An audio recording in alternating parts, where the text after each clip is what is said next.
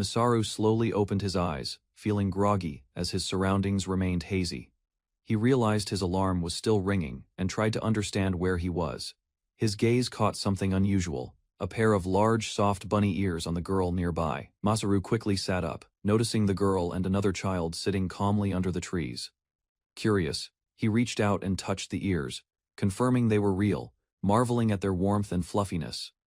Masaru noticed the girl's ears and wondered about their unusual appearance. The girl explained that she was from the rabbit race, not wearing any accessory. Masaru realized he had truly reincarnated. This world was real, not a dream. Looking over the distant landscape, he understood he was in another world, Alstacia. Shock and awe filled him as he faced the truth of his new life, unable to hide his astonishment. Masaru panicked, overwhelmed by the challenges of surviving in another world from scratch. The rabbit girl offered to guide him, asking if he could accompany her. She warned that bringing him might upset others because he was human. Masaru reflected on the harshness of this world, realizing humans often oppressed non-humans. A threatening figure appeared nearby, confirming that danger and conflict awaited them in Alstacia.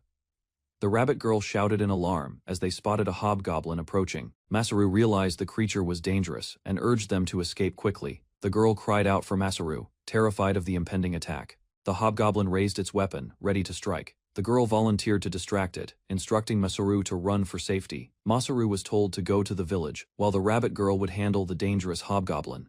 He hesitated, unsure of his abilities, feeling the weight of responsibility. Determined, Masaru resolved that no obstacle could stop him if he acted with courage. He attempted to distract the hobgoblin, drawing its attention toward himself. The plan succeeded. The hobgoblin missed him entirely, leaving the girl and villagers safe. Masaru searched for a skill or tactic to survive against the hobgoblin. Spotting a nearby bottle, he picked it up to use as a makeshift weapon. The hobgoblin laughed menacingly, confident in its attack. Masaru threw the bottle, striking the hobgoblin and causing it to stumble. The bottle successfully stopped the attack, leaving the hobgoblin defeated and the area safe. Masaru was struck unexpectedly and fell, struggling to understand what was happening. He realized he had been summoned far from a human settlement, and nearly died in the process. Victinias appeared before him, surprising Masaru with her sudden arrival and commanding presence. He recalled the moment before his reincarnation, realizing he had been chosen to enter another world. Victinias explained that a god's bet had caused his reincarnation, and that she would guide him in this new life. Masaru's status and identity were revealed, confirming his age and hobbies. He struggled to accept that this reality was forcing him to another world. Victinias smiled, acknowledging his unease, and preparing to guide him through the process. She handed him a blessing, signaling the start of his reincarnation. Masaru received 3 skill grant tickets, realizing he could now gain skills for his new life. Hera appeared, showing Masaru that he actually had 8 blessing tickets instead of 3. She introduced herself and apologized for the inconvenience caused by her husband Zeus and the previous bet. Masaru learned that the tickets were part of a god's contract to help him gain skills in another world. Hera explained that even gods could not interfere once he was sent to the new world. He realized the girl had initially tried to limit the blessings, giving him only 3 tickets instead of 8. Masaru prepared to use the skill slot machine, ready to receive new abilities. He learned the machine allowed multiple rolls at once, giving him extra chances to gain skills. Hera added an extra ticket for the trouble caused by her husband, increasing Masaru's total. Masaru acknowledged the value of the opportunity and began his skill rolls enthusiastically. The first results revealed skills like appraisal, masonry, and dismantling, showing his crafting potential in the new world. Masaru activated the skill slot machine, ready to discover his new abilities. He learned the machine allowed multiple rolls, giving him a better chance at acquiring skills. Hera added an extra ticket to compensate for her husband's mistakes, increasing Masaru's total. He began rolling enthusiastically, cheered by Victinias and Hera, as the process continued. Masaru obtained skills like mining, leatherworking, blacksmithing, crafting, and healing, showing promise for building his new life. Masaru received the map skill, revealing a 3-kilometer radius hologram of his surroundings. Victinias reminded him how rare the blessing tickets were and stressed their importance for survival. Masaru defended his actions, explaining he had no choice but to fight the attackers. Victinias advised that he must act decisively to survive, gathering courage to protect himself. Masaru successfully completed the task, and his status was updated, showing his newly acquired skills and growth. Masaru opened his status screen, noting that his level and abilities had increased after gaining experience. Victinias explained that the goblin encounter had been a lesson and guided him to the nearest village. He reflected on the rabbit girl he had met, remembering she was not human but part of the rabbit race. Hera appeared, reminding him not to interfere and asserting her authority over the situation. Masaru realized he was now free to live his life in the new world, with guidance from the goddesses. Masaru was called by several rabbit-eared girls, rushing toward him urgently. He confirmed that the small girl he protected, Meidi, was safe after escaping the goblin. The group checked the surrounding area and the fallen goblin to ensure no danger remained. Masaru explained he avoided the attacks and survived without directly harming the creature. He asked what to do next, hoping to live with the girls in their village safely. The rabbit-eared villagers welcomed Masaru, offering to talk during their journey. They thanked him for risking his life to protect Mei from the hobgoblin. Masaru was guided to meet the village chief, learning the group's customs. Macy introduced herself, smiling warmly and reaching out to him. Masaru acknowledged her greeting, ready to begin his new life alongside the villagers safely. Masaru introduced himself, smiling confidently as he embraced his new life. Mai shook his hand, formally greeting him and agreeing to call him Masaru. Masaru reflected on the uncertainty of his path, but resolved to live freely in the new world, marking the beginning of his adventure. Narumi Masaru, a 36-year-old home center worker, was returning home when an unexpected event changed his life. The goddess Victinus appeared before him, summoning Masaru to another world called Alcetia.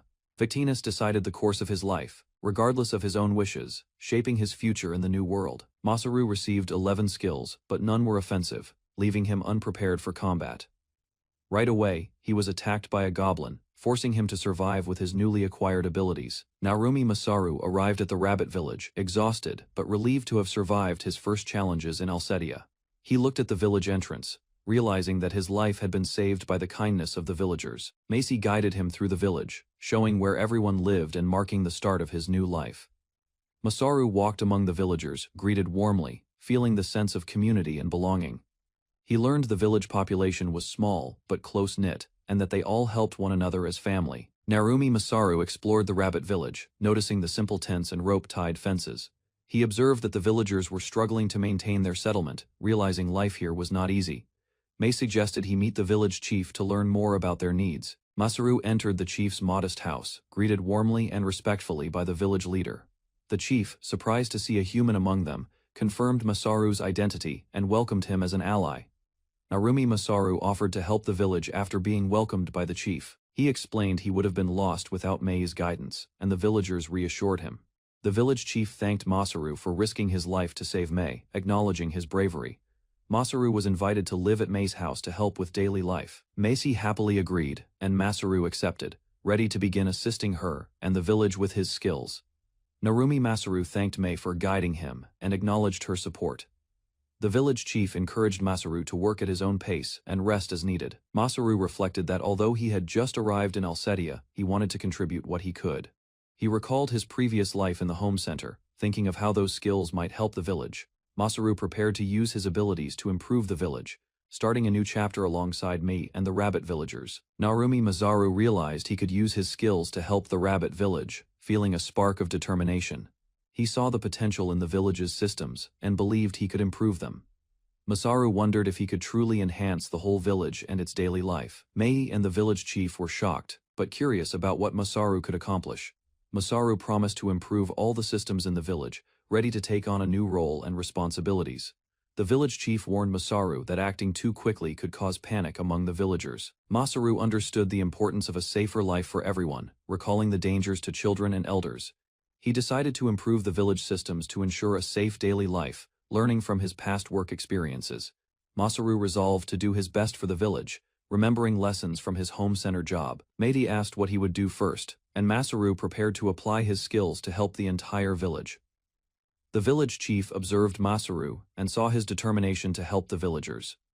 Masaru prepared to check his skills in the forest to see what he could accomplish. He tested his abilities, recalling that the skills he gained from the slot machine had evolved. Masaru focused on appraising a simple knife, amazed at the details and potential of his skills. He decided to use the skills he had borrowed from Meiti to begin practical improvements for the village. Narumi Masaru selected the cutting skill and decided to test it without tools. He tried to cut a tree using only his skill. Initially nothing happened, causing surprise.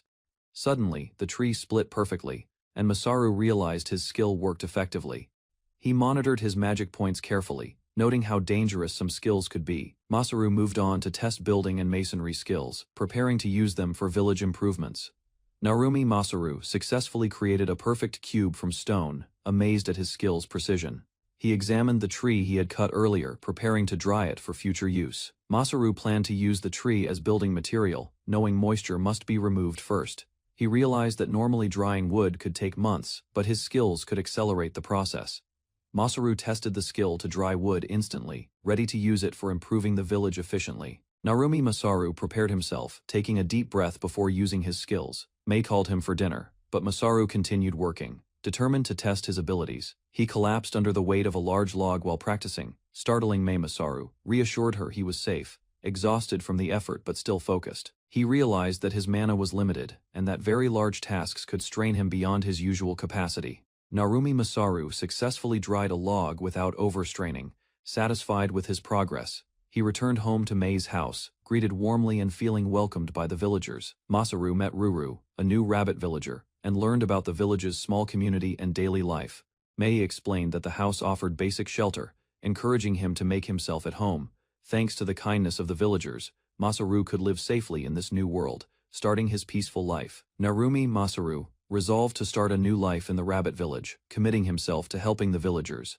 He acknowledged that he didn't yet know the full extent of what he could do, but he would try his best. Masaru prepared for the village's improvement plan, determined that tomorrow he would begin actively using his skills to enhance their daily life.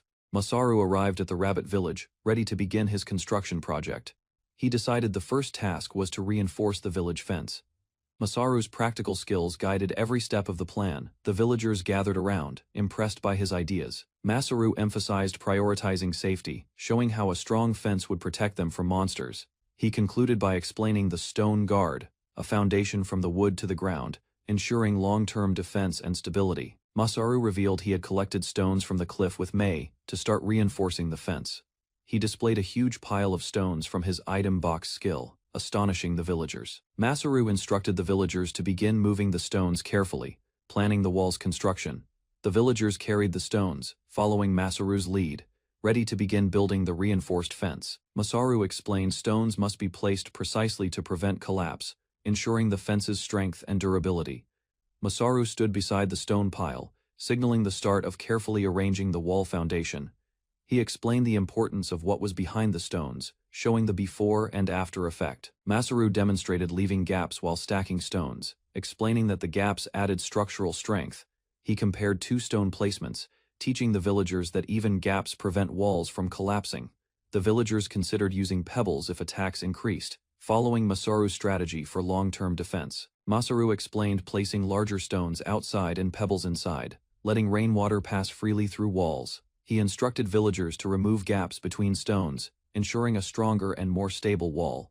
Masaru smiled and promised to teach the proper methods for constructing a good, reliable wall. He nervously admitted he wasn't experienced in teaching, hoping the villagers could understand his instructions.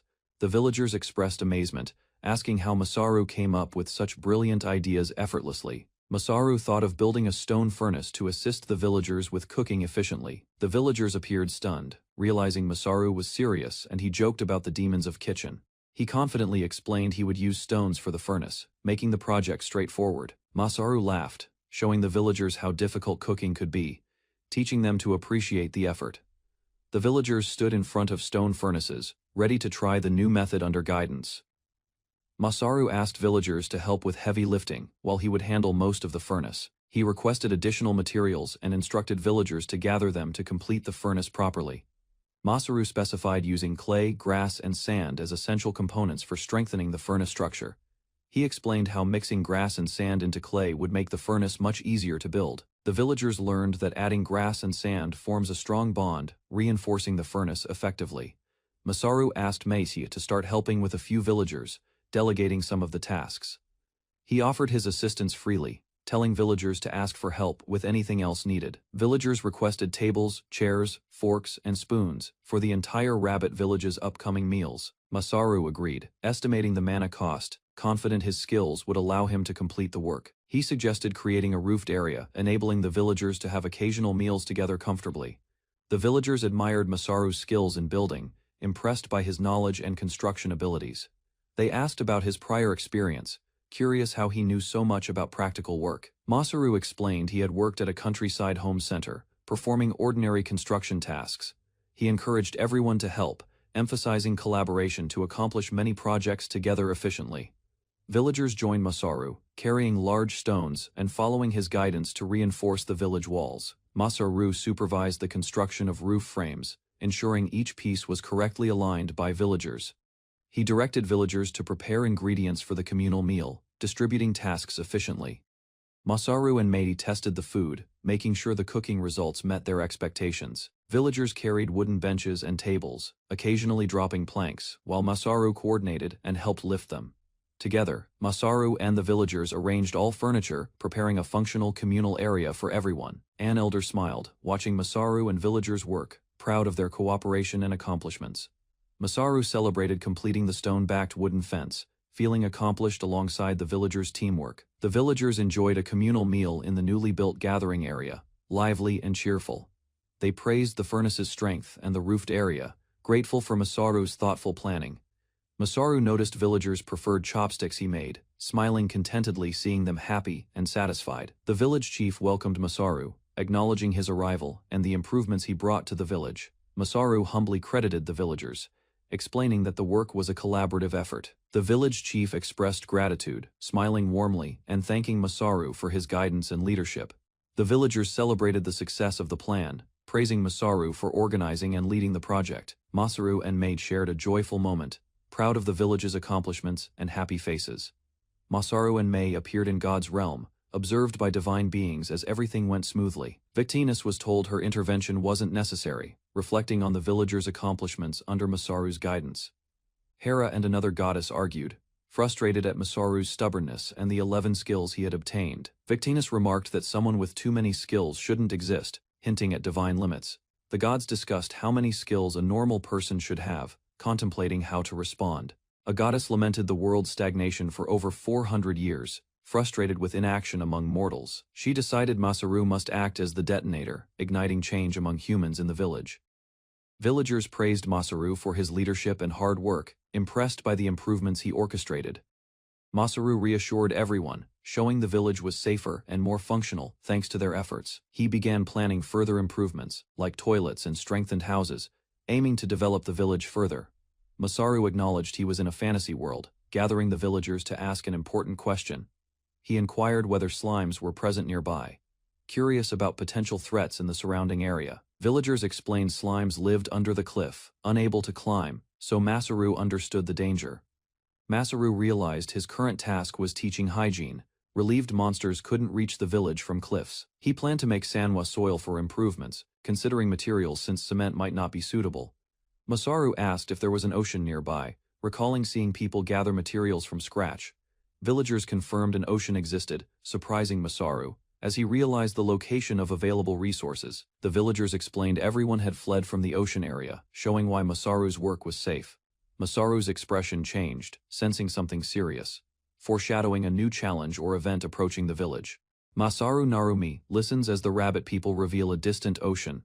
They speak of fleeing from there, a place full of danger. He learns they once lived southwest, requiring 10 days of travel. The memory of their former home weighs heavily on them. The rabbit people were driven away by humans, leaving scars on their community and trust. Masaru understands the truth of their story, confirming what he suspected, despite past hardships. The rabbit people welcome Masaru. He begins a new life, accepted and safe among them. Masaru Narumumi decides to gather materials near the ocean to help improve life in the rabbit village. He feels responsible and wants to repay their kindness. He chooses not to ask the rabbit people for help, knowing their bad memories of the ocean would make it painful. Masaru resolves to make the journey alone, determined to face the challenge by himself. With resolve, he sets his sights on the distant ocean, ready to act. The next morning, Masaru leaves the village entrance, beginning his solo journey toward the ocean. Macy questions Masaru, tired and reluctant, about why he insists she come with him. Masaru explains he wants her company despite the dangers, and knows she cannot fight goblins alone. Meidi points out that he is equally inexperienced, only defeating enemies by luck, rather than strength. The rabbit villagers warn Mei not to risk her life, reminding her of her limitations. An elder offers Masaru a gift and a favor, preparing him for the journey ahead. Masaru receives armor from the elder and is told to show humans from the old village that the rabbit people live safely. He prepares to investigate the former village and promises to return with news, leaving the others in charge. Masaru tells Mei to stay behind, waving goodbye as he sets off on his journey. He finally spots the distant ocean, marking progress in his adventure, while facing minor challenges along the way. Masaru recalls being attacked by bandits the previous day, emphasizing the dangers he must overcome on this path. Masaru and his companion arrive at a site where he can practice combat, preparing for encounters ahead. He swings his weapon against enemies, using strength and strategy to fend them off. Masaru faces multiple opponents at once, staying alert and focused on defending himself and others. After the fight, he notes that these opponents were weaker than previous goblins he had faced. A guiding figure reminds him of justice and morality, reinforcing that bad people have no rights, shaping his worldview. Masaru uses healing magic to help an injured companion during their journey, showing skill and care. He reflects on his reluctance to harm others, realizing he cannot bring himself to kill even if needed. After sparing his enemies, he takes useful potions and herbs from them, letting them go unharmed. This exchange allows Masaru to acquire the weapons he desired while letting others survive, creating a win-win situation. Using his map skill, Masaru detects a signal, guiding him to the next point in his adventure. Masaru reaches the seaside town where Mei once lived, surveying it from a distance. He notices signs of attack, the entrance and watchtower left abandoned, and plans to disguise himself as an adventurer. Goblins occupy the town, moving about aggressively, holding weapons in their hands. Masaru greets them cautiously, noting that even if he excuses himself, they might not let him pass. The goblins charge at him, forcing Masaru to prepare for immediate combat and defend himself. Masaru prepares to fight the goblins, knowing they attack in numbers and he must act decisively. He swings his weapon, striking quickly and relying on his skill to handle multiple opponents. Masaru recalls the sword he acquired from bandits, realizing his existing abilities can now be applied effectively. He recognizes his kendo skills from childhood as a valid combat skill, boosting his confidence. Using precise techniques like a wrist strike, Masaru continues to fend off the goblins, combining skill and strategy. Masaru struggles with using kendo as a combat skill but engages the goblins regardless, relying on his instincts. He adapts to the sword's weight and continues fighting efficiently, dodging and striking opponents. Masaru feels confident, realizing he can keep going despite fatigue and pressure. He is confronted by a massive unexpected enemy, causing him to pause in shock. Uglin Rider charges on a giant boar, forcing Masaru to prepare for a high-stakes encounter. Masaru dodges and maneuvers through the village, avoiding attacks as he prepares to confront the mounted goblin. He spots the Goblin Rider and realizes this enemy may be the village boss. Assessing the threat carefully, the rider charges through the village, forcing Masaru to react quickly to avoid being struck. Masaru braces as the goblin swings its weapon from atop the boar, narrowly avoiding damage. He faces the goblin head-on, ready to defend himself against the fast-moving, mounted opponent. Masaru dodges the boar's charge while trying to confront the Goblin Rider, realizing his sword cannot reach it. He plans carefully, knowing that attacking the boar recklessly could result in serious injury. Masaru considers alternative strategies to handle the boar while avoiding harm to himself. He notices an opportunity and prepares to strike the goblin with a precise move. The goblin boar rushes past, forcing Masaru to react quickly and continue the high-stakes battle. Masaru anticipates the speed of the Goblin Rider and prepares a countermeasure. Knowing he must act quickly, he uses a log from construction debris as an impromptu obstacle to slow down the rider. Masaru grabs the log, positioning it to block or strike the approaching goblin and boar. The goblins notice the trap and hesitate, giving Masaru a strategic advantage. He focuses on the remaining smaller goblins, ready to eliminate the last threats efficiently. Masaru watches as the remaining goblins retreat, realizing their numbers could bring reinforcements if not handled quickly. He decisively attacks, keeping the small goblins under control while preparing for the next threat. A heavily armored knight, the vice-captain of the Gratis Kingdom army, arrives identifying himself and confronting Masaru, halting his immediate battle. Knights from the Gratis Kingdom arrived at the village, demanding to know who had appeared there. General Cook explained that they had come to exterminate goblins, apologizing for the knight's rudeness. Masaru stood among the fallen goblins, and the knights acknowledged he had handled the threat alone, thanking him for saving the village. Masaru revealed he had come seeking resources, realizing the village was under the control of another kingdom. The knights were shocked at how many goblins Masaru defeated alone, while he considered asking them about the fate of the rabbit village. Masaru and the knights discussed a powerful goblin rider, realizing it was an opponent too strong to defeat easily. The knights questioned Masaru about his background, age, and skills, noting he appeared like a local villager. Recognizing Masaru's incredible strength, one knight suggested he join them, impressed by his abilities. Masaru politely refused, explaining he already had a role and purpose in gathering resources. The knights admired Masaru's strong will and determination, inspired by his focus on helping others rather than seeking fame. Masaru noticed the villagers had taken shelter and asked where everyone had gone, prompting the knights to call for assistance. He offered to help clear the corpses of goblins from the village, surprising the knights with his initiative. Masaru explained that leaving the bodies could attract monsters and cause illnesses, so they should be buried or burned. He also needed to find a proper site to bury the goblins, ensuring order beyond the knights' commands. As Masaru prepared for the task, he suddenly realized something alarming, leaving the knights and villagers shocked by his reaction. Victinis and Hera observed the knights confronting Masaru, debating whether to intervene in the situation. They reviewed reports of the goblin rider, noting that Masaru should have been an easy target, yet he defeated the rider alone. They examined Masaru's records and achievements, confirming he had been skilled in kendo and boxing before being summoned. Victinis realized the true nature of Masaru's abilities and connected the dots about his unusual strength and summoned body. Both goddesses concluded that Masaru's body had been slightly altered when summoned, and that the world itself was structured to allow this outcome. Hera confronted Victinis, warning that leaving Masaru unchecked could destroy the world, citing the worst-case scenario. The goddesses argued about the consequences, realizing Masaru's actions could drastically affect the balance of the world. Meanwhile, Masaru and the knights interacted with villagers, who expressed gratitude for their safety and freedom. The villagers praised Masaru for defeating all the goblins, reassuring the knights that order had been restored. The knights suggested rewarding Masaru for his efforts, and he accepted humbly, acknowledging that he had done all the work himself. Garv explained that the village was in ruins and could not offer a reward, asking the knights for help instead. Masaru declined money and requested water bottles, wooden boxes, and materials to collect seawater and seashells. The knights asked about his goal, and Masaru explained he needed the supplies for building a dirt wall.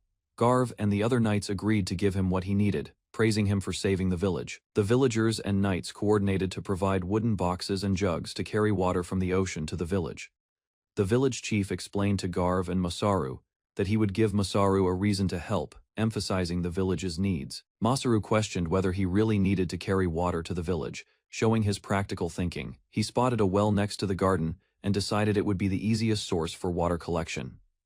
Masaru surprised the knights by locating the well quickly, demonstrating his keen observation skills. The knights were astonished that the village had a water source, despite appearing cropless, realizing Masaru's insight would make their work much easier.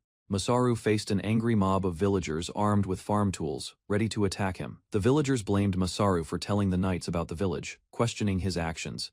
Masaru fought defensively, knocking aside the villagers' weapons with precision and speed. Garv and the knights watched in shock as Masaru subdued the mob while maintaining control.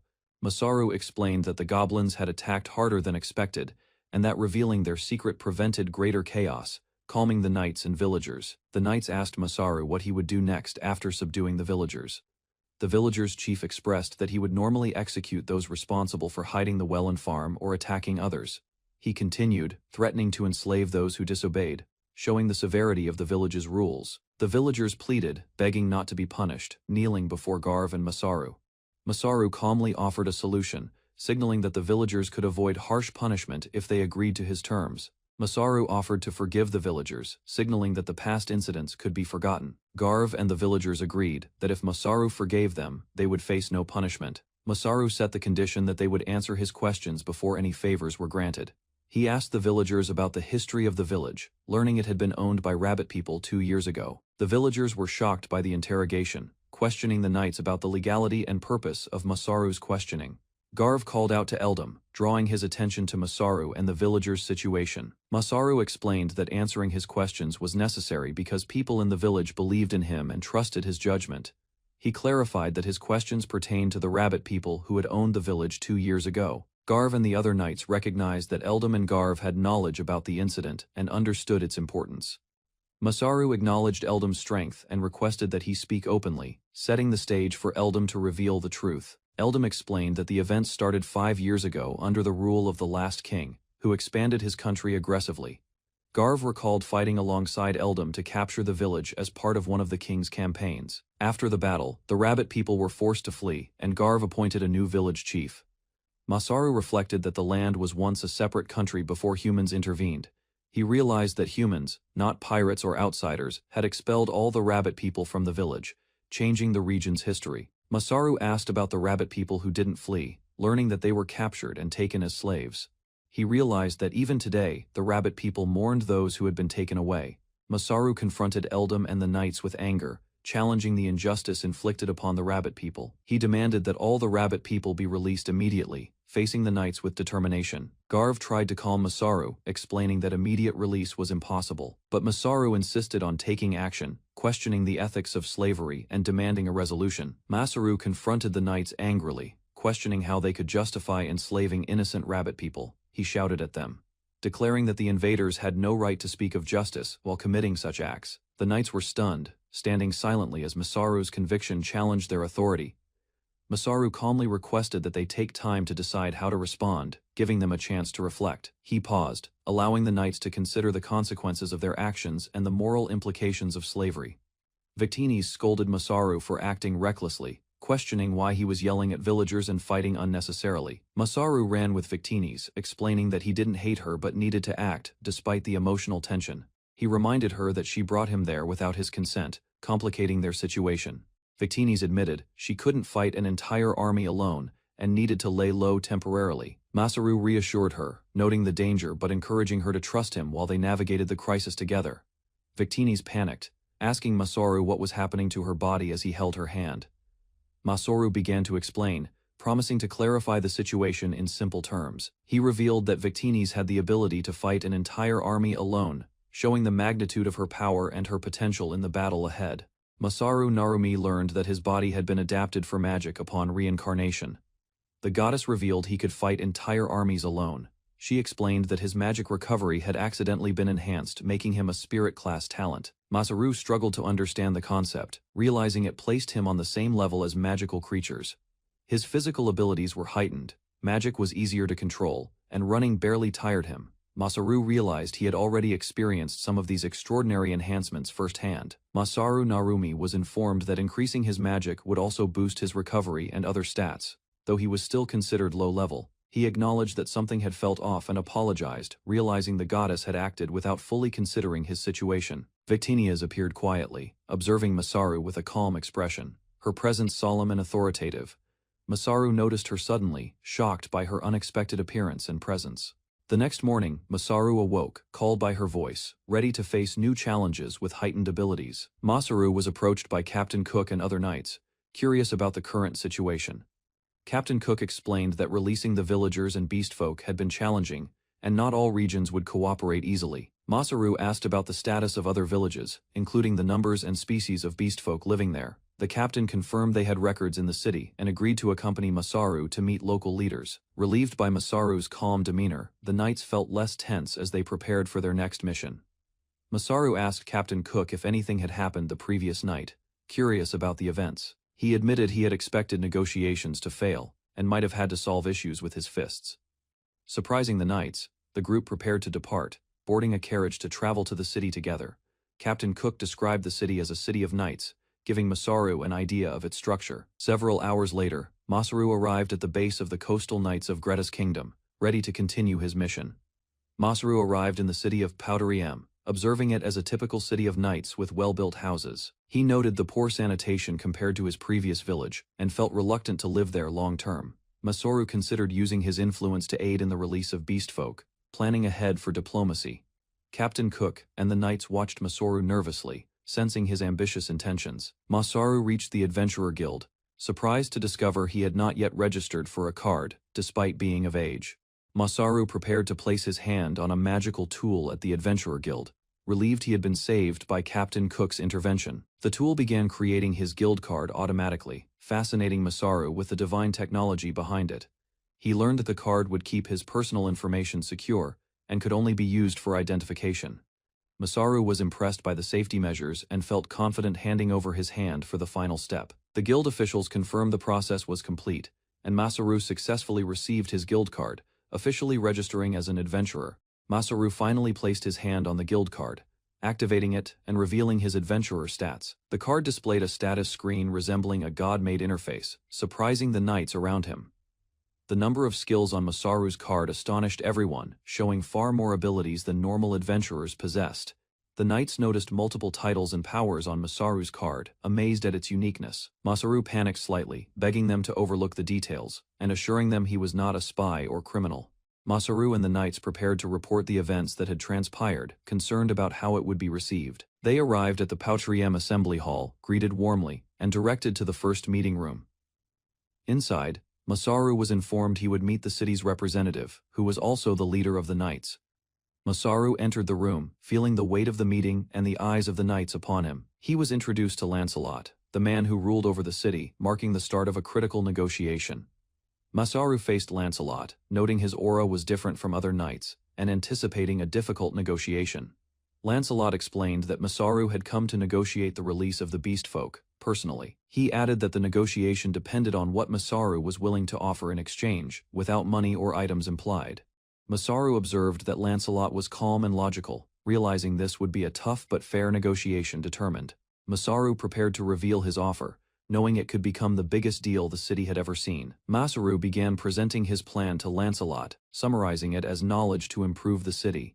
He explained that with this knowledge, he could reduce death rates, improve food, and increase jobs and productivity. Masaru pointed to horse carriages as the first example of an area he could enhance. He described adding springs to absorb shocks, noting the current carriages shook heavily during travel. Lancelot and the knights understood that Masaru's improvements would make travel smoother and safer, impressed by his foresight and logic. Lancelot acknowledged Masaru's proposal, recognizing its potential to improve the city. However, he admitted he could not fully trust something he could neither see nor touch. Lancelot decided Masaru would need to stay in the city until clear results could be observed, limiting his influence for now. He emphasized that until results were proven, the beast folk would remain in the city's custody. Masaru understood he had to either produce measurable improvements or face severe consequences, including risking his future potential. Masaru stood confidently and agreed to Lancelot's conditions, committing to improve the city. He promised to focus on sanitation and horse carriages, signaling measurable progress in these two areas. First, Lancelot noted the improvements were impressive and asked Masaru to coordinate with his secretary for details. Masaru recognized that the city leader was fair, understanding the resentment of prior invasions. Lancelot prepared to gather the scattered beast folk while asking Masaru for ideas to handle opposition from the populace. Masaru proposed a bold idea to resolve the opposition, a duel in the City of Knights. He explained the duel would pit him against all those opposing the release of the beast folk simultaneously. Lancelot approved, noting it would also be a show for the city while Masaru demonstrated his strength. Masaru revealed that only the strongest opponent would matter, ensuring the duel's outcome would be decisive. Lancelot drew his sword, signaling that the sparring match would begin immediately to test Masaru's abilities. Masaru watched as a knight challenged him to spar, raising his sword confidently. His eyes lit up with excitement, but he declined politely, worrying about the city's safety if he got injured. The knight insisted, preparing the training grounds, determined to test Masaru's skills, despite his refusal. They agreed on a schedule, finalizing the time and place for the duel. Before the spar, Masaru turned to the group and decided to give everyone a lecture on hygiene. Masaru explained to the group the importance of hygiene and maintaining sanitation standards. He asked everyone to gather, bringing along their smartest subordinates to ensure all were included.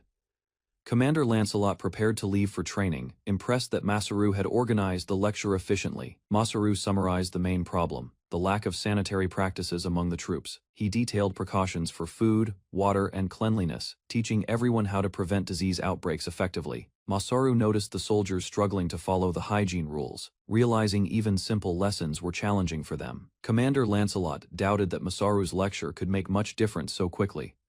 Masaru explained how maintaining cleanliness could reduce death rates from newborns to adults, and even prevent plague outbreaks. He warned that the plague hadn't reached the capital yet, and research was scarce. Lancelot agreed to support Masaru, promising the kingdom's strength to aid his efforts against the disease. Commander Lancelot emphasized that relying on others too much was unprofessional. Masaru appreciated the advice and asked to borrow the smithing workshop for his projects. He planned improvements for horse carriages and had many other tasks he wanted to begin. Lancelot agreed, and arranged for Masaru to start using the workshop the very next day. Lancelot noted that skilled craftsmen had been poached by the capital, explaining why local blacksmiths were scarce. Masaru entered the City of Knight's smithing workshop, examining the tools and layout. He noticed piles of unused materials, feeling overwhelmed by the clutter and lack of organization. Masaru called for help, demanding that people assist him in sorting and managing the workshop. He insisted on taking an inventory of every item by the end of the day. He also wanted detailed records of materials, broken items, and any abnormalities to ensure proper management. Masaru was shocked by the dust and disorganization in the workshop, despite Lancelot claiming it was minimally maintained. He reflected on his experience in a home center, realizing that inventory management was critical, and a mess was unforgivable. Even a small error in cataloging materials could waste hours and create major problems. Masaru instructed Lancelot to organize the workshop and bring his men to help. He declared that he would demonstrate the true meaning of inventory management to restore order. Masaru and the team began moving crates, carefully taking stock of the materials in the workshop. He explained issues like rodents and material irregularities, emphasizing the importance of proper storage. The work continued from day to night, ensuring that every item was properly organized. By the end, Masaru noted the workshop looked significantly cleaner and more efficient. He began analyzing the materials, realizing he needed more knowledge about certain ores and their uses. Masaru realized there were still more materials to organize, and the workshop was far from complete. He explained that some ores were tied to long-term contracts, limiting how they could be used immediately. Despite unfamiliarity with many materials, Masaru planned to experiment to create useful alloys. He taught that mixing copper and tin produced bronze, a stronger metal usable for tools and armor. Masaru also aimed to make stainless steel, explaining the process and instructing the team on proper experimentation. Masaru explained that metals could be mixed with other elements to form alloys, creating new properties for practical use. He stressed that inventory documents needed careful organization to avoid wasting materials. With the workshop now cleaned, Masaru decided to begin experimenting with smelting and metalworking. He discovered that his smithing skill level 2 allowed him to create metal objects just by imagining them. He realized the skill granted precise control, turning the experiments into highly efficient and almost cheat levels crafting. Masaru placed 2 iron ingots in front of him, preparing for his first practical experiment. He decided to start small, testing the limits of his smithing skill to see what he could create. After several hours, he successfully formed a knife. Observing the results of his work, he examined the handle parts, carefully stopping at embedded components to ensure quality. Masaru realized he now possessed the skill to craft objects himself. Confident in his ability to produce tools and weapons, Masaru couldn't resist testing his skills, lifting a blade to experiment with shaping it. He applied his smithing skill, causing the metal to form precisely as he imagined. The blade began taking shape as Masaru worked, guided by his skill and focus. He rapidly cooled the metal to increase its hardness and strength. By the end, Masaru successfully recreated a tool from his school practical lessons. Proud of his first crafted object, Masaru proudly displayed the sword he had forged, demonstrating his crafting skills. Lancelot was surprised, realizing Masaru could truly create functional weapons. Masaru reflected that he could make an even better blade than the current one. Lancelot offered his sword for practice, and Masaru considered improving it further by testing it. Masaru became curious about other tools and materials on the table, eager to experiment with them next. Masaru told Lancelot that he had something new to discuss and planned to reveal it the next day. He began the next stage of work while Lancelot observed, curious about his actions. Lancelot noted that Masaru's eyes showed the same intensity as when wielding a sword. Masaru paused, reflecting on the knight and his growing skills and abilities. He realized he had overproduced some tools, but his confidence in creating and crafting continued to grow.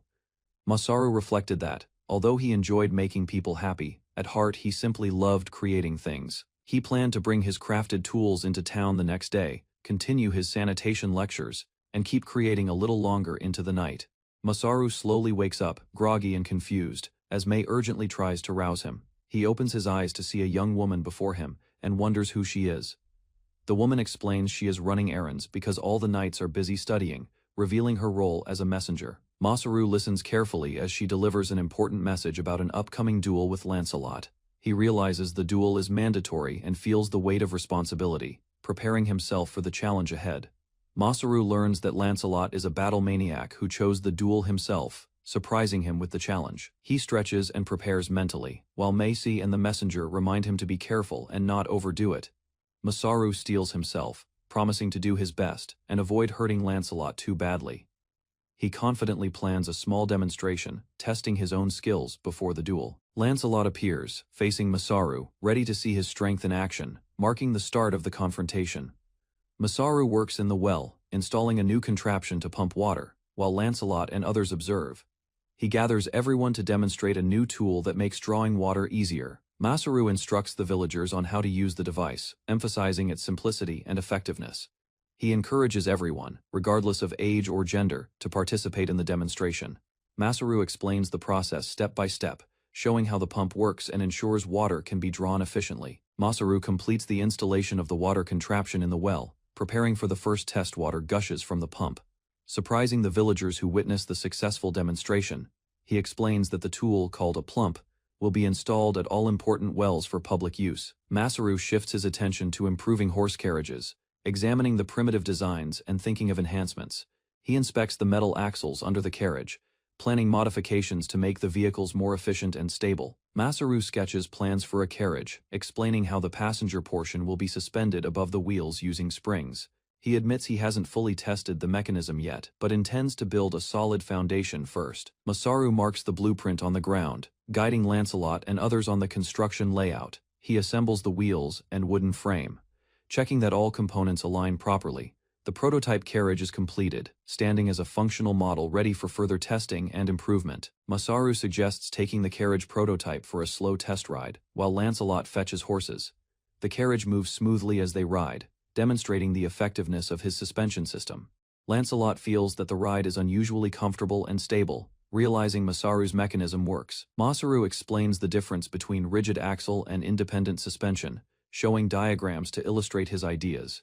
He plans future improvements, aiming to make carriages larger and capable of carrying up to 10 people efficiently. Masaru and Lancelot admire the improved carriage, recognizing how it will make expedition campaigns more enjoyable.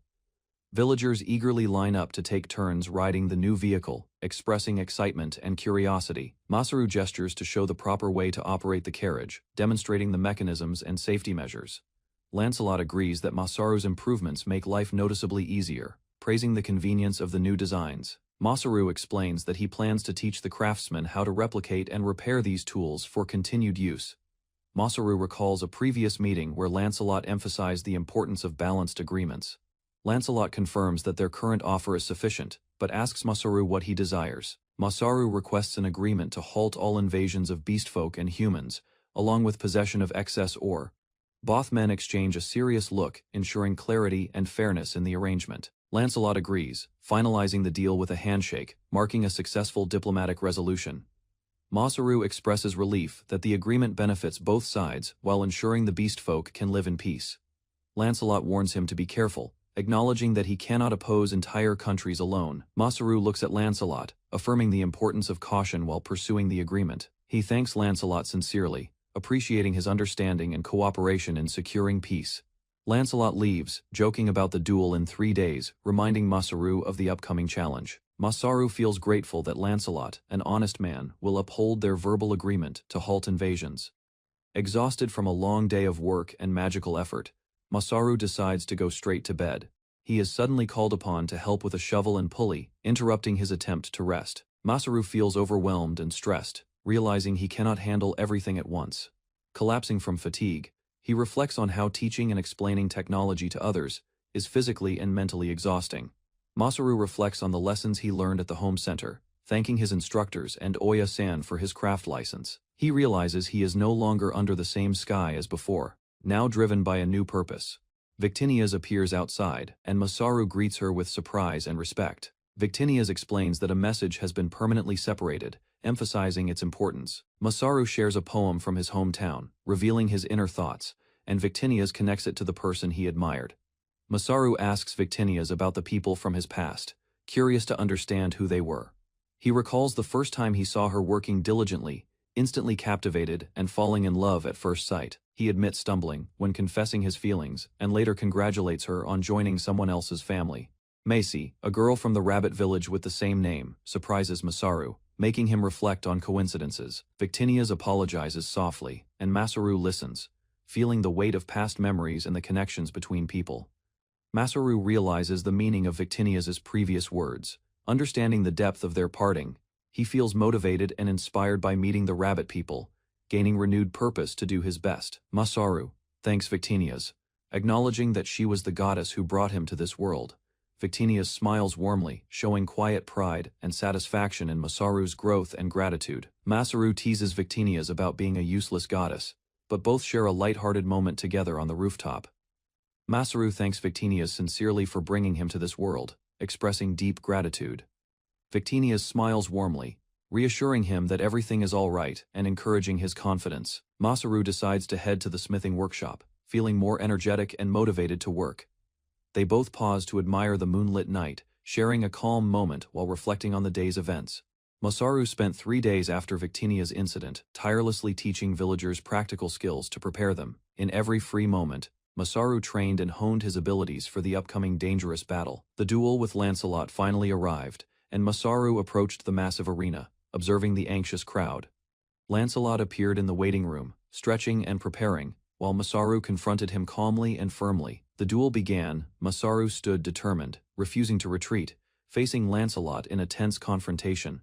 Lancelot demanded his sword back, frustrated, while Masaru calmly prepared to explain the situation clearly. Masaru revealed he broke Lancelot's sword for reference, leaving Lancelot shocked and bewildered by the confession. Lancelot accepted a new black greatsword, stronger than the original, readying himself for the duel. Masaru confidently drew his own sword, standing prepared and determined for the imminent confrontation. Both fighters exchanged smiles of respect, ready to duel, aware of the battle's intensity ahead. Masaru and Lancelot discussed their past experiences, respecting each other while recalling lessons from previous duels. Lancelot admitted he never lost against humans, while Masaru smiled, confident in his own preparation. They talked strategy briefly, acknowledging risks and Masaru's efforts defeating goblin riders, each readying for action. Both warriors approached the arena, Masaru silently giving thanks. Lancelot determined to attack with full strength. The duel commenced amid roaring crowds, swords drawn, and both fighters braced for a fierce, intense battle.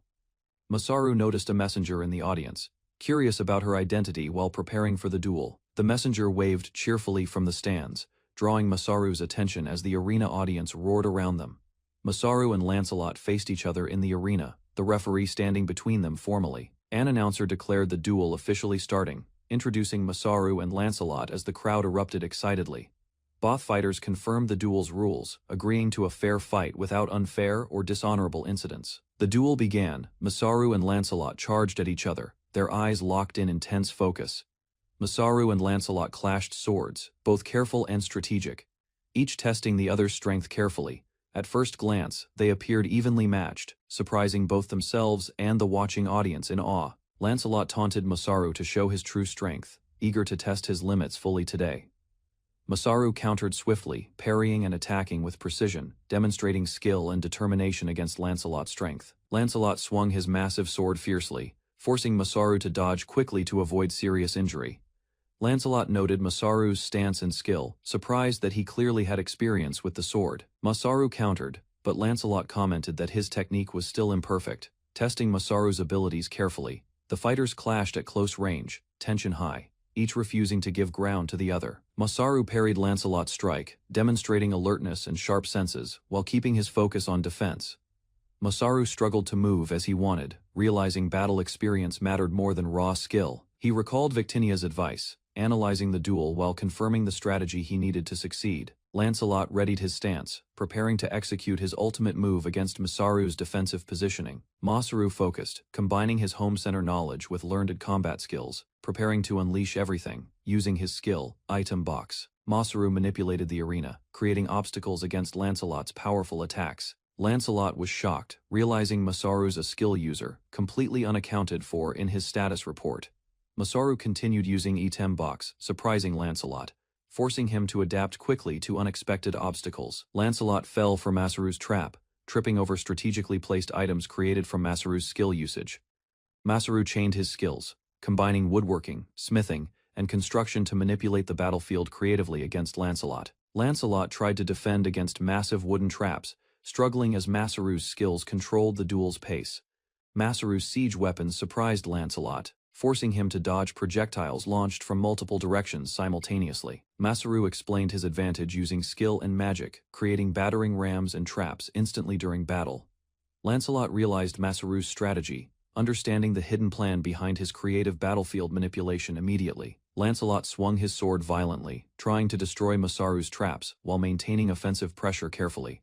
The messenger watched closely, evaluating the duel, while Lancelot wondered if Masaru was truly underestimated. The messenger analyzed Masaru's movements, predicting his use of skill to scatter materials strategically across the battlefield. Lancelot noticed the messenger's warning and braced himself, unsure how Masaru would exploit the opportunity fully. Masaru fired a massive arrow using his siege weapon, carefully positioning it to target Lancelot's path. Lancelot dodged the projectile but struggled to maintain attack momentum while reacting to Masaru's inventive strategy. The audience watched intently as Lancelot's confidence wavered, realizing Masaru's creative skills turned the duel unpredictable. Masaru raised his sword high, preparing for a decisive strike while assessing Lancelot's defensive position. Masaru lunged forward, attacking Lancelot with full strength, forcing him to react quickly in close combat. Lancelot analyzed his stance, realizing only his arm could defend against Masaru's powerful approach accurately. Lancelot's eyes widened as Masaru closed distance, leaving him little room to maneuver or counterattack effectively. A massive strike descended. Lancelot braced, sweat dripping, fully aware Masaru's attack could overwhelm him instantly. Masaru narrowly avoided falling debris, using skill and strategy to maintain balance, determined to finish the duel. The duel ended. Masaru emerged victorious. The audience erupted cheering while Lancelot acknowledged his hard-earned defeat. Masaru faced an opponent in the arena, his sword raised as the crowd watched. His enemy attempted to break his weapon, confident in victory. Masaru remained calm, analyzing the blade and the challenge, revealing a quiet confidence that surprised his opponent. He explained that he had deliberately cut the sword beforehand as a test. The battering rams and giant bow were part of a calculated plan. Masaru demonstrated his knowledge of siege weapons, showing how even dangerous attacks could be countered with skill and foresight. His opponent realized that Masaru had anticipated every move, using openings strategically to gain the upper hand and secure victory. Masaru explained that true skill lay not just in fighting, but in the quality of the weapon. He handed his opponent a specially made sword. The opponent received the sword, astonished by its craftsmanship and the thoughtfulness behind it. Masaru offered it as a token of appreciation, showing respect for the duel and the challenge faced. The opponent tested the sword, realizing that its power ensured few could defeat Masaru. Masaru observed quietly as the opponent accepted the gift, acknowledging that he had become a warrior worthy of respect.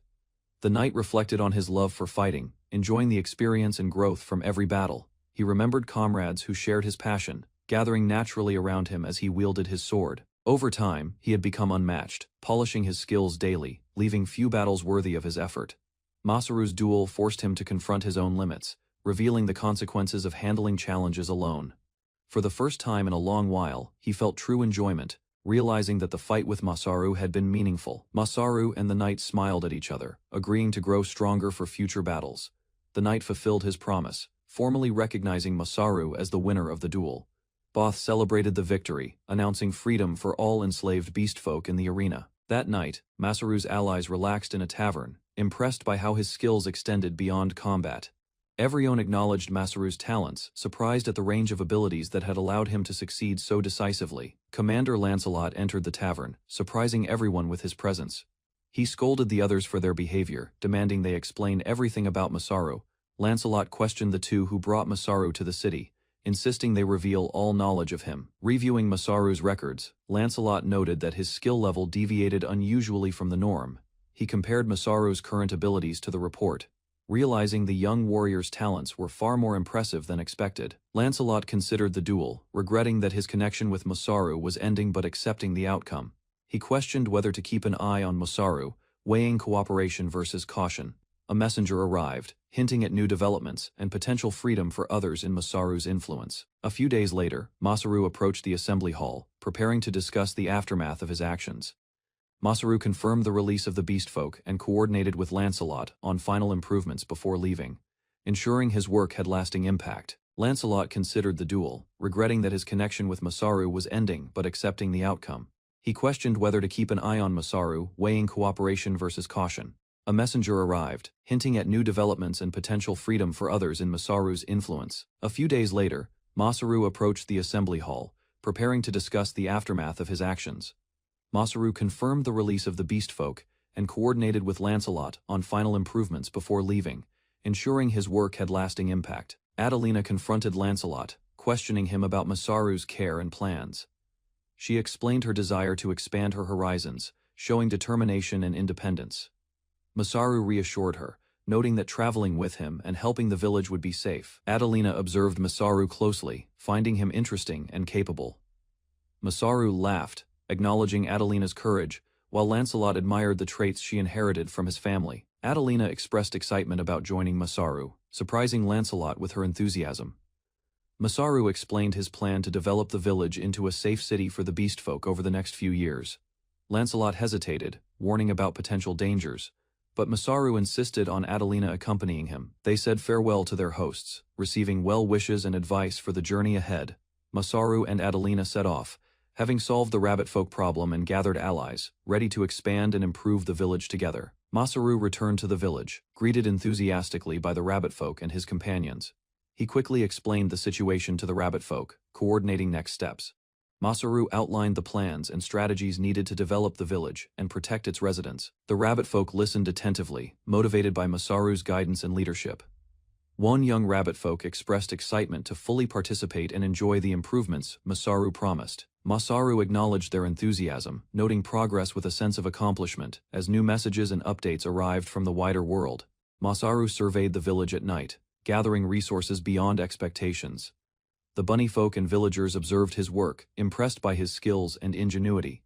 Leaders from neighboring lands met to discuss Masaru's influence. They decided to cooperate and put aside past resentments, recognizing the potential of his guidance. Concerns arose about the technology Masaru had shared. Fears of conflict were tempered by the hope that peace could endure if diplomacy and careful planning continued. Masaru inspired the villagers to build a new settlement. Plans for a city of beastfolk began, reflecting his vision for growth and safety. By morning, the villagers prepared for the day's work. Masaru remained determined, guiding everyone to construct the new community while ensuring harmony and progress for all. Masaru noticed a mysterious notification on his device. Curious, he opened it and discovered a new message from an unknown sender. The message introduced Saphira, the younger sister of the goddess Victinias. She announced that Masaru's skills would be raised as a reward for advancing civilization in Alstatia.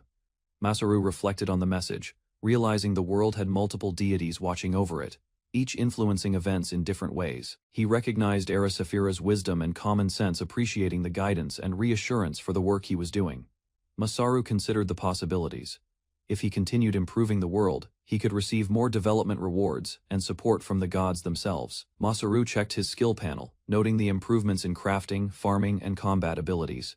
He felt motivated to continue growing stronger. He arrived at the village greeted by the gathered beastfolk and villagers, ready to discuss the next steps for their community. Masaru explained the purpose of the meeting, to plan the future village for the freed beastfolk and address upcoming challenges. He highlighted the need to expand food supplies, defenses, and accommodations to support the increased population of around 200 freed beastfolk. Masaru proposed building a separate city, giving the growing community space and infrastructure to thrive, while ensuring safety and organization. Masaru explained that he had already discussed with the chief and found a suitable location for the new city. Some villagers questioned if it was really possible to build a city. He described his vision, a safe, inclusive, and cheerful city for the beastfolk, designed to provide security and community. The villagers reacted with optimism and trust, willing to follow Masaru's lead and work together to make the project real. One villager emphasized the importance of cooperation and added encouragement, boosting morale among everyone present. Masaru began sharing more about himself, expressing his thoughts and intentions to foster trust and transparency with the villagers before work on the new city began. Masaru began to reveal his truth to the villagers, explaining that they had never known much about him. He shared that he, Narumi Masaru, had been brought to this world by the gods from another world, leaving the villagers stunned. Silence fell over the crowd, as none could easily believe the extraordinary story Masaru told. The villagers bombarded him with questions about the gods and his knowledge, trying to understand how he arrived. One villager reflected that Masaru's sense of detachment now made sense, realizing that he had always felt out of place in their world. Masaru discussed the existence of gods with the villagers, explaining that this world allowed divine influence and that they should trust him. A villager reassured Masaru that anyone who protects them and lives as part of the community is considered family, earning their trust. Curious, the villagers pressed Masaru to describe the humans and gods from his world, wanting to understand his origins and knowledge. Masaru promised to share more about himself and the gods later, suggesting he would create a bronze statue of them as a reminder. He then shifted focus back to practical matters, guiding the villagers to begin the temporary setup for the city expansion, ensuring the project moved forward efficiently. Masaru addressed the two villagers personally, saying he had something important for them to help with. He explained that they were going to help him make slaked lime, a key material for construction. The villagers were unfamiliar with slaked lime and asked Masaru what it was and how it would be used. Masaru revealed it would serve as a secret weapon in building their city, entrusting the task to his most trusted companions. The three of them stood together, ready to begin mixing and preparing materials, setting the foundation for the city's construction. Masaru instructed the villagers on how to make slaked lime, beginning with placing seashells into a furnace. He showed them the bellows system, explaining how to blow air continuously to maintain the fire's heat. Masaru described how the air passes through a tube into the furnace, allowing it to reach temperatures over 1,000 degrees Celsius. The villagers expressed shock and concern, asking how hot that really was, and if it could be managed safely. Masaru explained that iron melts at 1,200 Fathasand, 500 degrees, putting the process in perspective and demonstrating his knowledge of advanced techniques for city construction. Adelina asked Masaru how he measured the furnace temperatures and processes with such precision. Masaru admitted that even he didn't know exact measurements, emphasizing that practical work often exceeds theoretical knowledge. He explained that understanding and safety were more important than just knowing the theory, highlighting the need for care in handling materials. Masaru elaborated on proper usage, describing that replicating processes safely in real life was critical for success. He noted that the proper method varies depending on the technology, praising Adelina for thinking ahead and understanding the importance of practical execution. Masaru explained that technology comes with responsibility, emphasizing that its use can bring both fortune and misfortune depending on circumstances. He reminded Adelina and May to always consider how they use technology, whether they succeed or fail, teaching lessons beyond mere theory. Masaru stressed that reflecting on past experiences helps guide future actions, highlighting the importance of learning from mistakes. He gently patted Adelina and May on the head, encouraging them to internalize these lessons while preparing for practical work. With the instructions understood, Masaru directed the team to start heating the furnace and begin their work on the city, confident in their ability to follow his guidance. Masaru surveyed the leveled area he had prepared for the new city, noting how his skills had made the site appear almost perfectly flat. He observed the bedrock and high elevation, recognizing it as a suitable location, but requiring precise calculations for construction. Masaru realized that the work needed his processing skills alone, and couldn't rely on the rabbit folk for help. He decided to proceed, trusting in his abilities, despite the challenge and uncertainty of the task. After hours of careful work, he created a square area about 100 meters per SIDE, preparing the foundation for the city with confidence in his method and magical recovery time. Masaru considered the remaining tasks for city preparation, realizing that clearing the necessary land could take days if done carefully. He examined the terrain under the cliffs to the north, analyzing how best to work with the bedrock and high elevation. Suddenly, he remembered something crucial, sparking excitement and determination in his expression. He sprinted toward his long-sought goal, recalling the thing he had needed since arriving in the new world. Masaru finally spotted it, a group of slimes, essential companions for his Isekai life and ongoing projects. Masaru was praised by the villagers for improving their lives. Rabbit Tribe thanked him, noting his help in building the growing city. A mysterious slime appeared in a crate. Masaru observed it closely, deciding to raise it temporarily, while villagers reacted with surprise. The villagers warned Masaru that slimes are magical creatures. He remained calm, confident, and carefully studied the slime's unusual behavior. Masaru planned to use slimes for cleaning and garbage disposal. He wanted to research them further, while ensuring peaceful coexistence. Recalling his studies in Poutrame, Masaru explained magical beasts could coexist with humans and serve as useful resources, like wood or stone. Masaru announced he wanted to build a toilet, surprising the villagers. They observed him carefully, curious about his practical approach to sanitation. The village chief considered Masaru's idea seriously. She had never thought of magical beasts as tools or resources before. The villagers asked if he intended to test the slime for waste disposal. Masaru confirmed, holding the slime gently in a tray. Masaru explained he needed to see what the slime could digest. He also planned to research their weaknesses for future control. He suggested starting a farm and raising monitor lizards to improve food production. Chief agreed, seeing slimes as the first step. Masaru documented the slime's size and appearance. It was translucent green, shaped like a manju, and squishy against the rocky ground. He observed the slime struggling to climb. It could not ascend higher than its own height, sliding down uneven surfaces. Masaru conducted a test by feeding it leaves and wood. He wanted to see what the slime could digest. The slime slowly digested all materials over several days.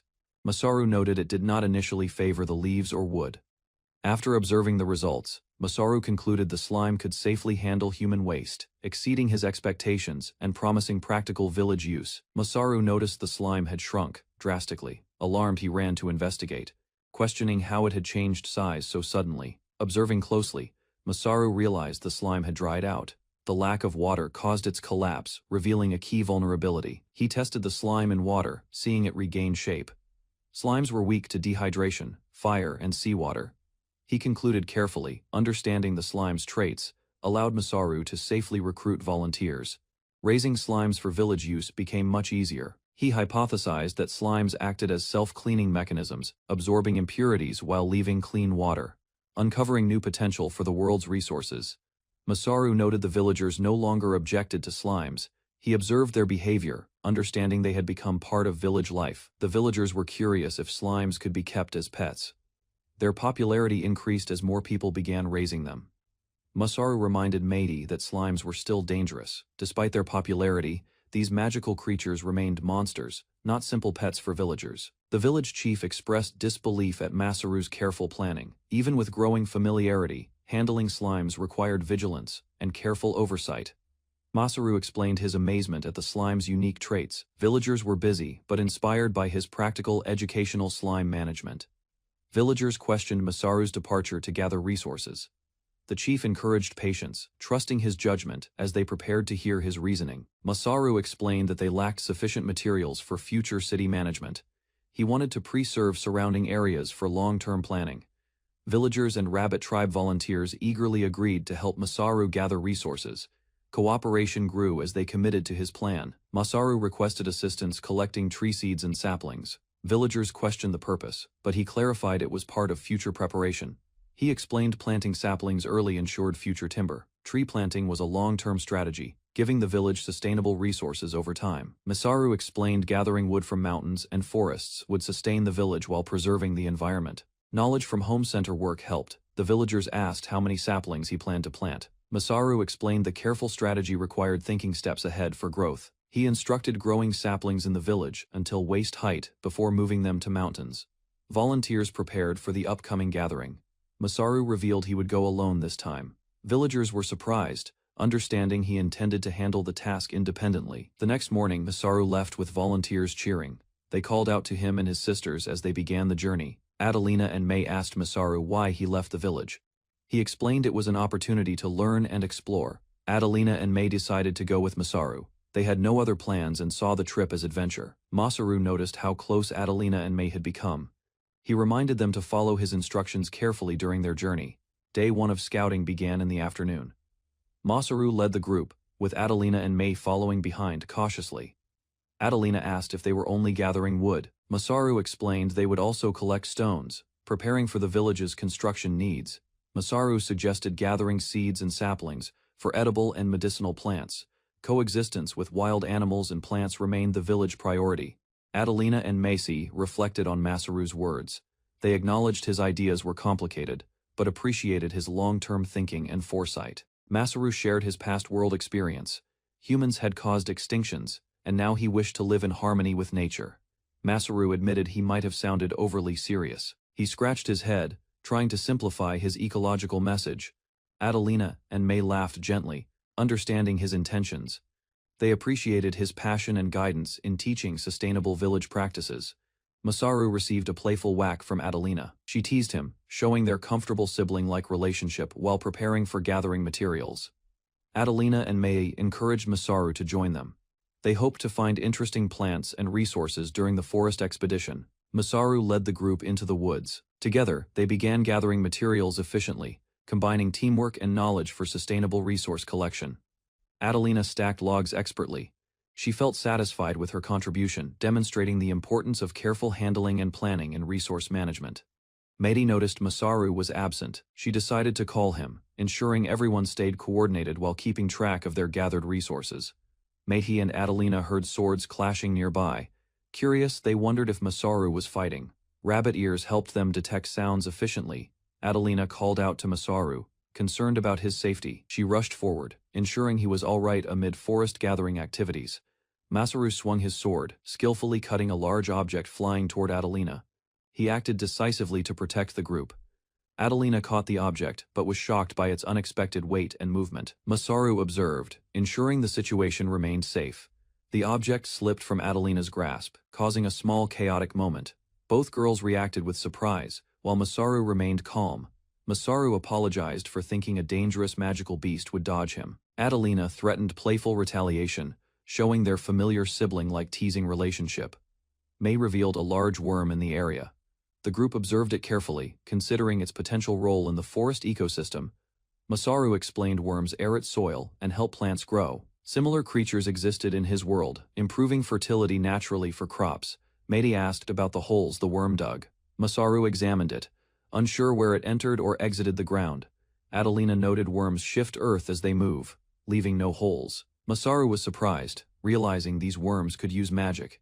Mei explained, worms' muscle can be used to make bows. Masaru realized their value, noting they fetched good prices in pouchframe. Masaru examined the worm closely. Its muscles were elastic and durable, usable for bowstrings, armor, and other crafting purposes. Adelina questioned the practicality. Masaru explained only a few people could hunt worms, emphasizing the rarity and usefulness of the material. Mei praised Masaru, impressed by his foresight and skill in recognizing the worm's value as a resource for villagers. Masaru considered adding hunting magical beasts as an extra activity. He noted these creatures could provide useful materials sustainably. Masaru considered hunting magical birds for food. Mei listened carefully, noting the unique sounds of the birds to locate them efficiently. Suddenly, a large creature appeared. Mei reacted in fear, ducking instinctively while Adelina and Masaru observed the threat cautiously. Masaru compared Mei's reaction to the first encounter with a stray goblin. He analyzed her fear to ensure safety. Masaru noted the danger was closer this time. He carefully positioned himself to protect both Adelina and Mei. The creature grabbed something. Masaru considered intervening, knowing Mei's strength, while preparing to react to the unexpected forest threat. Mei warned Masaru not to fight. She pleaded, fearing he would die if he engaged the dangerous forest threat. Masaru promised Mei he would not fight. He prepared to move carefully through the forest, keeping Adelina and Mei safe. Masaru gripped Mei's hand and discussed confirming the threat's nature. He ensured safety while cautiously approaching the mysterious forest creature. Masaru pulled Mei and Adelina forward. He scanned the forest environment carefully, maintaining alertness for any sudden attacks or dangers. A massive bear appeared. Masaru and the girls reacted with shock, realizing the forest contained even more dangerous creatures than expected. Masaru walked through the forest when a massive bear charged from the shadows, teeth bared and claws digging into the ground. He scrambled behind a tree, heart racing, narrowly avoiding the bear's rampage. Relief washed over him as he caught his breath. Masaru examined the creature closely. It was unlike any magical beast he had encountered, terrifying yet fascinating in its size and form. Nearby, an enormous horse lay on the forest floor. Masaru analyzed it with his appraisal skill, noting its strange anatomy and 6 legs. He discovered it was an assault savanna horse, a mutated species with copper-hard horns, evolved for survival and hunting in the wild. Masaru examined the dead horse and noticed the bear-like creature that had attacked it was gone, leaving him puzzled and cautious. He stepped outside as rain began to fall, feeling the wetness and realizing the forest was changing around him. Masaru decided to stop his gathering for the day and thought to report his findings to Mei and Adelina. He reached the village, noticing the rain intensify, and reflected on the bear's unusual strength and sudden disappearance. The chief explained it had been a demon bear, a rare magical beast, and that the giant horse was also a mutated species. The chief reassured Masaru and Adelina that they were fortunate this time, avoiding a direct encounter with the demon bear. Rain began to fall steadily, and Masaru observed that the demon bear's hunger was likely satisfied, prompting its retreat. The chief explained the rain signaled the coming rainy season, which reduced the threat from the magical beast. Adelina illustrated how forests and plains would flood, creating a giant lake that limited the bear's mobility. Masaru realized they had ample time to prepare defenses safely, as even the demon bear could not move freely in the flooded terrain. Masaru asked the chief about how rising waters would change animal habitats, thinking about aquatic creatures spreading across the area. Feeling restless, he decided he could not wait any longer and planned to explore the flooded regions himself. Masaru expressed frustration with the village diet, craving different food, and dashed off to seek something new to eat. He ran across the flooded plains, delighting in the abundance of water and the untouched terrain to explore. Suddenly, he encountered a giant crab, leaping to defend himself and using his items to hold it down while strategizing. Masaru explained to the chief that rising waters would shift animal habitats, particularly aquatic creatures spreading across the flooded plains. He rushed out, eager to explore and find new food. Frustrated with the village diet and craving variety, Masaru caught a giant crab, thrilled with the abundant resources, discovering many unusual creatures like poison toads, giant eels, and moss crayfish. Suddenly the goddess appeared, surprising Masaru as he fumbled with his latest catch, caught off guard by her presence. She playfully claimed some of his finds, showing that even in a magical world, Masaru's adventurous spirit and hunger created lively interactions. Victinias questioned Masaru about his intentions with the crabs, curious if he planned to eat them or experiment. Masaru teased her, explaining that anyone seeing the abundant creatures would naturally be interested, enjoying the playful moment. He invited Victinias to taste the food with him, sharing the catch and savoring the rare treats together. The two admired the temporary base Masaru had constructed, appreciating its simplicity and effectiveness amid the rainy landscape. Masaru prepared the crab, smiling as he encouraged Victinias to eat, showing a light-hearted bond between the two, amid adventure.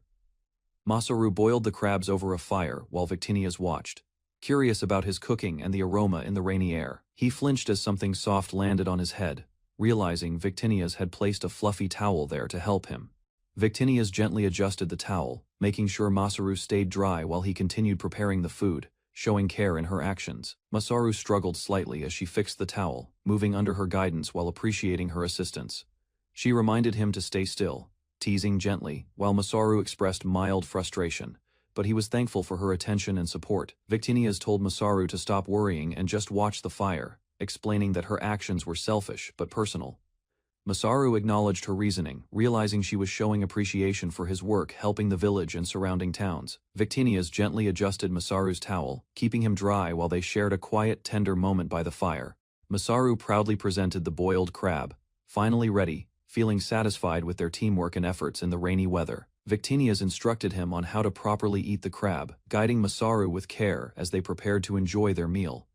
Victinias tasted the crab and exclaimed it was delicious, showing genuine delight and appreciation for Masaru's cooking. Masaru enjoyed his own portion, noting the rich balance of flavors and umami, carefully watching Victinias eat.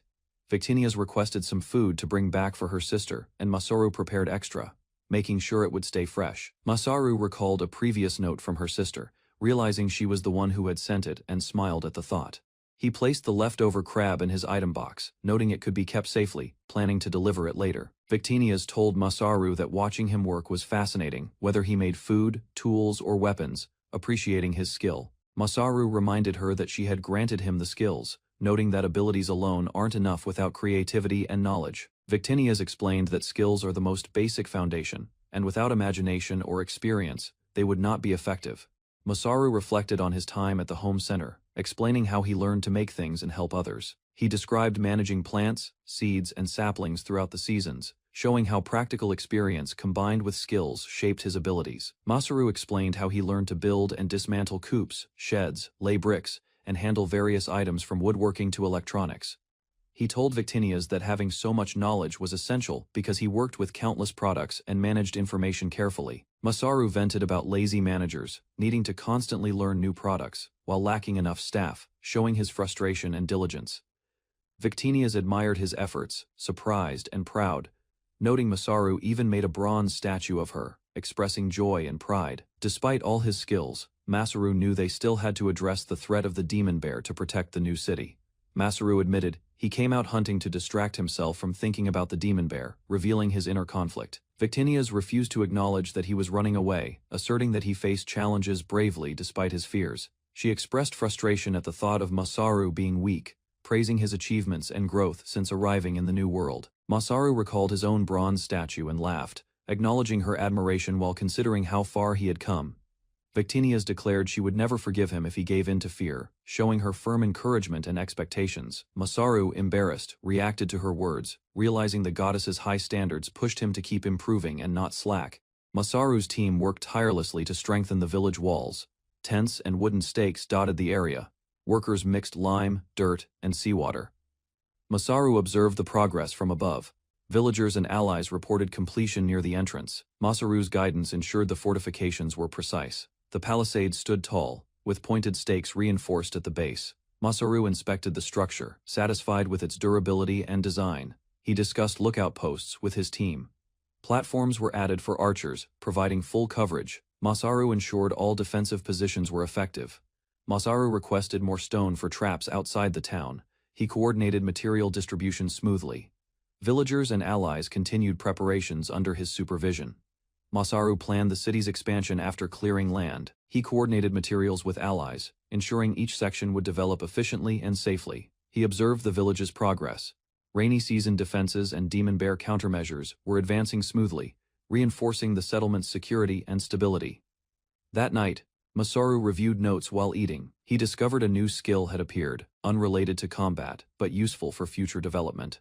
Meiti questioned him about the skill. Masaru considered its potential, realizing it could enhance the village's abilities beyond expectations. He confirmed the skill involved fire magic. Masaru noted that one of the rabbit folk might wield it, adding new strength to their community. Masaru and Mei discussed recruiting the fox people for magical support.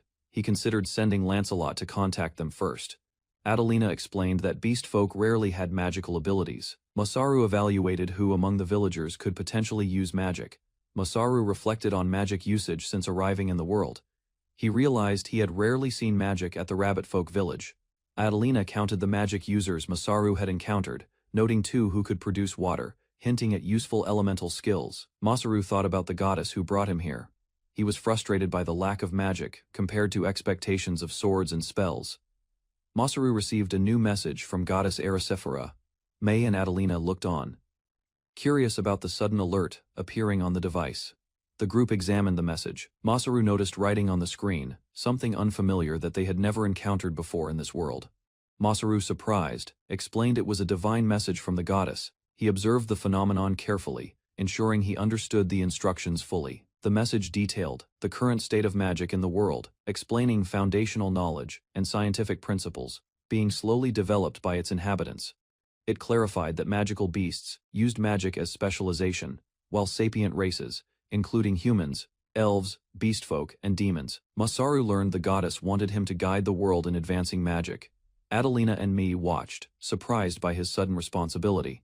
He realized he could use healing magic, a skill that might help villagers and allies in practical ways during development. Masaru analyzed the divine message, noting it emphasized teaching principles of magic rather than advanced technology. He considered spreading knowledge widely. He decided to build a school to instruct villagers and young adventurers, ensuring magic could be properly studied and used safely. The school would start teaching children from age 6. Masaru envisioned it as a place where knowledge and magical ability could grow steadily. Adelina and Mei asked Masaru about technological differences between their worlds.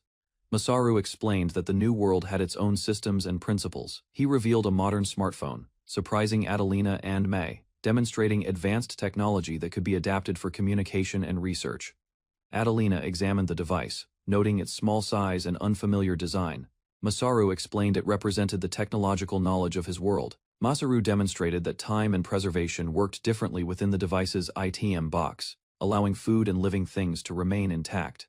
He showed its functionality, explaining it could communicate with distant people.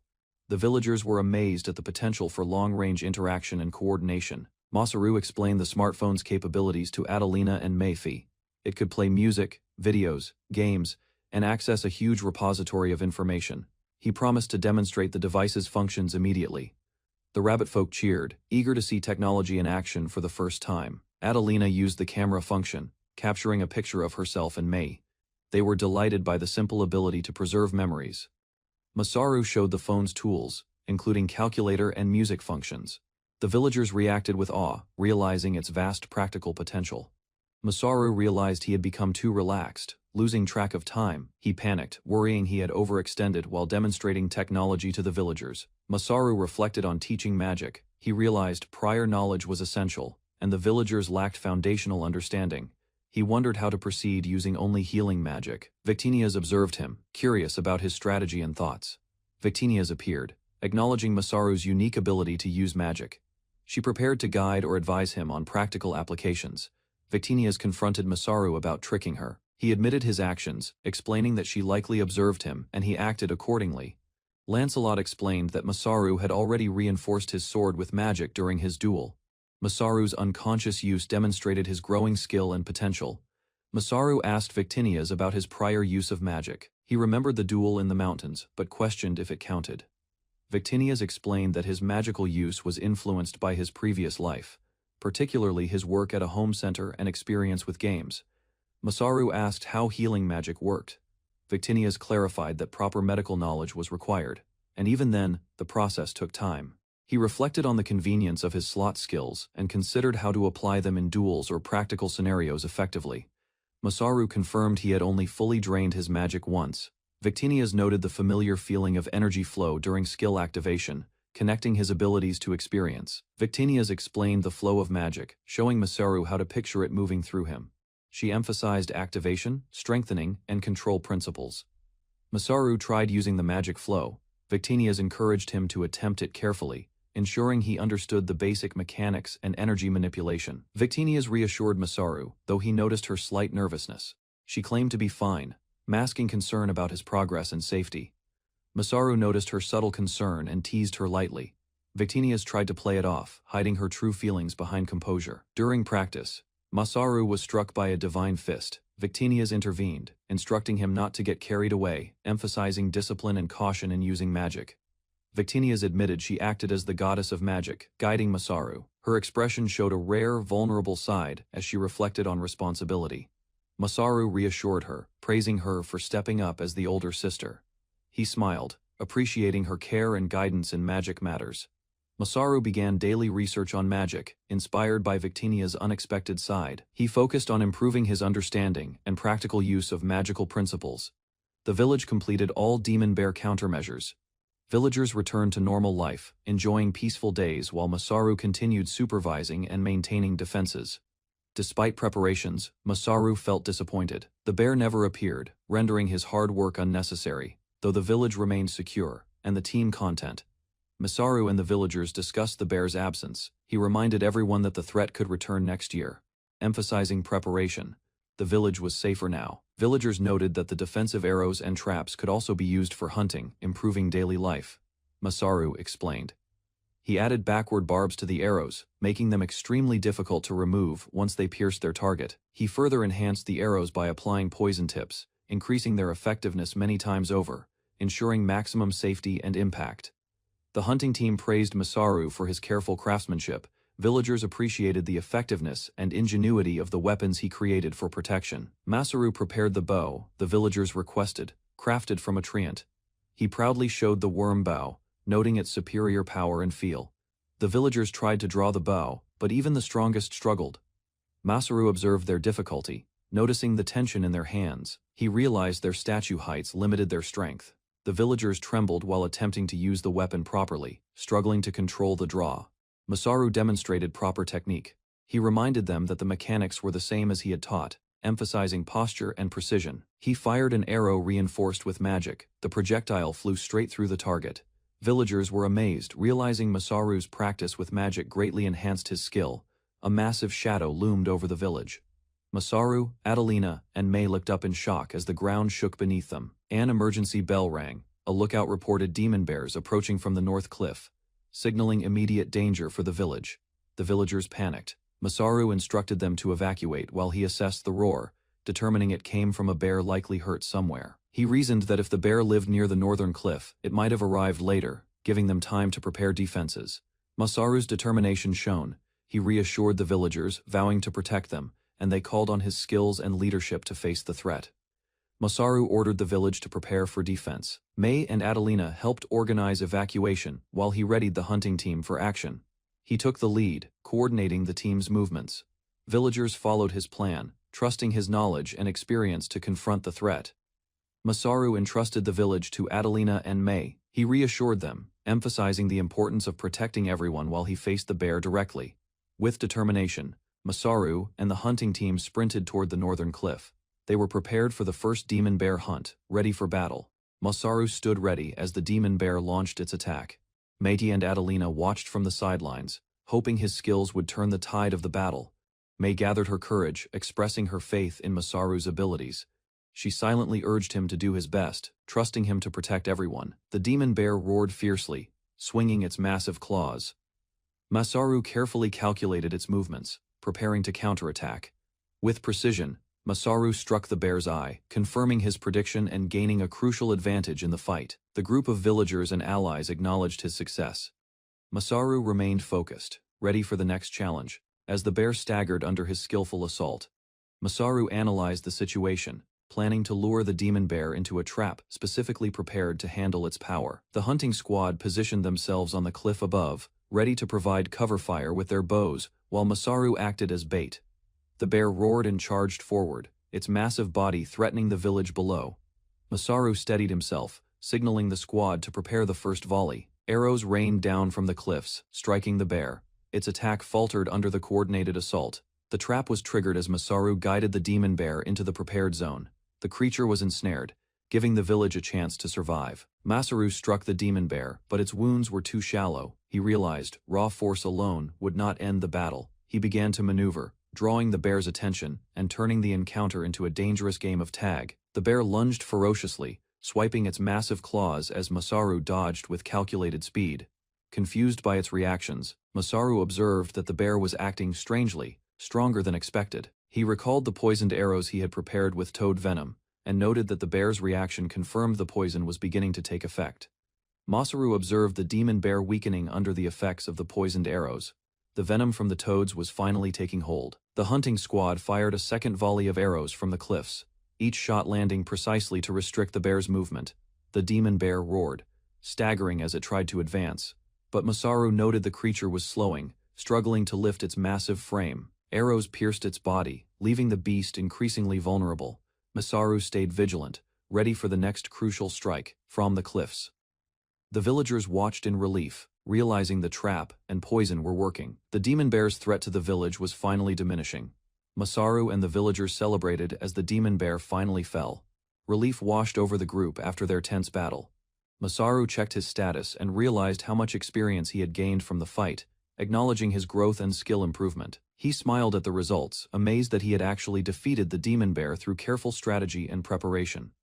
The villagers coordinated to safely remove the traps and plan a celebration for their survival and teamwork. Masaru noticed another creature approaching, but he stayed alert, ready to protect the village again if needed, knowing the battle was not over entirely. Masaru faced a massive demon bear, only to realize it was not the one he had fought before. Adelina and the others shouted warnings, urging Masaru to be careful as the new threat appeared. The bear lunged at him, claws swinging with deadly force. Masaru barely blocked the attack, struggling to maintain control. To his horror, he discovered there were two more demon bears, both massive and ferocious, surrounding him. Masaru's heart raced as he assessed the situation, realizing the fight was far from over and the danger had multiplied. Masaru dodged a massive claw swipe as one of the new demon bears charged, forcing him to leap aside to avoid being crushed. An arrow struck the bear, but it barely slowed its advance. Adelina shouted, urging Masaru to stay focused and move quickly. From above, the villagers watched in shock as the demon bear caused destruction, realizing Masaru was facing immense danger. Masaru swung his sword, attempting to keep the beast at bay, his movements precise but strained. The bear paused momentarily, but its eyes locked on Masaru, signaling that the fight was far from over, and another attack was imminent. Masaru dodged another swipe from the demon bear, rolling aside as its massive claws crashed into the ground. He smirked, taunting the bear to keep its focus on him while preparing his next move. Adelina and the other allies shouted for Masaru to retreat, alarmed by his wounds and the beast's relentless attacks. Despite the danger, Masaru stayed calm, thinking about the traps he had set and the remaining options at his disposal. He sprinted toward the trap, determined to reach it in time, knowing that success or failure would determine the village's fate. Masaru dodged a massive swipe, barely avoiding the demon bear's crushing claws. He taunted the bear, keeping its attention focused on him while thinking of a plan to survive. Adelina and the others shouted in panic, urging Masaru to escape, alarmed by his severe injuries. Masaru pressed forward, determined to reach the traps he had set, knowing they might be the key to turning the fight. Despite exhaustion and wounds, Masaru stared down the bear, refusing to give up, ready to risk everything for the village's survival. Masaru narrowly dodged another brutal swipe, his sword ready but his body strained from earlier wounds. He considered his limited options, knowing he had to reach the traps and use them strategically to survive the multi-bear threat. Adelina stepped forward decisively, offering her help. With determination in her eyes, she prepared to join the battle, showing that the fight was no longer Masaru's alone. Adelina struck the demon bear with precision, while Masaru watched closely, stunned by her strength and swift reflexes in the forest. Adelina explained she succeeded thanks to Mei-chan, giving credit to her. Masaru realized teamwork was crucial in dangerous situations. After the demon bear incident, Masaru returned to the village. Mei-chan expressed faith in him, reassuring the others about his abilities. Adelina and Mei-chan observed Masaru's efforts, reflecting on their relationship with him, feeling both admiration and cautious concern. Mei-chan shared her thoughts openly. Adelina listened carefully, acknowledging the need for mutual respect and understanding in their ongoing journey. Adelina reassured Mei-chan that misunderstandings were normal and could sometimes lead to understanding, calming her worries with a gentle smile. Mei-chan hesitated but agreed, recalling Masaru's own words about accepting mistakes, feeling more confident to speak openly. The two stood outside the village as distant roars echoed from the mountains, signaling the presence of multiple bears nearby. Mei-chan described hearing a second bear, realizing the danger was real, her anxiety growing as she considered the previous attack. She cried out desperately for Masaru's help, while he and Adelina prepared to respond, ready to protect the village once again. A massive bear emerged from the forest, towering over the clearing, growling with menace as Adelina prepared to face it. Masaru urged Adelina to retreat, fearing for her safety, while she stood firm, determined not to abandon him. Adelina shouted now, signaling the group to act, and everyone braced themselves, advancing with weapons raised toward the bear. Mei-chan led the charge with Adelina's encouragement, while the villagers joined, following the plan to attack together without faltering. From a distance, the group advanced in unison, keeping forward momentum, showing courage and cooperation as the massive bear approached them.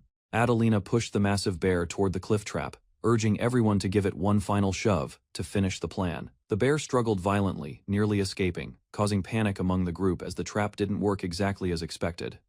Masaru and Adelina coordinated the attack, striking decisively while Mei-chan and villagers followed their lead, refusing to retreat. The bear fell into the trap, and the group breathed in relief, praising each other for their courage and teamwork. Masaru reflected gratefully on the support of everyone, finally able to recover and move after being injured during the battle. Masaru prepared for his ultimate attack, standing firm against the massive bear, ready to protect Adelina, Mei-chan, and the villagers.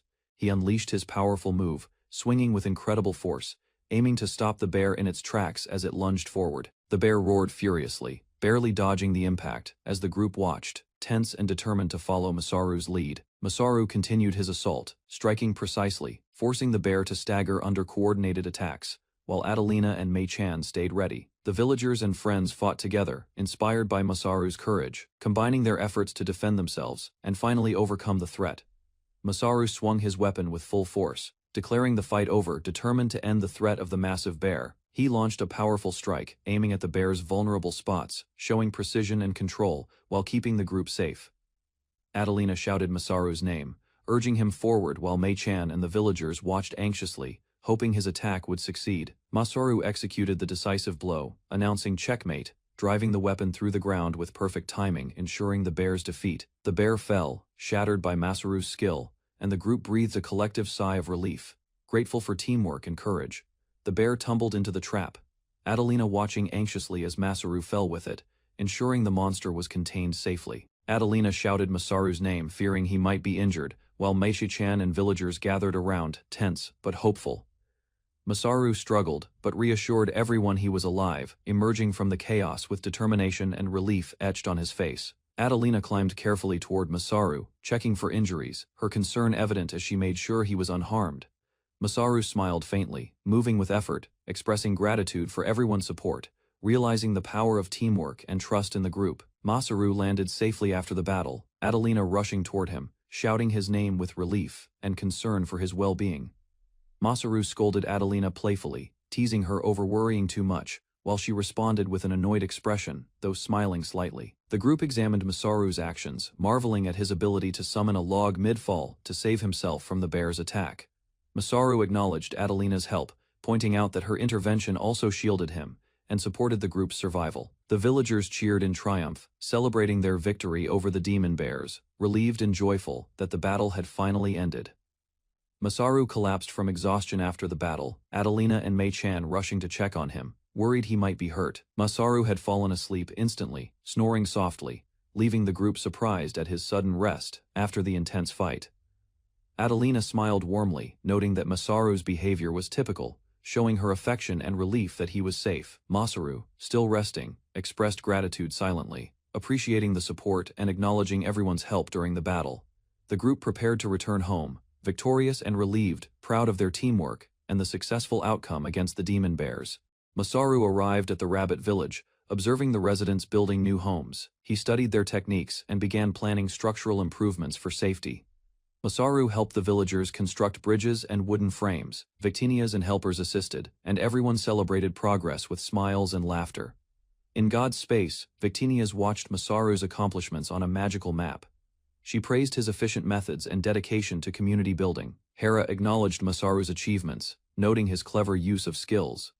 The goddess smiled, recognizing his unique contribution to the fantasy world. Hera panicked as Masaru faced a dangerous demon bear. She attempted to intervene, fearing for his life but respecting his courage. Hera observed Victinias encouraging Masaru before the demon bear attack. She noticed the careful guidance and the subtle admiration he inspired. Hera reflected on her actions, asserting that watching over Masaru was natural. She felt responsible, acknowledging him as her chosen apostle. Victinias confronted Hera about her motives, noting that her attention toward Masaru had shifted. Hera admitted her concern was personal, though proper.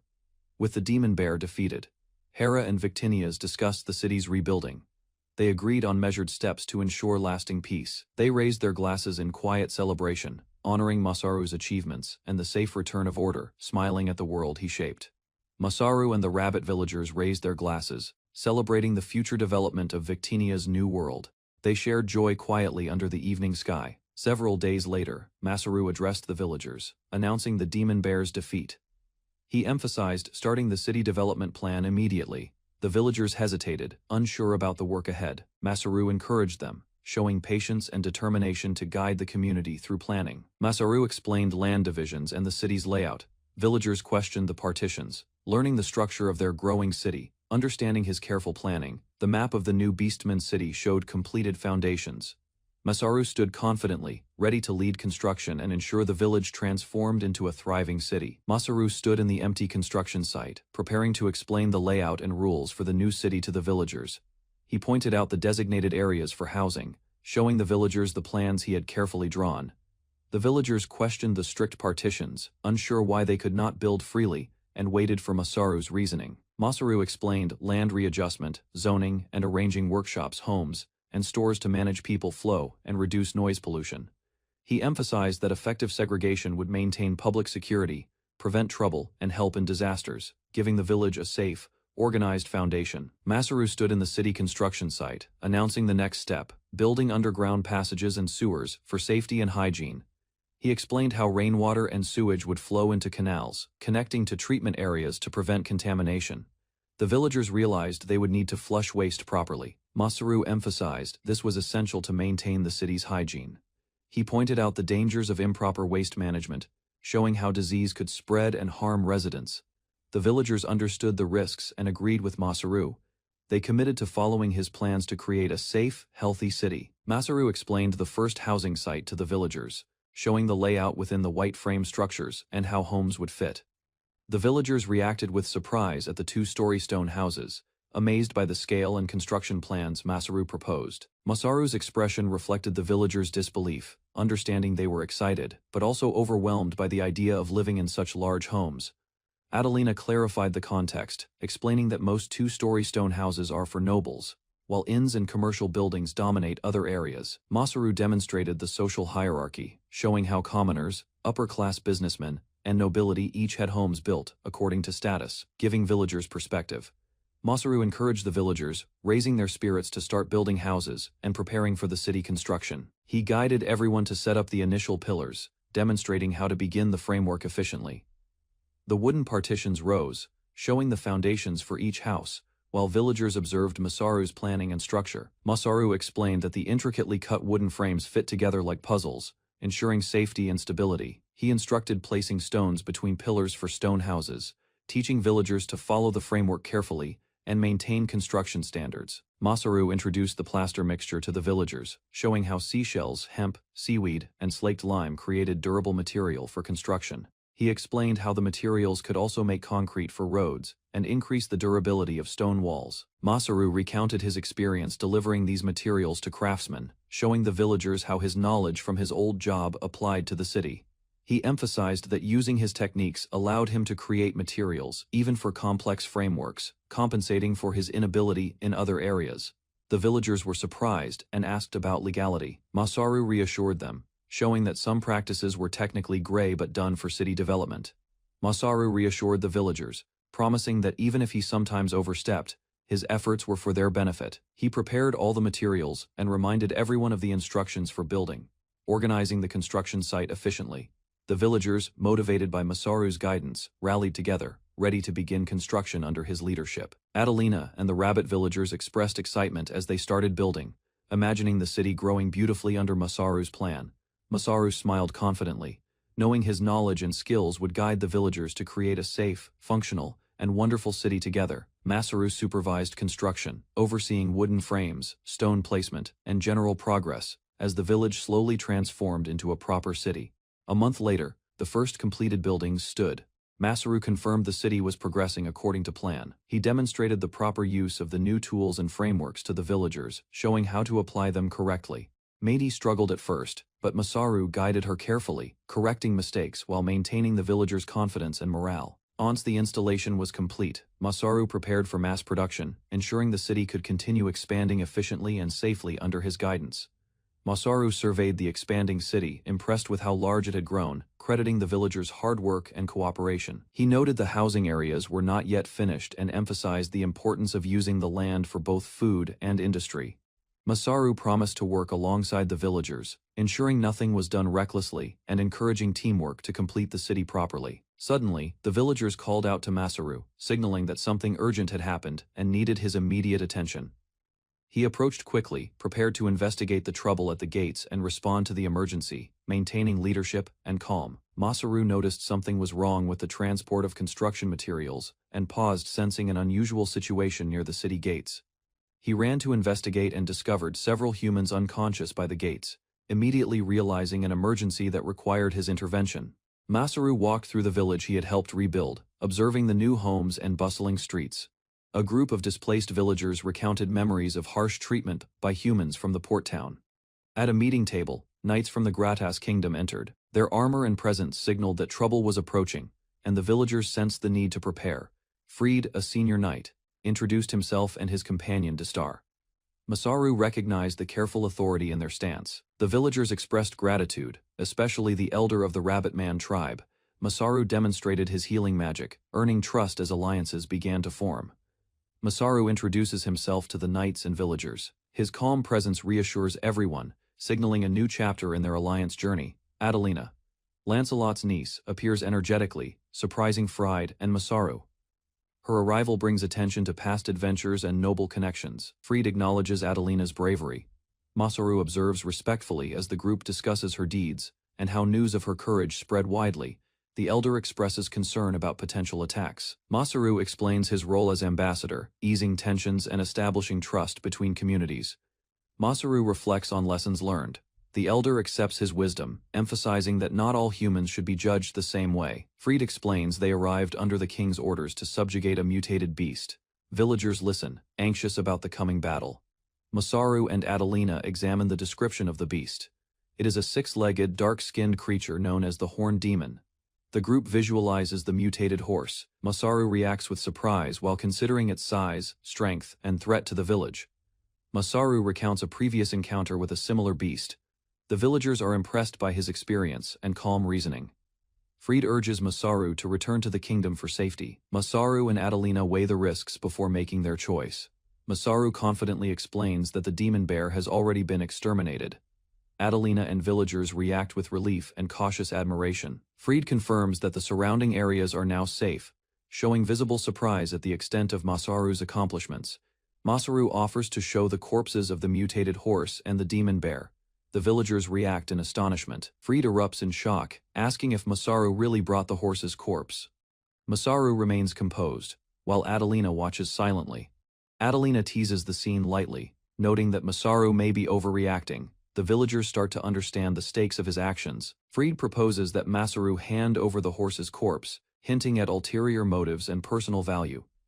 Masaru listens carefully. Fried repeats the request, emphasizing the importance of the horse's corpse. Masaru considers the implications before responding. Masaru calmly refuses Fried's request, showing his independence and moral stance. Adelina and Fried react with surprise and curiosity. Masaru smirks confidently. Adelina notes his mischievous attitude. Fried's expression shows unease at Masaru's refusal and playful demeanor. Masaru explains the horse's remains are still useful, despite parts being devoured by the demon bear. Bones and skin can be repurposed. Fried reacts eagerly to Masaru mentioning the horn. Masaru is slightly reluctant, but considers selling it for the kingdom's chivalric order. Masaru suggests the kingdom may pay extra for the horn. Fried reacts in surprise, noting Masaru's clever negotiation tactic. Fried acknowledges Masaru's estimation of the material's value. He notes the horse's remains are worth significant money in the market. Fried offers a deal including bounty rewards, adjusting the offer to match Masaru's conditions. Adelina watches with interest. Masaru calculates the kingdom's priorities, realizing the horn is the king's main concern. He prepares a strategy for negotiation. Masaru reflects on negotiation strategy, considering fame and authority versus monetary value, weighing how far he can push the kingdom. Masaru evaluates reward money, thinking it might be best to go easy, gaining favor with the kingdom's knights. Masaru enthusiastically volunteers to accompany the knights to Gratis, showing initiative and confidence while Adelina and villagers watch. The villagers and knights are shocked by Masaru's decision, exchanging surprised glances at his boldness. Masaru proposes conducting the negotiation himself, confident that the resources will satisfy the kingdom, while Adelina and Fried look on. Fried warns Masaru about negotiating directly with the king, highlighting risks. Adelina and the others listen with concern and respect. Fried emphasizes the difficulty of dealing with high-level merchants, cautioning Masaru not to underestimate the challenge of negotiation. Masaru proudly declares he has experience as a broker from his home center days, showing confidence in his negotiation skills. Fried considers Masaru's experience. Adelina and the villagers observe, realizing he can manage negotiations and represents a reliable ally. Masaru announces his decision to proceed, taking control of the negotiation. Adelina and Fried accept, impressed by his leadership. Masaru plans to leave temporarily after ensuring Fried and his men are rested. Adelina reacts impatiently, but understandingly. Adelina shows frustration, expressing her feelings while Masaru reassures her. They prepare to leave for business negotiations with careful planning. Masaru promises the journey will be safe. Adelina reminds him to apologize for past misunderstandings. Villagers observe the interaction. Masaru begins building the outer walls of a house. Adelina assists, and the rabbit man watches, as he emphasizes efficiency. Adelina and Masaru discuss city construction, beds, and mountain slopes. They plan logistics to optimize house delivery before leaving the city. Masaru discovers a natural hot spring, imagining a public bathhouse for the city. Adelina and the rabbit man watch curiously. Masaru emphasizes that a bathhouse is essential, especially from a Japanese perspective, insisting this step cannot be skipped in construction. Adelina and the rabbit man struggle to understand Masaru's vocabulary. He clarifies it's simply a hygge bath, bridging cultural knowledge. The bathhouse begins taking shape. Villagers and companions marvel at Masaru's planning, appreciating improved hygiene and comfort in the city. Adelina discusses practical challenges. Large firewood requirements make daily use difficult, and two-story bathhouses are only for wealthy families. Masaru explains the hot spring concept. Adelina and the rabbit man look confused, unfamiliar with natural hot springs and their benefits. Masaru notices their confusion, asking if they understand what a hot spring is, clarifying for cultural differences and knowledge gaps. He diagrams the hot spring's geological formation, showing underground water heated by magma, explaining how it can be channeled for baths. Adelina questions the feasibility of digging. Masaru reassures them, noting that only well water typically comes out, discovered by chance skill usage. Using his map skill, Masaru identifies an underground water vein and nearby lava river, showing a precise location for bathhouse construction. Masaru struggles to plan the hot spring excavation using his skills. Adelina and the Rabbit Man watch him carefully, anticipating his strategy. Adelina excitedly points out the goddess's statue and shrine, reminding Masaru of its importance to the community and traditions. The Rabbit Man emphasizes building a residence for the goddess. Masaru and Adelina discuss whether constructing a shrine is really necessary. Masaru assures them the goddess will come regardless, showing his calm, pragmatic approach and understanding of divine presence. They debate the shrine's timing, deciding to build it last, after gaining sufficient skill and preparing other essential structures. First, Masaru casually suggests taking action now, while Adelina and the Rabbit Man watch with anticipation, curious about his next move. Victinias, the goddess, appears in a radiant form, greeting Masaru warmly and skipping her usual work to visit him. Adelina and Masaru react with surprise as Victinias interacts, lightly striking him. Masaru smiles, showing playful familiarity. Victinias appears flustered in a humorous moment, showing her personality and interactions with the villagers and Masaru. Adelina reassures the goddess, explaining that Masaru is her chosen envoy, forgiving his rude behavior, emphasizing his official role. Adelina and the Rabbit Man react with awe at the goddess's compassion. Masaru and Victinias observe the villagers' admiration. Isla Safira introduces herself formally to Masaru, expressing happiness at finally meeting him and establishing friendly rapport with the group. Masaru Narumi met Isla Safira and her companions in the hall. He confirmed her identity as Victinias' sister. Observing her calm and intelligent demeanor, Isla expressed gratitude for Masaru's efforts, explaining that her sisters were hopeful about the world's development. Masaru noted her composed and thoughtful presence. Isla invited Masaru to discuss a magical matter from a prior message. The group gathered, listening closely as Masaru prepared to share his idea. Isla suggested starting with a simple conversation, postponing difficult topics. The group adjusted their focus following her lead. The characters took their seats around a large table. Plans and discussions began, marking the start of their collaborative work on the world's development. Masaru examined the cups and seats on the table, noticing their precise arrangement. Isla explained it was a skill allowing items to appear or disappear at will.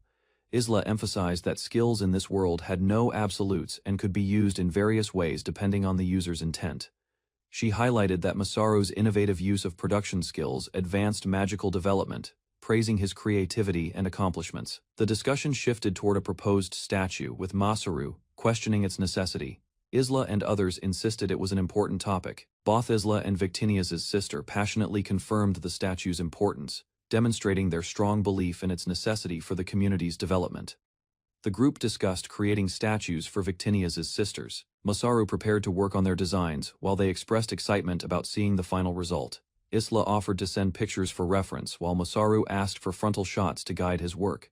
Everyone cooperated to provide visual details. One character blushed as Masaru examined the images, feeling embarrassed by the revealing outfit, while Masaru focused on using them for crafting. Masaru attempted to extract the necessary measurements from the pictures, prompting urgent protests. The group stressed deleting sensitive images immediately. Masaru explained the data was for the statue's accuracy, particularly capturing the 3 sizes. Though embarrassed, the group accepted it was for the sake of the project. Masaru insisted that everyone contribute pictures for reference. He suggested it would improve the accuracy of the statues. The sisters reacted with embarrassment as Isla and the others began to provide visual references. Realizing the underhanded methods Masaru implied, a magical demonstration occurred, and Masaru observed the intense concentrated power, amazed by the energy's density compared to ordinary magic. Outside, villagers watched as Masaru completed a significant construction task, showing the practical applications of his production and magic skills. The group expressed concern for Masaru's safety, calling out to ensure he was still alive after handling such immense magical power. Masaru dodged a dangerous magical effect, surprising the group. Isla and the others expressed relief while teasing him for acting recklessly. The villagers reacted to the commotion, noticing the aftermath of the magical display. Masaru reflected on the complexity of understanding a goddess's heart. The presence of the goddesses, Victinias and Isla, was announced. The group prepared to respectfully greet them, recognizing the importance of their arrival. Villagers reacted in awe and excitement as the goddesses descended. Masaru's earlier behavior had caused some of the initial ruckus. The community welcomed the goddesses warmly, standing in respect. The scene highlighted the harmony and reverence between the humans and divine beings. Masaru admitted his discomfort with the situation, noting he was unaccustomed to descending to the lower world outside of ceremonies or festivals. The group suggested addressing the more difficult topics directly, encouraging Masaru to act together with them. Isla reminded Masaru of the crabs they had previously eaten, requesting a taste if any were left, catching him off guard. Masaru reflected on the younger goddess's impulsive nature, while the group descended to the lower world under a pretext of asking about statues.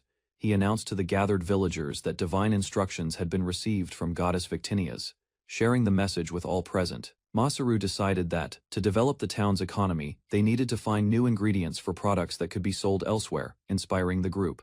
He reassured everyone that the first step would be careful planning, while the group prepared to follow his lead in the effort. Masaru outlined plans to expand mountainside land into farms and plantations, ensuring a safe and reliable food supply for the city. He divided the team into groups for building, gathering, and surveying vegetation, emphasizing caution when handling unknown plants. The group moved quickly under Masaru's command, motivated by the request of the goddesses, and began their coordinated work with energy and determination.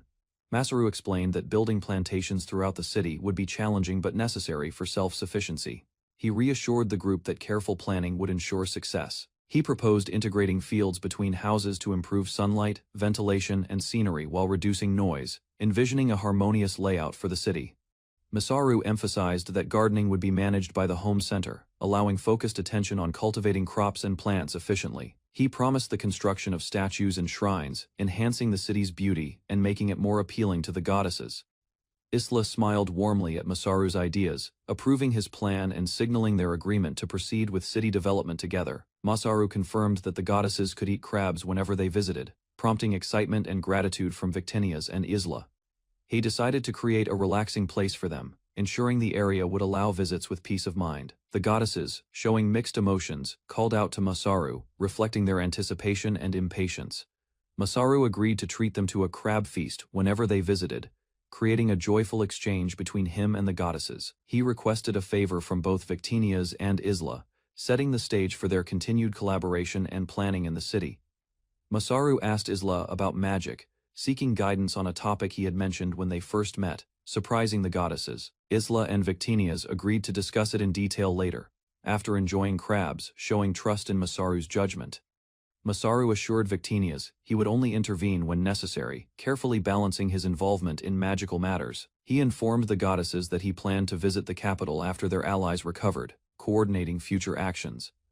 A few days later, Masaru arrived at the capital of Gratus, preparing for negotiations with the king's army. The king questioned whether Masaru had obtained the mutated beast's horn, revealing the high stakes of the upcoming mission. Masaru and Fried arrived at the city gates. A carriage awaited them, signaling the capital's prestige and Masaru's rising reputation. The journey proved exhausting. Fried argued over Masaru's decision to run instead of ride, highlighting their long, tiring 7-day trek. Finally, they reached Gratus, the powerful kingdom's capital. Masaru observed its grandeur while planning his next steps carefully. An older advisor greeted Masaru, granting him authority to act freely in upcoming negotiations and decisions within the city. Masaru assessed the situation with pragmatism, aware of potential threats and past conflicts that shaped the city's present dynamics. The advisor explained Masaru's freedom to act, noting that both parties had limited options in disputes over territory. In the rabbit village, Masaru observed the children working alongside adults, understanding the importance of hope and stability. The advisor requested a single favor from Masaru, emphasizing the need to balance interests and maintain harmony. Masaru focused on the villagers' well-being, inspired by their character and determination to live peacefully. Fried reminded Masaru of pressing matters at the capital, prompting them to move toward the castle promptly. Masaru examined rare fruits at the market, ensuring all supplies were ready before facing the king and formalities. Fried noticed Masaru's plan to gather information at the Adventurers Guild first, understanding the importance of preparation. Inside the guild, Masaru observed experienced adventurers and felt the bustling energy of capable veterans working on various requests. He approached the guild receptionist, expressing his intent to try working as an adventurer and learning the local system. Masaru inquired about the market value of a newly appeared mutated beast, aiming to make informed decisions for upcoming tasks. Masaru asked about mutated beasts' market value, The receptionist explained pricing, noting Masaru's preparation and readiness. He studied reference materials, noting coin values for normal monsters, magical beasts, and rare dragon-class creatures.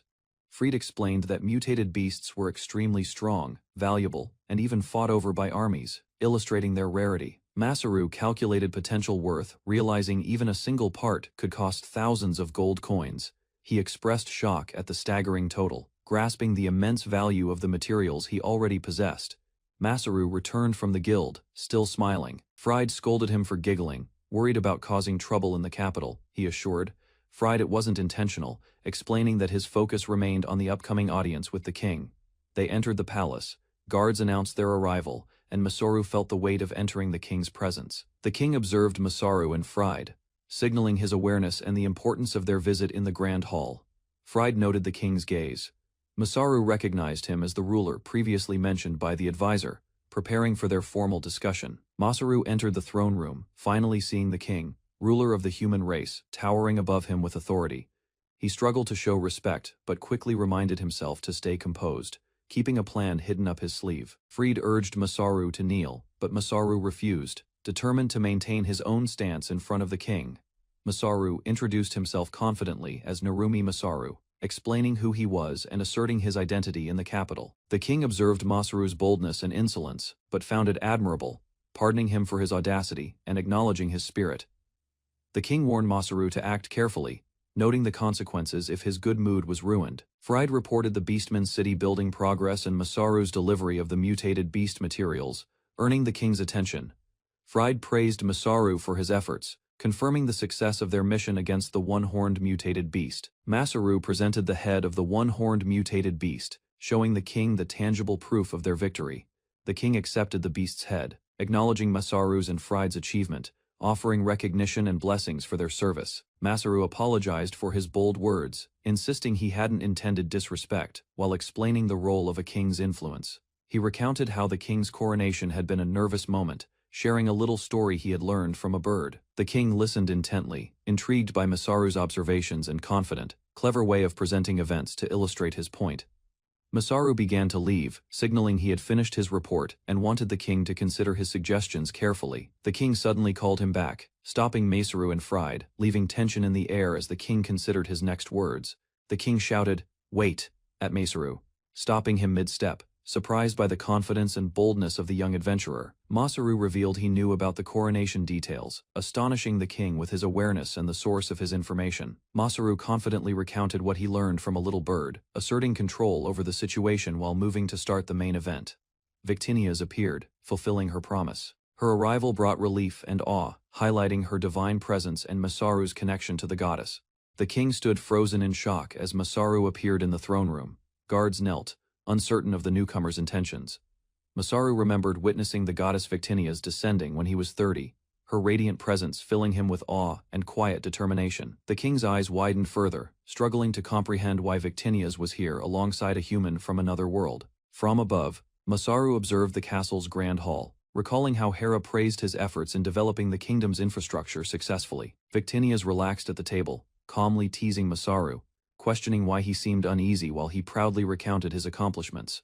Victinia's explained that she already began fulfilling Masaru's request, showing him the image confirming her efforts quietly. In a classroom filled with bunny-eared villagers, Victinia's demonstrated the progress, impressing everyone with her efficient guidance.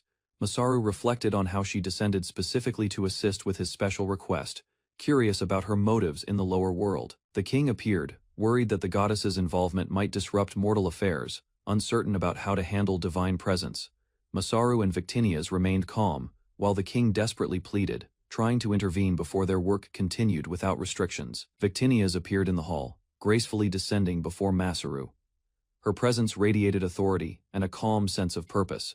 The king greeted her, recalling their last meeting, noting how much time had passed since he was young. Victinia's explained her connection with Masaru, describing him as her devoted apostle, emphasizing their superior-subordinate dynamic clearly. The king pleaded for clarification, worried Masaru might be exploited, and struggled to understand the goddess's unusual involvement.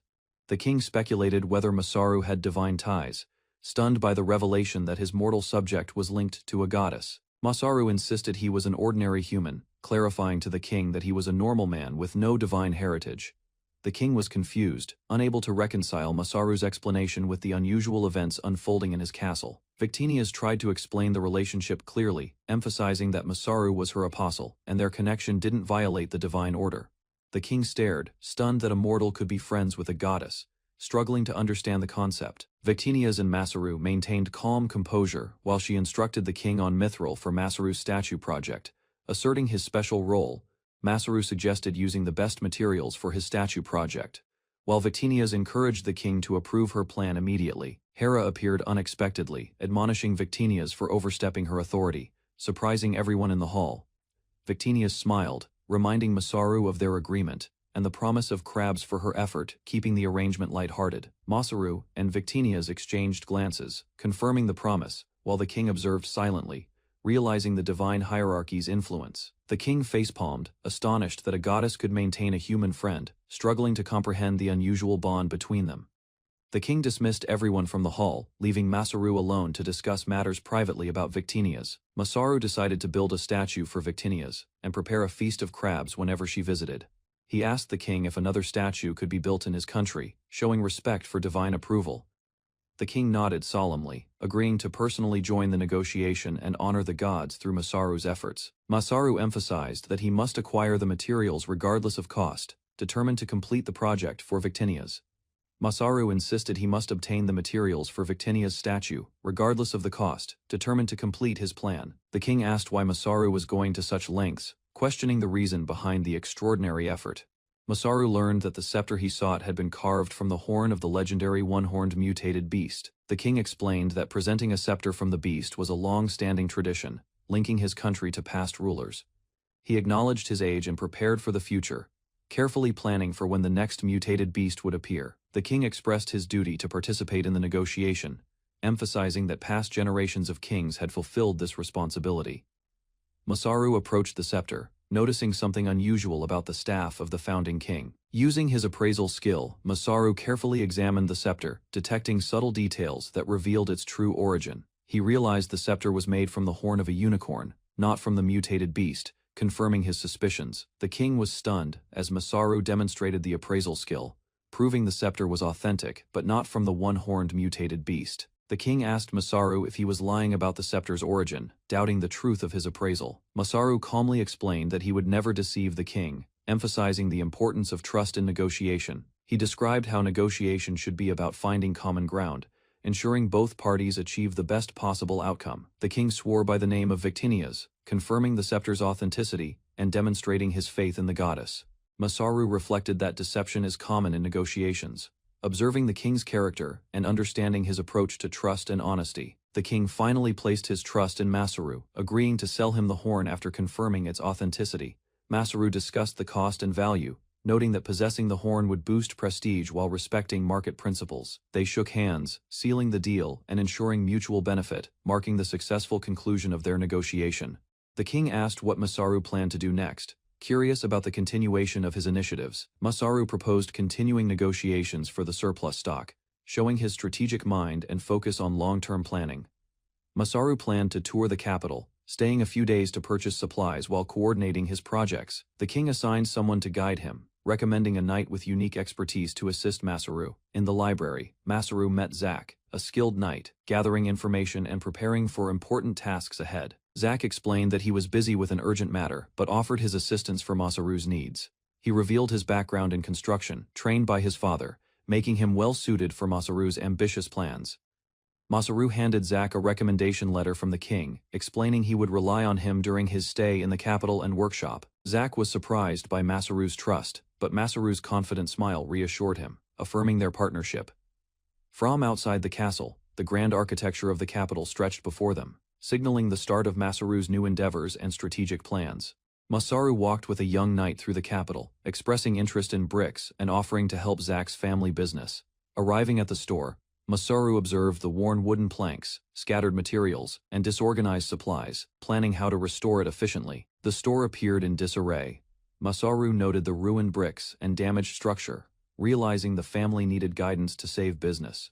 He inspected several bricks carefully, confirming they were properly fired in a kiln, appreciating their quality and potential for construction improvement. Masaru analyzed the logs and stones, recognizing careful craftsmanship, and began planning to organize the store into a functional, productive workspace. Zack urged Masaru to meet his father, explaining he needed to give a lecture about business before starting any work. Masaru and Zack approached the store, calling out to Zack's father to notify him about a customer arriving unexpectedly. Zack's father appeared, muscular and focused, pausing in his work as he looked at Masaru, and Zack standing nearby. Masaru observed the brick kiln process for the first time, amazed at the father's skill and attention to detail. Zack's father shouted about the lack of money, expressing worry for survival, while Masaru realized the challenges of managing the business. Masaru observed Zack's father, realizing he was a classic example of a good-for-nothing parent, caring only about his passions. The father explained he hadn't paid the workers for months, and Masaru noted the chaos and missing discipline in business. Zack and Masaru reacted in shock, questioning how such mismanagement could occur, wondering where the siblings and workers had gone. The father lamented that his daughter was absent, worried she might be doing anything to help earn money. Masaru discovered she went to work at a rival workshop, leaving the father frustrated. While Masaru prepared to resolve the situation, Masaru angrily scolded Zack's father, frustrated at his neglect, demanding accountability for managing the store and properly tracking brick inventory. The father admitted he didn't know the stock or cashier procedures, revealing Diana wasn't present, leaving the store improperly run.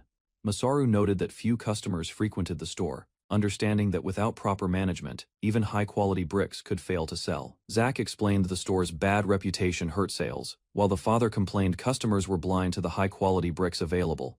Masaru advised improving the store's presentation, emphasizing trust and impression as critical for success. Before products could even showcase their value, Masaru explained organizing inventory could improve customer perception, arranging materials clearly, ensuring potential buyers could immediately understand stock quantities and quality. Zack agreed to calculate supplies with his sister, while Masaru prepared to stay at the store to monitor and manage operations. Masaru completed a payment for the one-horned mutated beast, planning to finish negotiations and secure the reward money the following morning. The kingdom's officials confirmed Masaru's contract for beast subjugation, formally rewarding him. While preparing for the next steps in the negotiation process, Masaru and the king reviewed surplus supplies, agreeing on calculations and possible additional trades, ensuring fairness and proper payment for previous agreements. Masaru offered to purchase surplus supplies, noting some were stored unprocessed, ensuring the king could acquire needed resources efficiently. Negotiations progressed as Masaru and the king discussed quantities and trade details, coordinating with civil servants for accurate and fair exchange. The deal was finalized, and Masaru celebrated completing the negotiation, securing agreements while maintaining trust between the kingdom and suppliers. Zack reflected on the successful negotiation, noting that direct involvement with the king and officials helped Masaru influence kingdom affairs effectively. A civil servant questioned Masaru about the unusually large stock of supplies, and he replied, it was essential to future planning. Masaru considered stock for invasions and military campaigns, reflecting on past tragedies like the rabbit folk disaster, planning accordingly for future crises. The king expressed skepticism, calling some expeditions wasteful, while Masaru listened carefully, preparing to balance strategy with kingdom efficiency. The king justified expeditions as necessary to ensure prosperity, highlighting the perspective of leadership and the responsibility to maintain national growth. Masaru warned about possible unrest and instability if expansion policies were mishandled, emphasizing the need to consolidate and stabilize the realm first. Masaru offered advice respectfully, stressing differences in perspective and reminding the king that friendship and counsel can guide effective governance decisions. Masaru advised the king to focus on city development and prosperity, rather than relying solely on expeditions or invasions. He highlighted the Beastman City project as evidence, showing how careful planning improved living standards and demonstrated practical, sustainable governance. Masaru suggested coexistence and cooperation, stressing that despite divine favor, settling differences peacefully benefits the kingdom and avoids unnecessary conflict. He reminded the king not to look down on other races, encouraging respect and fair treatment for all people within the realm. Masaru reflected emotionally, confident that careful guidance and ethical leadership could foster prosperity while balancing compassion with strategic responsibilities. The king reflected on Masaru's advice, showing surprise and realization, considering the strategic and moral implications of his decisions carefully. The king announced the session's conclusion, reminding everyone to pay in gold coins, and Masaru prepared to depart the capital. As the king departed, Masaru and Zack remained, observing the ruler's movements, noting his contemplation and reflections on governance. The king questioned whether past choices had been correct, expressing doubt while Masaru and Zack observed respectfully, prepared to offer guidance. The king's advisor affirmed Masaru's advice, acknowledging that his suggestions benefited the kingdom and reinforced prudent, people-focused decision-making for long-term prosperity. Officials acknowledged Masaru's arrival as divine will, preparing Beastman City and ensuring proper coordination with the King's Guard for upcoming events. The king announced no weapons were needed, requesting only pens for a ceremonial occasion, emphasizing diplomacy and documentation over combat. Masaru thanked Zack for picking him up at the castle, confirming negotiation success, and verifying his sister handled the accounting accurately. Zack reminded Masaru not to act rashly in front of his sister, ensuring proper conduct and respect during formal proceedings. Masaru explained his logical actions, while Zack reassured him as a guest, entering the workspace to meet Masaru's sister for updates. Masaru met Zack's sister, Diana, who welcomed him warmly while handling supplies, introducing herself, and setting a collaborative atmosphere for the store. Masaru noticed the extensive inventory, realizing the warehouse contained countless materials, and acknowledged the scale of operations his father had accumulated. Diana invited Masaru to look around the warehouse while she continued her accounting, ensuring all stock was managed and properly documented efficiently. Masaru examined the handcrafted materials, feeling excitement at their quality and potential, planning to use each item to improve production. He asked Diana about a special plate, curious if it was steel or ceramic, while she explained its unique properties and purpose. Masaru learned about a rare plate his father had invented, understanding its lightness, sturdiness, and the high production cost preventing mass production. Diana explained she had already removed a troublemaker who tried to mortgage the house, ensuring operations and inventory remained secure. Masaru realized a large customer could help settle debts, deciding he could buy everything in the store to stabilize finances. He consulted Diana and Zack about the purchase, planning logistics carefully while keeping the store organized and debts manageable. Masaru asked if buying everything would provide a discount, considering efficiency and cost-effectiveness while preparing to utilize the materials productively. Masaru celebrated being able to buy all the goods at a discount, delighting Diana and Zack, while securing materials efficiently. Diana agreed, acknowledging the arrangement as fair and ensuring the transaction settled properly, confirming that Masaru's proposal would benefit the store. Masaru earnestly asked Diana and Zack to hear his proposal, hoping for cooperation to execute his plan effectively and responsibly.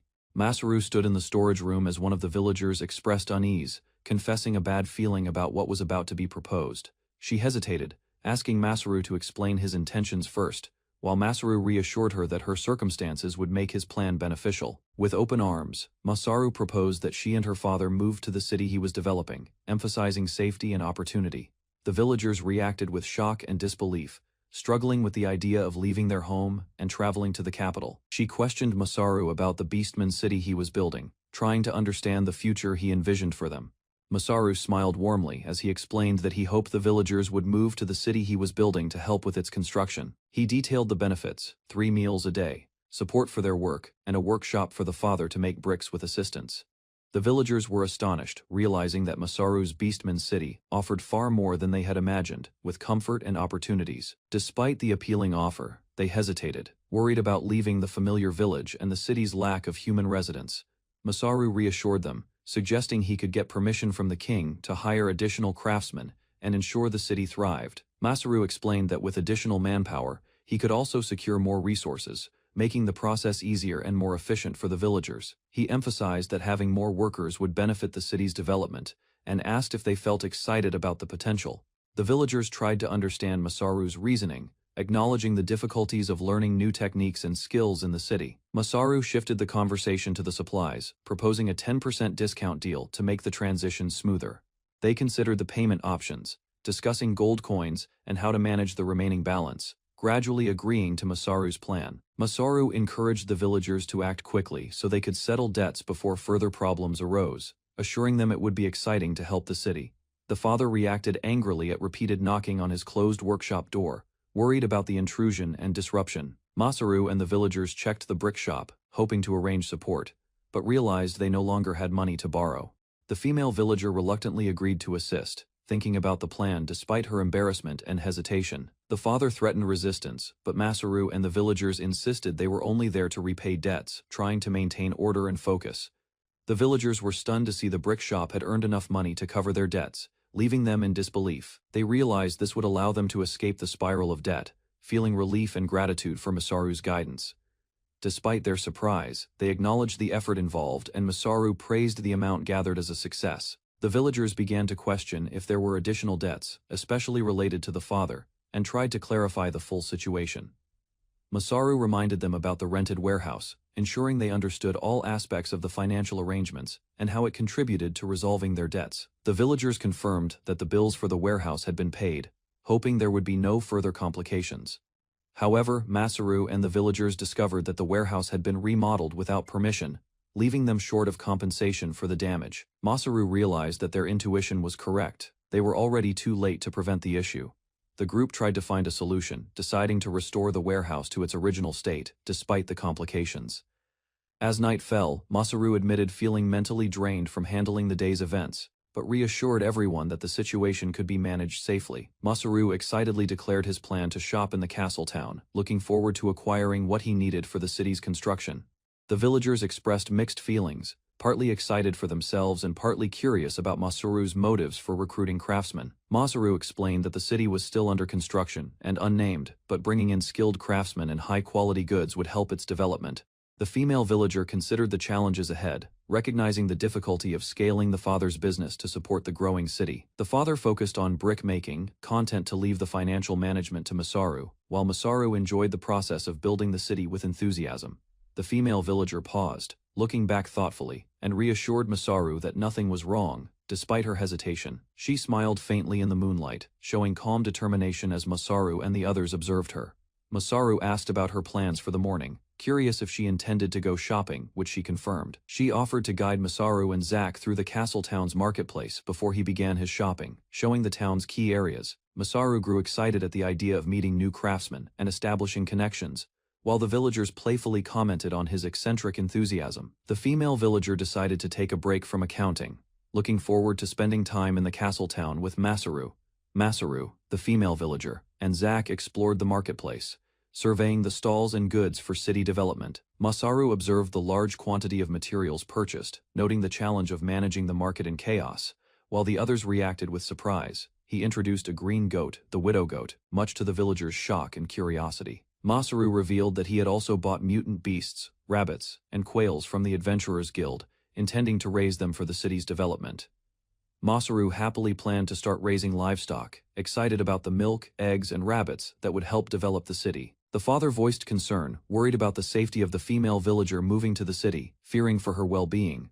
Masaru asked Zack if he would join them, surprising Zack and putting him in an awkward position. Masaru explained that he had permission from the king to recruit craftsmen, and a unit from Gratis would stay at the city as part of technology support. Zack was assigned to act as the unit's ambassador, leaving him stunned but responsible for assisting with the city's development. Zack seemed troubled, explaining that he had recently gotten a girlfriend, and Masaru offered reassurance that he could find someone new easily. Diana ran to Masaru, surprising both him and Zack with her urgency and energy as she approached the castle. The group noticed her unusual presence at the castle, prompting questions about why she was running. Diana explained she had visited the merchant guild inside the castle to prepare for moving her store and land to the Beastman City. She handed Masaru a document, asking him to review it, demonstrating her proactive approach to the city transition. Masaru received a notice from the guild informing him that they had accessed the sale of Diana's house and land, catching the group by surprise. He read aloud that, due to the poor condition of the property, the guild would be charging demolition fees, leaving both Diana and Zack shocked and concerned about the unexpected costs. Masaru arrived at the merchant guild, exhausted. Adelina and another guild member worried over his negotiations, fearing trouble from local authorities. The group noticed Masaru finally returning. They discussed the failed negotiation, concerned but relieved to see him back safely. Masaru appeared stunned, overwhelmed by news from the guild. The challenges of managing property and finances weighed heavily on him. He explained that raising the store building and land costs exceeded estimates. Adelina and companions listened, preparing for Masaru's next steps. Ignoring protests, Masaru took decisive action. Adelina watched anxiously as he began implementing his plan to secure and renovate the property. Masaru gripped a massive spiked weapon, angered and determined. He reflected on how long it had been since he felt this mad. The demolition of a large building began. Adelina and another ally watched, worried about the damage and the guild's reaction. Masaru charged forward, running at the structure. He intended to demolish it himself, showing no hesitation despite potential consequences. He swung the weapon with precision, demolishing walls and debris. Adelina noted his determination, realizing he would handle the task personally. Masaru continued clearing the building efficiently. Observers were shocked by his strength, but he felt satisfaction in finally using the weapon. Masaru explained how he would demolish the building carefully, using crushed stones for gravel. Adelina observed, impressed by his planning. He warned that the demolition would be loud and disruptive. Masaru ensured neighbors were informed, and dust was minimized using construction skills. Adelina read Masaru's detailed demolition plan. Every stage was accounted for, from glass removal to foundation leveling, showing his careful foresight. Masaru prepared to receive help from Zack, an ambassador, coordinating teamwork to make the process more efficient and organized. Unexpectedly, Masaru's father appeared at the site. Masaru was surprised, while Adelina and companions acknowledged the support he brought to the work. Masaru told Adelina and companions he hired his father to help speed up the demolition and continue working efficiently. He explained his strategy to exploit the demolition, using the opportunity to gain advantage over the commercial guild. Masaru's father accepted the job, motivated by the chance to earn money and support Masaru's plan to challenge the guild. Zack assisted Masaru and his father, coordinating tasks to ensure nothing was left undone, while Adelina observed the teamwork. With the house demolition complete, Masaru looked ahead, ready to remodel the building and return to the Beastman city. Masaru instructed Zack and others to begin preparations for construction. He planned to use all materials efficiently and construct the building. A minor incident occurred with spilled beans causing teasing. Masaru remained focused on tasks, while Adelina and others reacted humorously. Masaru's father and Adelina reflected on farewells and local friends. They prepared to leave, acknowledging the people who supported them. Masaru observed his father's excuses for drinking. Adelina chided him, but they continued organizing and coordinating work before departure. Masaru traveled to the castle city, acquiring tools, blacksmiths, and labor. He emphasized manpower as the most crucial resource for rebuilding. Masaru prepared his companions for work. Zack and others learned to use tools, emphasizing teamwork and trust for the upcoming construction. Masaru met the king, completing negotiations for supplies. He assured future visits if new needs arose during the project. The king reflected on Masaru's actions. He noted Masaru's unique shopping and management style, smiling despite minor complaints and past incidents. The king asked about Masaru's ambitious plans to build a blacksmith and armory store for the merchant guild. The king praised the store's reported quality. Masaru prepared to return with resources and manpower, ready to continue his construction. The king thanked Masaru, calling him a parting gift. Masaru smiled, understanding the king's appreciation for his efforts and resourcefulness. Inside the newly built store, weapons and armor were displayed neatly. Masaru emphasized accessibility, organization, and thoughtful presentation for customers. He explained the store's anti-theft system, demonstrating efficiency and safety. The mechanisms ensured employees and merchandise were secure. Masaru informed the king that customers would quickly notice the store's innovations, and the differences would impress them immediately. Masaru reflected on progress. He believed that as commerce advanced, civilization would benefit, and this store represented a key step in development. Masaru spoke with King Axion, receiving praise for using his high skills and status effectively, while being reminded about leveraging manpower. The king encouraged Masaru to use available manpower, emphasizing that tackling all problems alone is unnecessary when support is present. King Axion pointed out the limitations Masaru still faced and stressed the importance of skilled craftspeople in the capital. Masaru reflected on the challenges during city building. He realized that without manpower, a single person cannot manage a home center. Masaru thanked the king, acknowledging the guidance. He vowed to remember the advice and devote himself fully to future projects. King Axion instructed Masaru to send capable, spirited people to aid against beastmen. Masaru agreed, appreciating the king's guidance and trust. Masaru received the king's farewell. They shook hands, agreeing to continue progress while showing respect and gratitude for each other's support. The king expressed confidence in Masaru's plans and progress. Both understood this marked an important moment in commerce and city development. The king joked about inviting the gods over, causing Masaru to protest. Laughter eased the tension, showing a lighter side of diplomacy. Masaru returned to his workforce. Adelina and Zack awaited him as he resumed overseeing the unloading and organization of goods efficiently. Adelina and Zack reflected on the lively group. Masaru noted the excitement and permission granted to leave the capital with companions. The group expanded, including humans and elves ready to retire as adventurers. Masaru observed their teamwork and playful arguing. Masaru considered the cheerful, friendly companion's role in training the city's security guards, emphasizing their importance despite carefree attitudes. Before departure, Masaru prepared a speech. The companions responded enthusiastically, and he encouraged them to be positive and united. Masaru addressed the gathered group, thanking them for accepting his invitation and committing to settle in the new city. Masaru addressed the group, explaining that their skills and knowledge from the capital would help build not only the city but a foundation of exchange for all friends and future settlers. Adelina, Zack, Masaru's father, and other companions agreed. Masaru promised that despite busy or tough days ahead, the work would also bring fun, joy, and meaningful experiences for everyone involved. The group set off toward their new home. Masaru led the caravan, smiling, confident that together they could build a thriving cooperative community in the new city. Masaru leads the caravan away from Gratus, guiding wagons through forest paths as the group continues their journey toward Mithril. Masaru looks back calmly at his companions, noticing their high spirits after travel, while recalling the satisfying meals they recently enjoyed together. Masaru runs beside the wagon, maintaining pace all day, showing his stamina as others observe his steady movement and continued effort.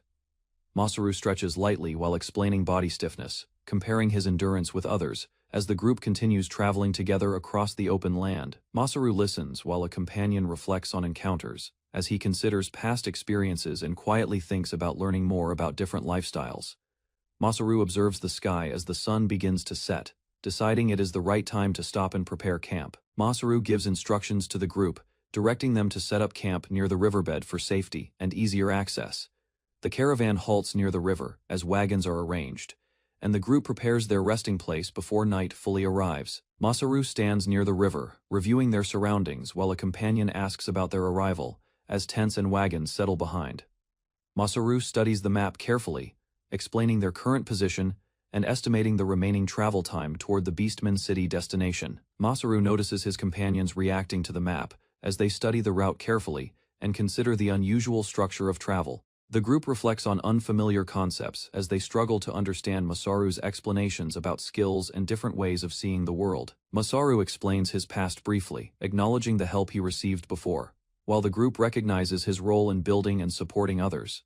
The group relaxes near camp, discussing preparations, as Masaru organizes tasks and ensures everyone is ready for the next day. Masaru checks supplies with the cooks, confirming available ingredients and remaining meat, while considering additional resources needed for future meals. Masaru listens as the elf suggests hunting wild birds, while others consider the idea and prepare to gather food nearby. The elf moves through the forest with a bow, carefully aiming as a bird appears, showing her skill in hunting. Masaru watches the elf's technique, realizing the difference in skill, while the group observes how easily she handles the bow. The group learns about the thief bird, understanding its behavior of stealing items and becoming a frequent nuisance to travelers. Masaru agrees to hunt the birds, as the group prepares together, seeing it as both a solution and a source of food. Masaru listens as Zack decides not to join the hunt, while the elf remains confident and prepares to handle the task. Masaru examines the bow carefully, realizing its danger and unfamiliar design, while Zack warns him as they prepare to test it. Masaru admits his lack of experience with bows, surprising the elf, as he quickly explains his limited knowledge before acting. The group reacts with confusion at Masaru's statement, while he clarifies the situation and prepares to demonstrate something unexpected. The elf draws the bow, noticing its strange tension, as Masaru observes closely while testing the weapon's unusual construction.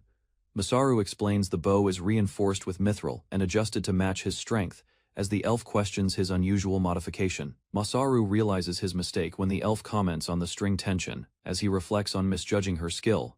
Masaru prepares to test the bow on a tree, aiming carefully while the elf watches his actions with doubt. Masaru releases the arrow with full force, demonstrating his method while explaining his approach to using powerful weapons.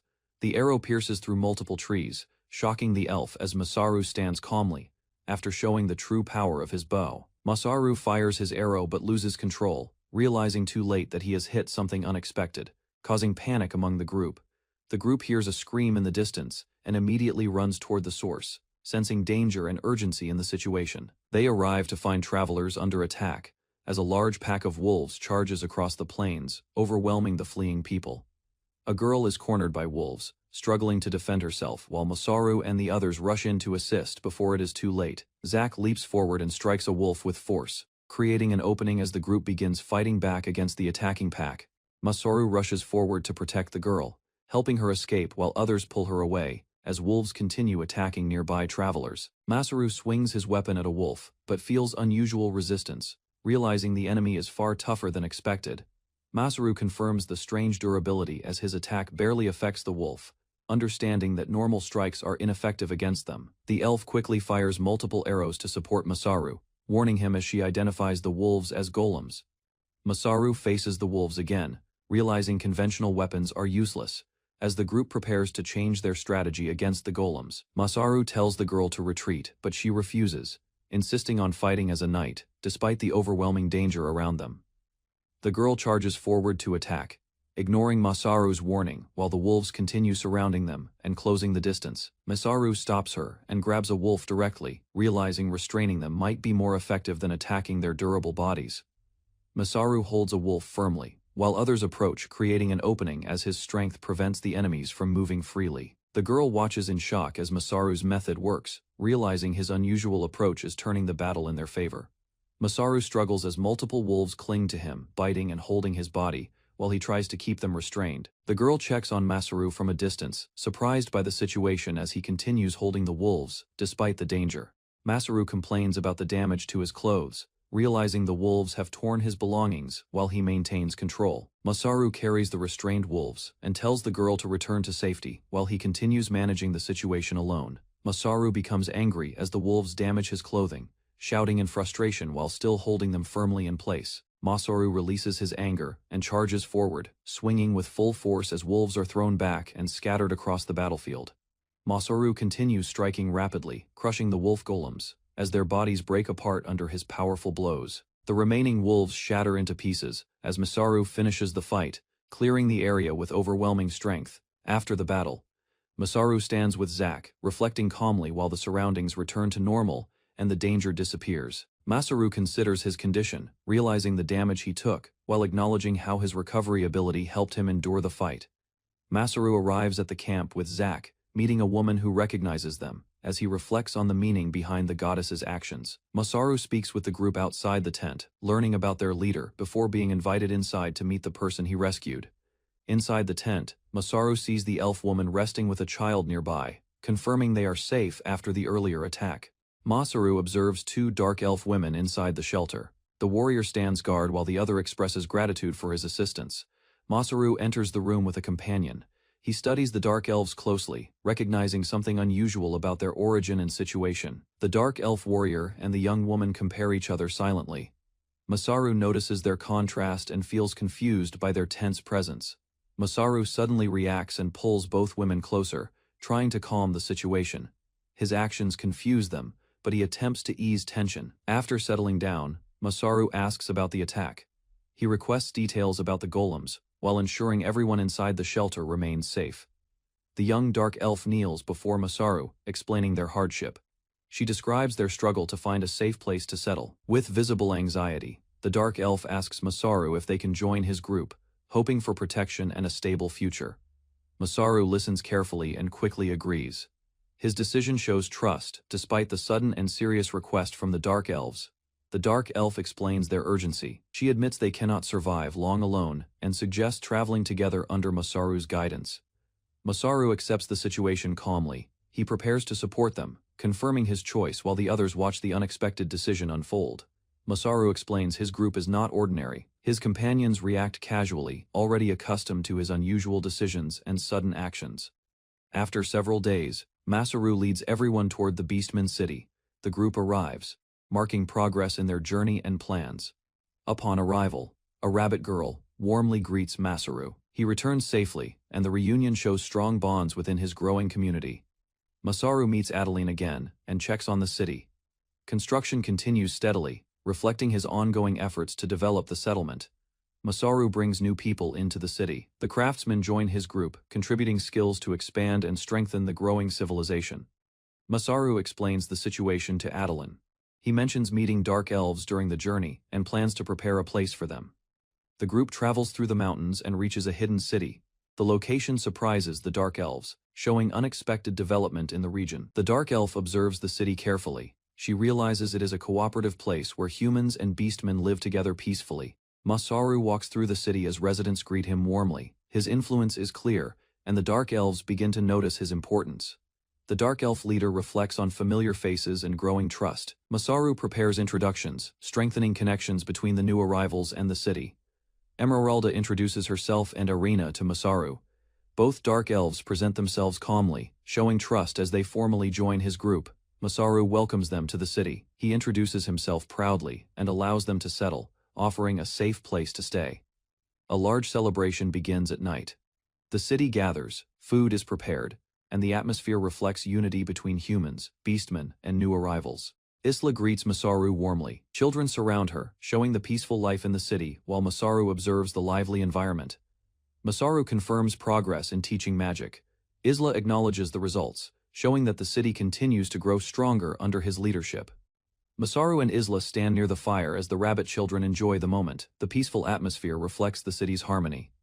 Isla speaks with Masaru about leaving soon. She expresses her feelings while acknowledging the importance of her responsibilities and decision. Isla stands firmly as a teacher. She confirms she has fulfilled her role and has nothing more to teach Masaru. Masaru recalls Isla teaching magic to the citizens. The lessons followed proper rules, helping everyone understand and use magic correctly. With her duty complete, Isla prepares to leave. Masaru watches quietly as the moment marks the end of her teaching role. Masaru watches Isla as she turns away. He reflects on their time together, realizing the moment marks an important change. Isla states she has fulfilled her contract with Masaru. She prepares to leave, maintaining a calm and determined expression.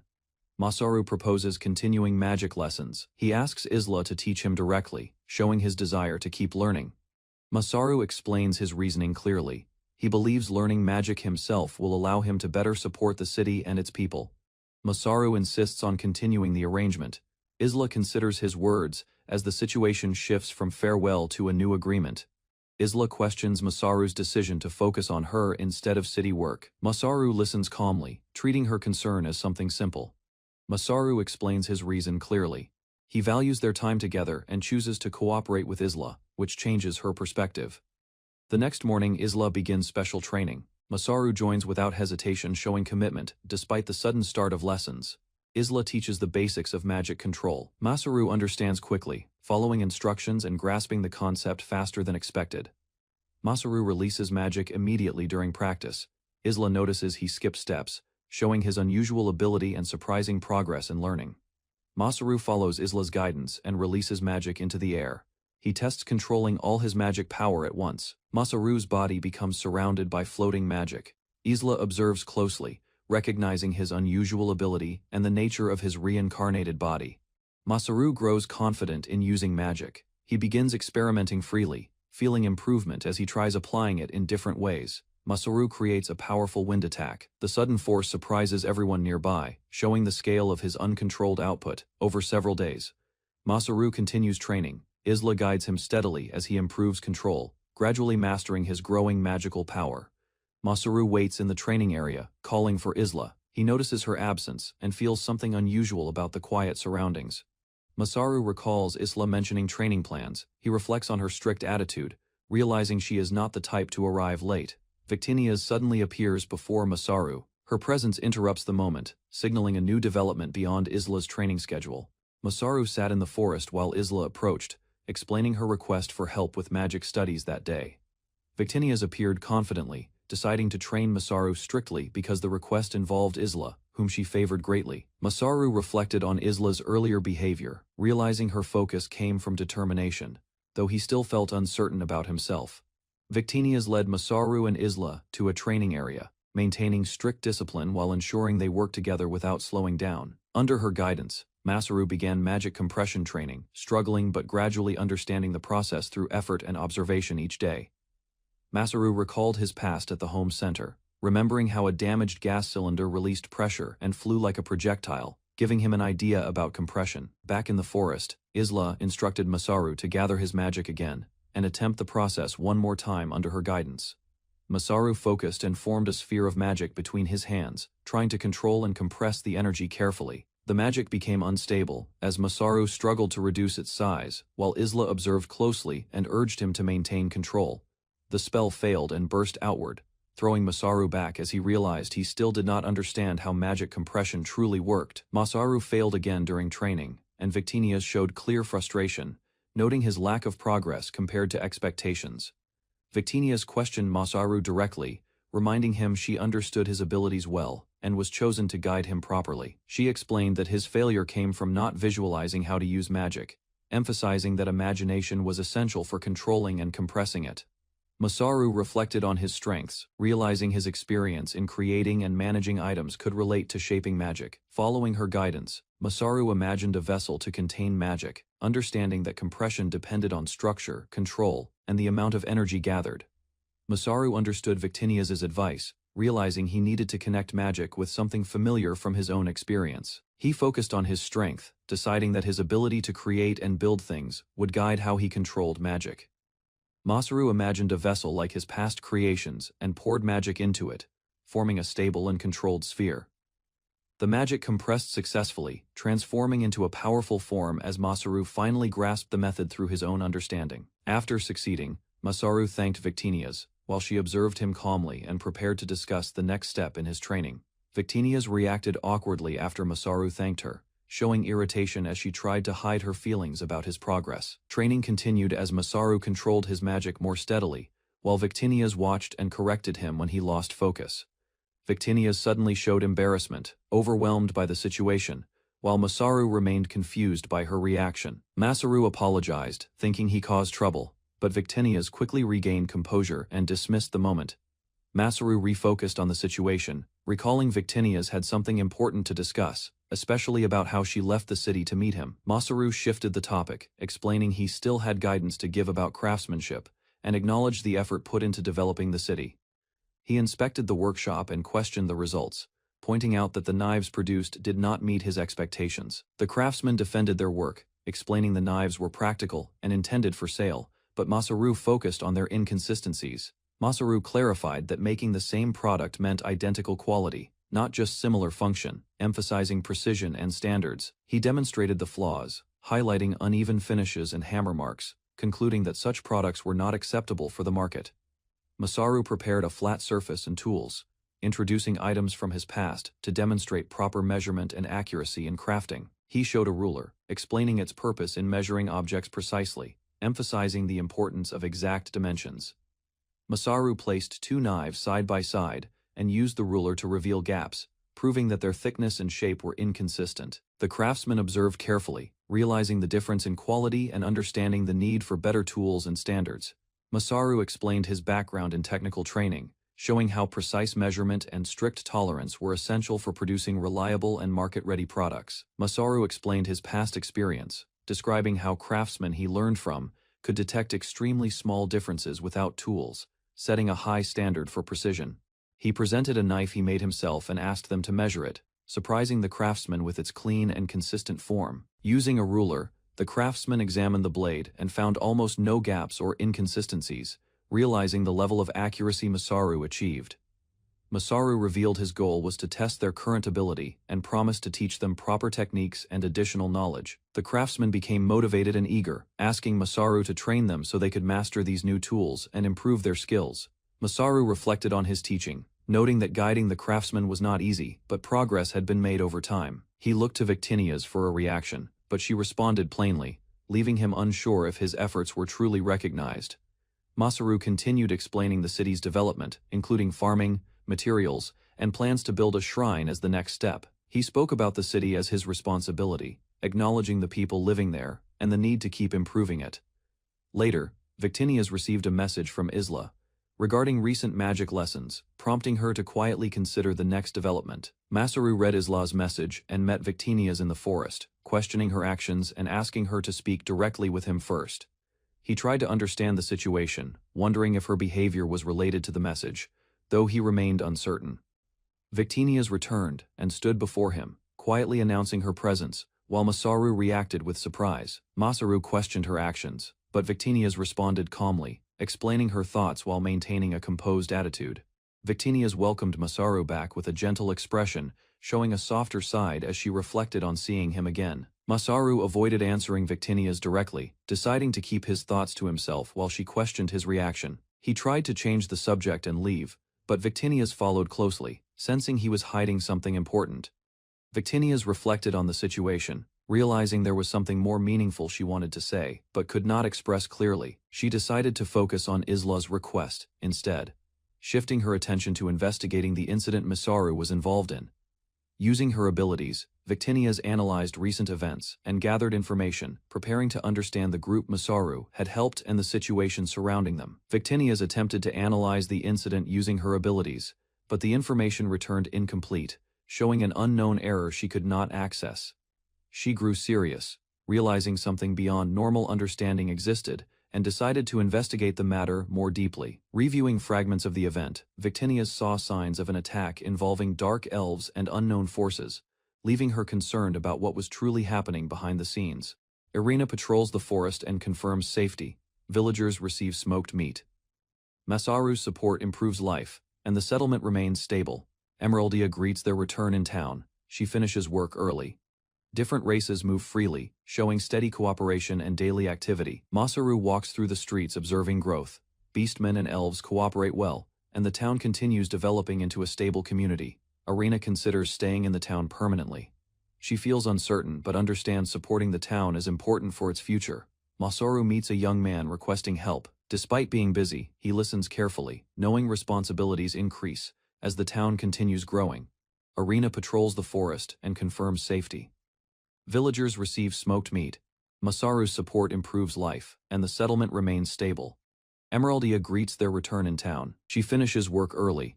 Different races move freely, showing steady cooperation and daily activity. Masaru walks through the streets observing growth. Beastmen and elves cooperate well, and the town continues developing into a stable community. Irina considers staying in the town permanently. She feels uncertain, but understands supporting the town is important for its future. Masaru meets a young man requesting help. Despite being busy, he listens carefully, knowing responsibilities increase as the town continues growing. Masaru listens as Aramalda discusses possible survivors. He recalls their earlier meeting and questions whether she was escaping during that time. Masaru and his companion reflect on her story. They question the strength of the golems and understand that an entire country was destroyed. Aramalda explains they needed time to think. Months passed after reaching the Beastman city, which led her to finally speak now. Aramalda struggles with her decision. She considers staying safely or returning to rebuild, but feels she must confirm the truth herself. Aramalda expresses her resolve to learn what happened. She asks Masaru to take them back to Stenzen, despite the danger involved. Masaru questions Aramalda about the sudden attack. She admits they do not know the cause, as everything happened too quickly. Masaru considers possible reasons behind the attack. He suggests a grudge, but his companion doubts that explanation and remains uncertain. Irina listens and reflects on the Dark Elf's nature. She finds the situation strange and asks Aramalda to explain events clearly. Aramalda describes the invasion. Enemies crossed the moat and attacked from inside. Knights resisted, allowing only a few citizens to escape. Masaru focuses on details about the golems. He asks about their size, numbers, and characteristics to better understand the threat. Irina struggles to recall details about the attackers. She mentions many types of creatures, but cannot clearly remember their appearances during chaos. Masaru suddenly realizes something important. He identifies the creatures as spiders, reacting strongly as he connects the details together. Masaru stands up abruptly, surprising everyone. His reaction draws attention, as others begin to question if he has understood the situation. Masaru avoids continuing the discussion. He quickly steps away, leaving responsibilities behind, showing discomfort after realizing the creatures involved were spiders. Masaru reveals his fear and allergy toward spiders. His reaction becomes intense, causing concern among others as they process his sudden change. Masaru reacts nervously as others notice his fear of spiders. His companions tease him, exposing his weakness, despite his usual confidence. Masaru admits his fear openly. Zack and others laugh, while the group wonders if this weakness will affect their ability to handle threats. Masaru regains composure and thinks seriously. He considers unknown dangers behind the attack and the importance of protecting the town's development. A sudden message appears before Masaru. The group reacts with confusion as he realizes it is a communication from the gods. Masaru reads the message carefully. The gods request investigation of unknown monsters and offer a reward, forcing him to consider accepting. Masaru makes a firm decision. He declares responsibility and promises full support to resolve the incident. showing determination to take action. Aramalda and others react with surprise. They question Masaru's sudden resolve, unsure if he truly intends to help them. Masaru confidently states he will escort Aramalda to Stenzen. He overcomes his fear and commits to facing any obstacles ahead. The group discusses preparations for the journey. Masaru suggests a test, reassuring everyone while planning carefully for the upcoming trip. Masaru reveals a special carriage he created. It moves without horses, showing his invention will support their journey to Stenzen. Masaru presents improved carriage designs. He explains suspension systems to reduce impact, planning upgrades to ensure stability and safety during travel. The group gathers for testing. Masaru prepares to collect data while allowing Aramalda to observe, ensuring the carriage performs as intended. The test begins with tension. Everyone reacts nervously as Masaru starts movement, while others step aside to avoid potential danger. Masaru drives at high speed. The carriage moves smoothly, impressing Aramalda as the system proves effective, without instability or major issues. During the test, goblins appear ahead. Masaru continues forward, demonstrating confidence as the group prepares to handle the sudden threat. After the test, Zack lies exhausted. Masaru reviews performance calmly, noting improvements needed while others recover from the intense experience. The group discusses results. Despite high speed, the carriage remains stable. Aramalda hesitates, unsure about relying on it for travel. Zack acknowledges Masaru's skill. He explains that magical support played a key role, making the carriage safer than expected. Masaru plans further improvements. He appears confident, thinking carefully, while others decide to trust his judgment and wait for completion. Masaru continues working alone at night. As he finishes adjustments, he suddenly senses a presence, recognizing the voice of Victinia's nearby. Masaru finishes work for the day. He calmly explains resource plans, then decides to rest, leaving remaining tasks for later. At night, Victinia's appears before Masaru. Her expression is serious, and she reveals she has an important request to make. Victinia's asks Masaru to eliminate the remaining threats in Stenzen. Her words carry deeper meaning, suggesting danger beyond normal enemies. Masaru listens closely as Victinia's shows concern. The situation becomes heavier, and he realizes the mission may involve difficult consequences ahead. Masaru stands in village, preparing departure, while companion watches, sensing change. As his new project signals beginning of journey ahead, Masaru explains his flawless creation, attributing improvements to guidance from Goddess.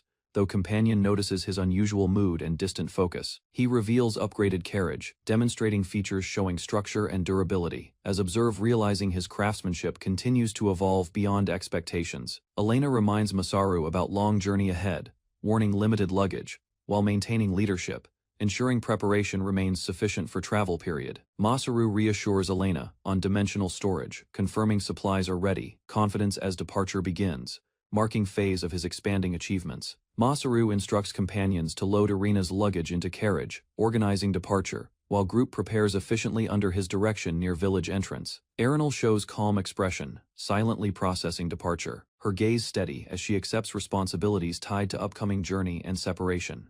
Masaru and others notice Erinal's decision to stay behind, confirming arrangement already discussed as atmosphere becomes serious among group members. Erinal expresses duty to protect future and guide dark elves, accepting mission to remain while entrusting others to carry purpose forward. Adelina and companions react with energy, committing to journey as determination strengthens group, marking clear division between those leaving and staying. Adelina accepts role as administrator, deciding to support city management when Masaru is absent, while companion confirms Masaru entrusted responsibility. Masaru explains need for stronger structure, noting increasing population, while encouraging Adelina to begin learning responsibilities and improve her leadership abilities. Zack shows determination to train, requesting evaluation after journey, while Adelina acknowledges effort, expecting visible results from his continued practice. Masaru compares Zack to Lancelot, highlighting difference in strength, while Zack reacts, realizing expectations placed upon him remain significantly high. Group gathers near carriage, continuing preparations, while others observe Masaru's interactions, recognizing his influence as departure moment steadily approaches. A messenger rides toward capital, carrying Masaru's letter reporting Stenzen attack, ensuring information arrives quickly while main group continues journey separately. Masaru discusses situation with companions, emphasizing urgency to spread news, while others express concern about readiness and difficulty of mission ahead. Masaru decides to limit group size, prioritizing efficiency, instructing others to board carriage after final checks, before departure begins. Masaru commits to completing mission quickly, focusing on clear objective, while companion supports decision as they prepare to leave immediately. Masaru assigns remaining responsibilities to Adelina, confirming small team will proceed, promising swift return as group separates to fulfill roles. Masaru drives carriage at high speed toward Stenzen, while companions react with urgency, realizing situation requires immediate action upon arrival. Carriage moves across open land. Masaru maintains control, while Irenal observes calmly, understanding seriousness of mission and pace required. In distant location, Wane-sama appears exhausted, while Isla watches with concern, sensing emotional burden connected to unfolding events. Wane-sama struggles with guilt, unable to forgive herself, as Isla supports her, recognizing internal conflict caused by recent incident. Adelina watches departing carriage, trusting Masaru's mission, expressing hope for safe return, while maintaining composure despite underlying concern. Masaru and Irena travel towards Stenzen, discussing harmony between races, while recalling peaceful forests, unaware of destruction awaiting at destination. From a hill, they spot remains of outer structures, as Irena explains former strength of defenses, suggesting city once stood secure. Masaru observes silently, expression tightening, realizing situation may be worse than expected as they approach fallen capital. Irena struggles to accept reality, recalling past beauty of city, while hesitation shows emotional conflict between memory and present destruction. They arrive overlooking ruined Stenzen, confirming capital has fallen, as devastation spreads across landscape, marking consequence of golem attack. Masaru grabs Irena's arm, stopping her from rushing forward, sensing danger within ruined capital as her emotions begin to take control. Irena insists on entering city, despite risk, driven by shock, while Masaru warns time has passed, and urges focus on survivors. Masaru firmly states no survivors remain, relying on judgment, while Irena struggles to accept conclusion, showing doubt and emotional resistance. Group gathers in tension as Masaru explains reasoning, while Irena questions his certainty, unable to understand his calm reaction. Irena confronts Masaru directly, rejecting claim, demanding proof, as conflict grows between logic and emotion in face of destruction. Irena hesitates but agrees to listen, as companions trust Masaru's judgment, creating brief calm before explanation begins among the group. Group rests under trees, atmosphere quiet, while Masaru prepares to explain reasoning, and others wait, observing his serious expression. Irena reveals suspicion about goddess Victinia's, questioning whether destruction of Stenzen was intentional, shifting discussion toward hidden truth. Masaru confirms awareness of city's condition beforehand, explaining this knowledge led to his conclusion that no survivors remained. Irena reacts strongly, rejecting idea of divine involvement, confronting Masaru directly, as tension rises over truth behind Stenzen's destruction. Irena questions Masaru's claim, suspecting connection to gods, while deciding to search city herself, unable to accept his conclusion. Zack reflects on Masaru's behavior, realizing he knew truth earlier, while Irena considers whether to trust Masaru's explanation about goddess. Group discusses situation, recognizing actions seem unusual as Masaru's knowledge and status create doubt about normal understanding of events. Irena reveals belief that Masaru acts under divine role, explaining his actions as duty, while tension grows over hidden responsibilities. Masaru clarifies relationship with Victinia's, denying authority role, stating simple connection, while others reconsider assumptions about his involvement. Irena questions Masaru about his connection to gods, surprised by truth, while realizing his identity is more complex than expected. Group accepts Masaru's explanation, though uncertain, deciding to follow his orders, acknowledging his ability to communicate with gods. Masaru gives instructions, telling them to observe from distance, deciding to confront remaining golems alone to avoid putting others in danger. Masaru states his objective clearly, targeting both golems and ruined capital, showing determination to resolve situation completely. Masaru declares he will destroy all enemies, sitting calmly, while companions react with shock at his extreme decision and resolve. Masaru sits with two companions near the forest ruins. The group discusses the situation after leaving the royal capital and considers options. Masaru reflects carefully on the crisis. He believes following orders and fixing the situation step by step is the only realistic approach. Adeline questions the plan strongly. She wants immediate action against the golems threatening the city and doubts the need for restraint. Another ally supports Masaru's reasoning. He agrees the threat is too large to handle directly and requires a careful strategic solution. The group concludes the discussion. They believe Emerald would not approve reckless actions, so they prepare to follow a more controlled plan. Masaru listens as Adeline explains. She already discussed the plan with Emerald. She confirms permission was granted, making the decision more serious. Masaru recalls when he first accepted the mission. He remembers speaking with the goddess and the queen before taking responsibility. In the past, Masaru explains his plan in the Beastman town. Victinias and Emerald react strongly, questioning the risks and consequences. Emerald states the situation in Stenzen clearly. The city has no allies left, and the golems remain unmoving since the incident. The group reflects on the meaning of the decision. They understand the risks, but believe this may be their only opportunity. Emerald confronts Victinias and questions her decision. She refuses to accept losing their last home after everything they already sacrificed. Victinias lowers her gaze and shows regret. She understands the pain caused by the decision and quietly accepts responsibility. The room becomes tense. Emerald struggles to accept the answer, while others remain silent, unable to resolve the conflict. Emerald collapses in frustration. She feels abandoned and believes no one, not even the goddess, will save them now. Masaru steps forward to explain. He tries to clarify the situation to Emerald and calm the misunderstanding within the group. Masaru kneels before Emerald and holds her hands. He explains his purpose and believes he was sent to protect her. Victinias offers support despite the situation. She promises to help rebuild if destruction cannot be avoided, showing her commitment. Masaru reassures Emerald calmly. He explains that Victinias still cares deeply for the world and would never act without reason. Masaru asks Emerald to understand later. He hopes she can forgive Victinias once everything is resolved, and the situation returns to normal. Masaru reveals his true concern. He wants to protect his friend and avoid seeing her suffer as the conflict continues. Victinias reacts to Emerald's expression. She notices the pain in her face and understands the emotional weight behind the situation. Emerald admits her feelings honestly. She cannot forgive yet, but she accepts Masaru's explanation and tries to move forward. Emerald regains composure. She decides to live through the crisis and hopes to reach a future where forgiveness becomes possible. Victinias makes a quiet request. She asks Emerald to listen and consider her wish, showing her sincerity and emotional struggle. Masaru explains the queen's decision. Emerald must witness Stenzen's fate herself, and he accepts responsibility to guide her safely. The group finalizes their roles. Masaru will carry out the plan while others support him, and Emerald is assigned to observe closely. Emerald reflects on the past. Memories of Stenzen weigh heavily on her as she prepares to face what remains of her home. Emerald questions the situation again. She realizes there are no allies left in the city and accepts the reality slowly. With quiet resolve, Emerald entrusts Masaru. She accepts that he will witness the city's final moments on her behalf. Masaru and his companions move forward. They promise to stay by Emerald's side until everything is over and the mission is complete. Masaru accepts his role with determination. He dedicates himself to the goddess and the land. Fully committing to the mission ahead, Masaru organizes the team quickly.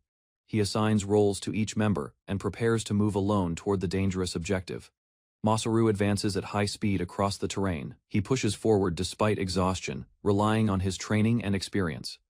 Masaru reaches the ruined area. He observes the aftermath and identifies the golems responsible for the destruction of the region. Strange creatures surround the battlefield. Masaru senses something unnatural within the golems and prepares for a more dangerous encounter. Masaru focuses on his plan. He decides to destroy everything with a single explosion to eliminate the threat completely and quickly. Masaru remembers Emerald's tears. He strengthens his resolve, refusing to let her suffer again, and commits to ending the situation. Masaru prepares his technique. He begins spreading material into the air, relying on knowledge from his previous world to execute the plan. Masaru explains the process in his mind. The powder will react with oxygen once ignited and spread through the air. Masaru ensures proper distribution. He understands that even spacing of particles will create a full reaction and trigger a powerful explosion. Masaru activates his plan and controls the air. He creates a barrier over the capital, preparing the environment for the explosion. Masaru uses item box and air control together. He releases materials into the sky, forming a concentrated mass above the city. The powder spreads across the capital. It falls like snow, covering the entire area evenly as Masaru maintains control. Masaru prepares the final step. He channels magic into flame, ready to ignite the mixture and trigger the reaction. Masaru watches the scene below. He accepts the destruction and quietly bids farewell to Stenzen before the explosion begins. Masaru stands alone and activates the final step. He remembers his promise and accepts the burden while facing the creatures below. The explosion begins instantly. The powder ignites and spreads across the area, destroying everything as Stenzen disappears in the blast.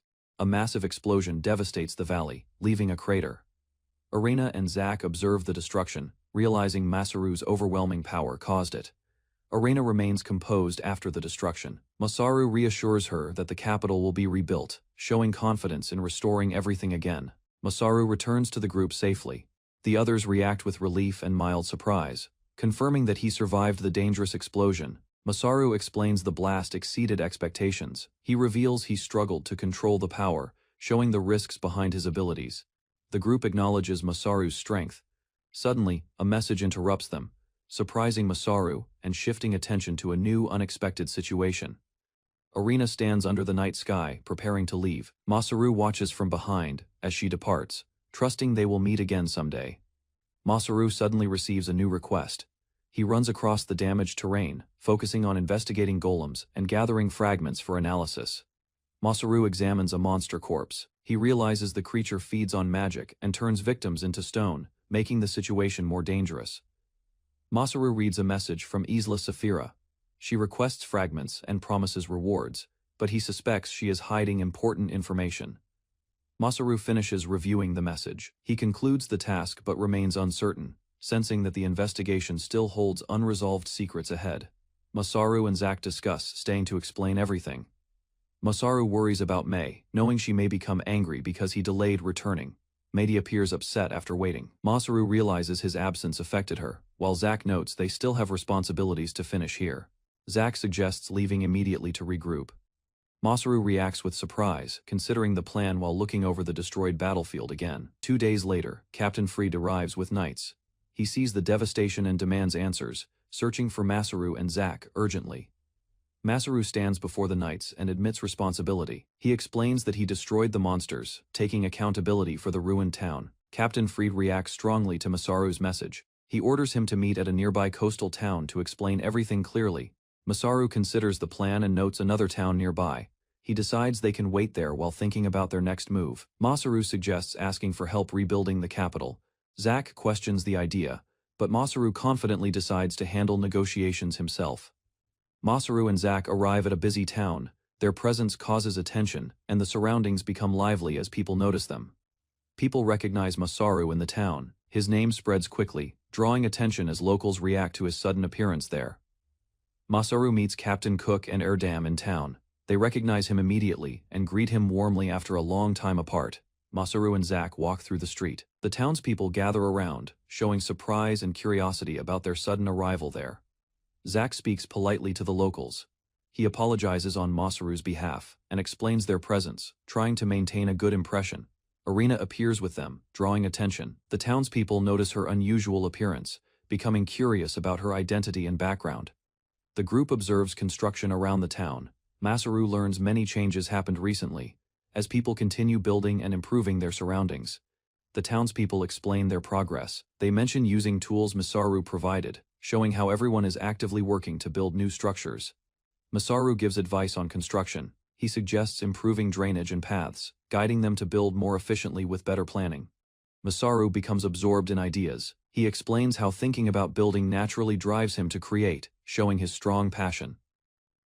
The townspeople gather around Masaru. They ask for more help and guidance, showing excitement and trust in his knowledge and abilities. Captain Cook and Erdam intervene calmly. They remind Masaru to handle his condition first, deciding that other matters can be addressed later.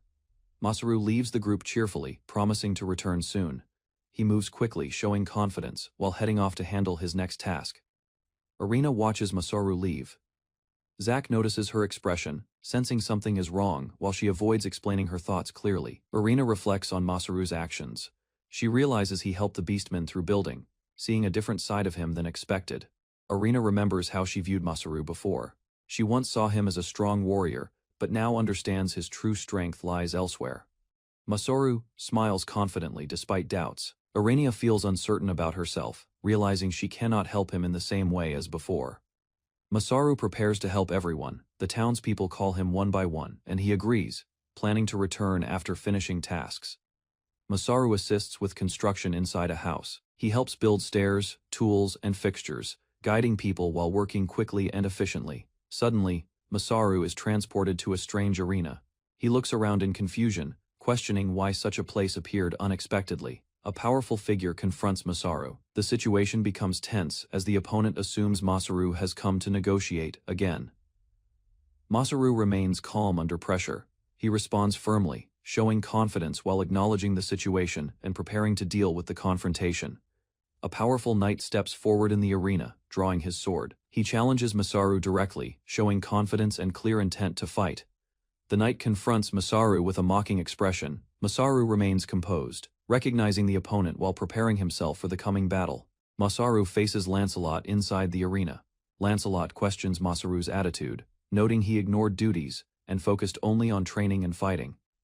Masaru appears calm and prepared. His allies observe from a distance, realizing he has changed and returned stronger, ready to face Lancelot seriously. Lancelot smiles with excitement. He prepares his weapon, showing eagerness for battle and confidence in testing Masaru's growth and determination. Masaru stands firm before Lancelot. Lancelot is introduced as a fierce commander who loves combat, making the confrontation tense and unavoidable. Masaru remains composed and signals readiness. He intends to fight first, then handle other matters, showing responsibility and resolve. Despite Lancelot's dangerous nature, Masaru reviews his updated status. His level and abilities increased greatly, showing major growth after recent battles and accumulated experience from fighting.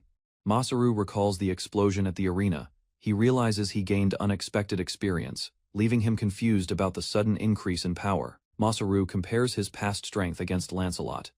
He understands the gap has changed and becomes cautious to avoid causing serious harm. Lancelot acknowledges Masaru's restraint. He believes holding back is disrespectful, showing his desire for a full, honest battle without limitations. Masaru accepts the challenge seriously. Both prepare to fight without hesitation, recognizing each other's strength and committing fully to the battle. Masaru and Lancelot face each other calmly. Lancelot shows excitement, viewing the fight as long-awaited and worthy of full effort from both sides. Lancelot recognizes Adeline's influence through Masaru. He observes similarities, linking Masaru's behavior and growth to her presence and guidance. Masaru acknowledges Adeline's importance. He reflects on her actions, recognizing how she supported him and contributed greatly to his current path. Adeline is shown working with others. She actively helps develop the town, strengthening bonds and playing a major role in its growth. Masaru prepares for the fight seriously. He sets a condition before continuing, showing determination and careful intent before the battle begins. Lancelot sets his condition. If he wins, Masaru must bring Adeline, as he wants to confirm her thoughts and intentions directly.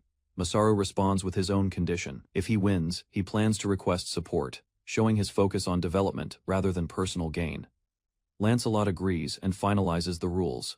The duel will continue until one surrenders, ensuring a decisive and serious confrontation. Allies watch the arena nervously. They worry about the commander's intensity and question whether Masaru can safely handle the situation. Masaru and Lancelot stand ready with weapons drawn. Both acknowledge the risk, yet remain determined to proceed with the battle. Lancelot strikes the ground with force.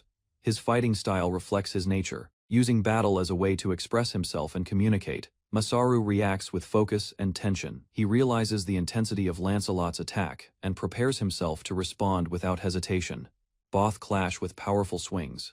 Their attacks create shockwaves across the arena, showing their strength and causing destruction around them. Lancelot smiles during the clash. He enjoys the fight, confirming his desire for a serious battle against a worthy opponent like Masaru.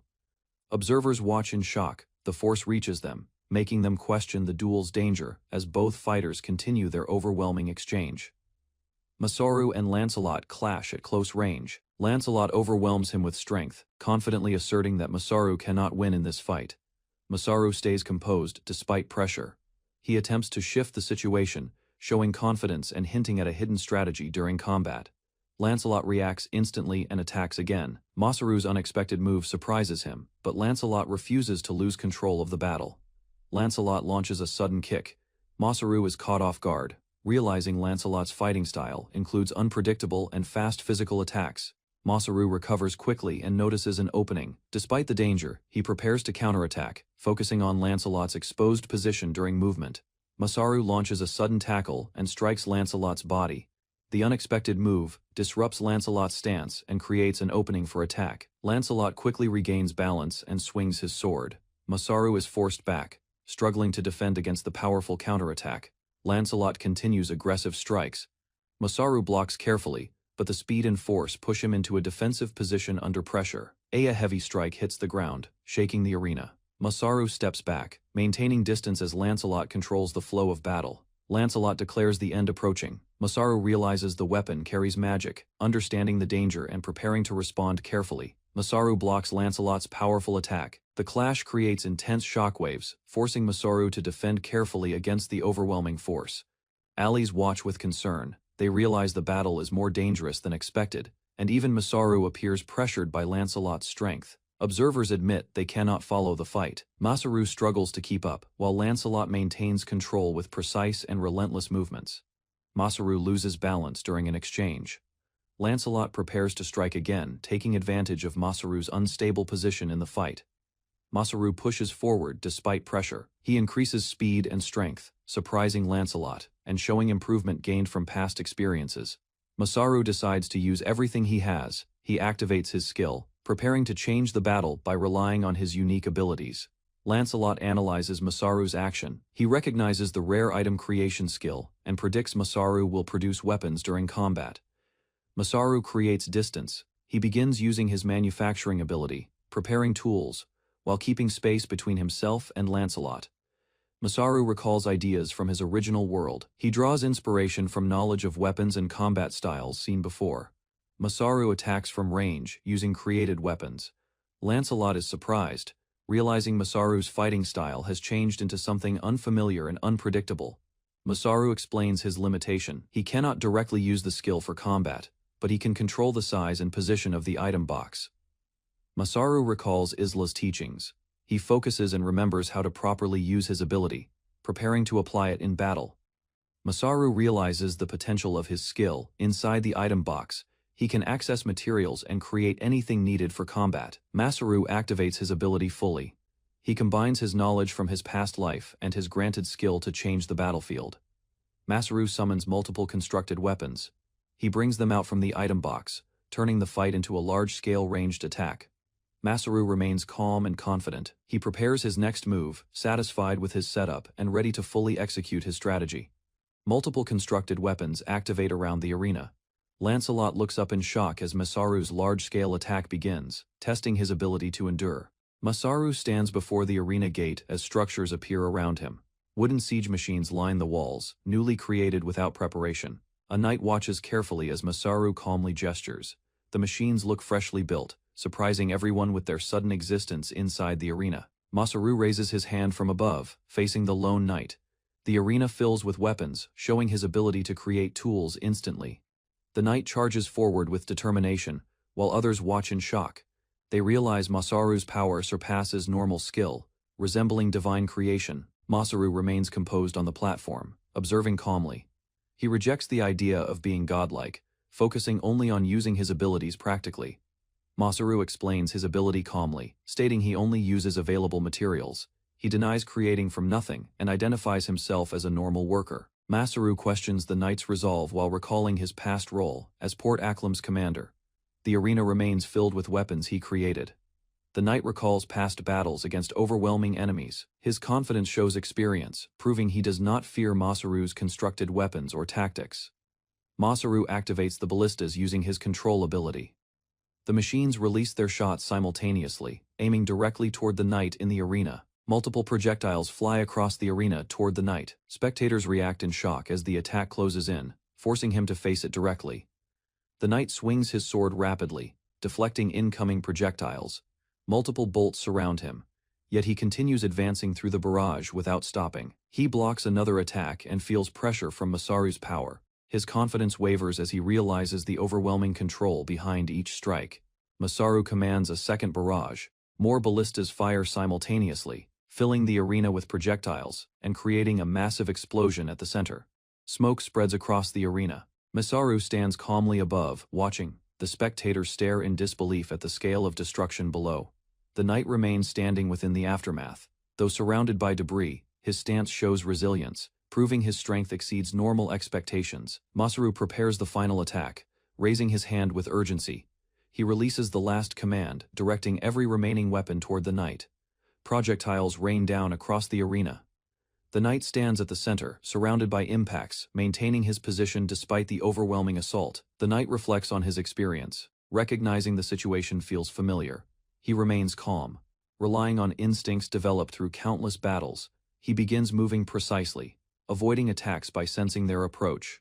His body reacts naturally, allowing him to navigate through the continuous barrage. Masaru watches in shock as the knight adapts. The spectators observe silently, realizing the battle has shifted beyond simple overwhelming force. The knight smiles and demands more from Masaru, excited by the battle.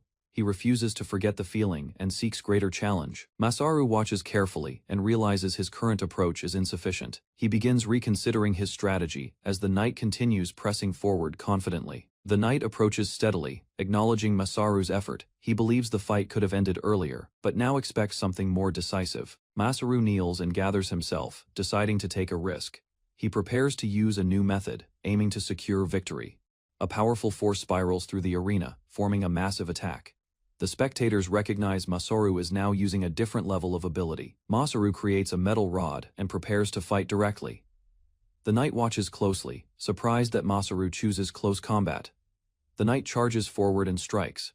Masaru blocks with the rod, stopping the attack and holding his ground under pressure. Masaru explains the rod's structure and strength. It withstands the knight's power, proving his crafted tool can match direct combat. The knight steps back and evaluates Masaru again. He recognizes the change in approach and prepares for a different kind of fight. Both engage in close combat, exchanging blows. The knight questions Masaru's abilities, realizing his skills extend beyond simple construction. The knight rushes forward, confident in his superior technique. Masaru holds the rod firmly, preparing to respond despite the clear difference in combat skill. The knight overwhelms Masaru with a powerful strike. Masaru is forced back, struggling to maintain balance as the attack pushes through his defense. The knight believes victory is near as Masaru focuses on defense. He assumes the outcome is decided as pressure continues to build. The knight pauses briefly, sensing something unusual. He begins to question Masaru's defensive stance, and notices a possible hidden intention. Masaru remains crouched while the knight analyzes the situation. The knight considers that Masaru may still have a chance using earlier preparations. Masaru remains focused on defense, enduring the knight's pressure. The knight questions his intent, believing the battle will end soon in his favor. The knight launches another powerful strike. Masaru continues blocking, maintaining position while waiting for the right moment to act. Spectators observe the fight closely, noting Masaru's unusual persistence. They recognize his instincts, but assume the knight is close to victory. Masaru reveals his plan, explaining the setup of earlier attacks. The knight realizes too late that something has already been put into motion from above. Delayed projectiles begin descending toward the arena. The knight looks up, understanding Masaru's strategy as the final attack approaches. Masaru reveals his strategy, explaining he dropped a massive rock from high above using storage space and guided it toward the arena. He admits his magic is nearly depleted after controlling the fall. The knight realizes Masaru relied entirely on this final setup. The knight prepares himself. Understanding the situation, he considers surviving the attack, believing endurance will still lead him to victory. With determination, the knight declares his intent to win. He focuses forward, refusing to back down. Despite the overwhelming threat above, the massive rock descends rapidly toward the arena. Both stand beneath it, but the knight finally recognizes the scale of Masaru's final move. The massive rock descends rapidly toward the arena. The knight realizes its weight and speed make it impossible to cut or escape. Spectators react in fear as the rock approaches. They understand the impact will destroy everything within the arena if it lands directly. Masaru activates his ability and opens storage space. The falling rock is redirected and disappears before striking the ground. The arena remains intact as the rock vanishes. The knight looks up in shock, realizing Masaru controlled the outcome completely. Masaru admits he pushed himself to win. The knight accepts the result, recognizing Masaru's strategy secured victory. Masaru stands calmly and explains his actions. He emphasizes that a win is still valid, even if achieved through unconventional methods. Masaru observes the arena as competitors argue about earlier moves, recalling how one jumped to the spectator level during the match. Masaru watches two participants accuse each other of using an item box and summoning materials unfairly during the intense competition. Masaru notes the tension rising as both fighters deny cheating, each insisting victory was deserved, despite unclear actions during the match. Masaru sees the argument escalate into a physical struggle as the two competitors grab each other while officials attempt to intervene. Masaru realizes the fight continues without resolution, both sides exhausted yet stubborn, refusing to stop despite the prolonged conflict. Masaru watches as Lancelot and others calm down, their argument ending, though tension remains between them after the intense match. Masaru is called into a room where officials prepare to discuss the outcome, as Lancelot accepts the result reluctantly. Masaru notices Lancelot approaching again, questioning him about earlier actions, still suspicious about what truly happened during the match. Masaru joins a meeting with Adeline and others, where an official prepares to deliver an important incident report to the group. Masaru hears shocking news that the neighboring city Stenzen has fallen, leaving everyone in the room surprised and concerned about consequences. Masaru listens as others explain Stenzen's fall, noting it is the royal capital and the safest city, now unexpectedly destroyed. Masaru observes Lancelot angrily blaming him, insisting the duel was careless and mistimed, despite the serious situation surrounding them. Masaru notices the group questioning him, assuming he already resolved the crisis, while Lancelot continues pressing him for responsibility. Masaru calmly explains his actions, stating he destroyed the monsters before arriving, though the overall situation remains unresolved. Masaru reveals the truth, admitting he caused massive destruction with an explosion, leaving others shocked and uncertain about his actions. Masaru explains he cleared the forest around Stenzen before arriving, admitting the situation is complicated, but believing his actions were necessary. Masaru listens as Lancelot questions his purpose, doubting whether he only came to report the destruction without offering further solutions. Masaru states his goal clearly, requesting support from Stenzen's neighboring city, and asking assistance for refugees and the Dark Elves. Masaru observes hesitation from the knights, as they explain their limits, despite understanding the seriousness of the crisis and his request. Masaru proposes cooperation through trade with the Beastman town, suggesting it will provide materials needed to rebuild Stenzen and restore stability. Masaru reassures the group, explaining Beastmen are not enemies, though others worry about humans' past actions, causing distrust and possible conflict. Masaru confidently offers himself if a fight is needed, showing trust in Lancelot while trying to ease tension within the group. Masaru watches as Lancelot considers the situation carefully, deciding not to seek outside help and thinking through possible solutions.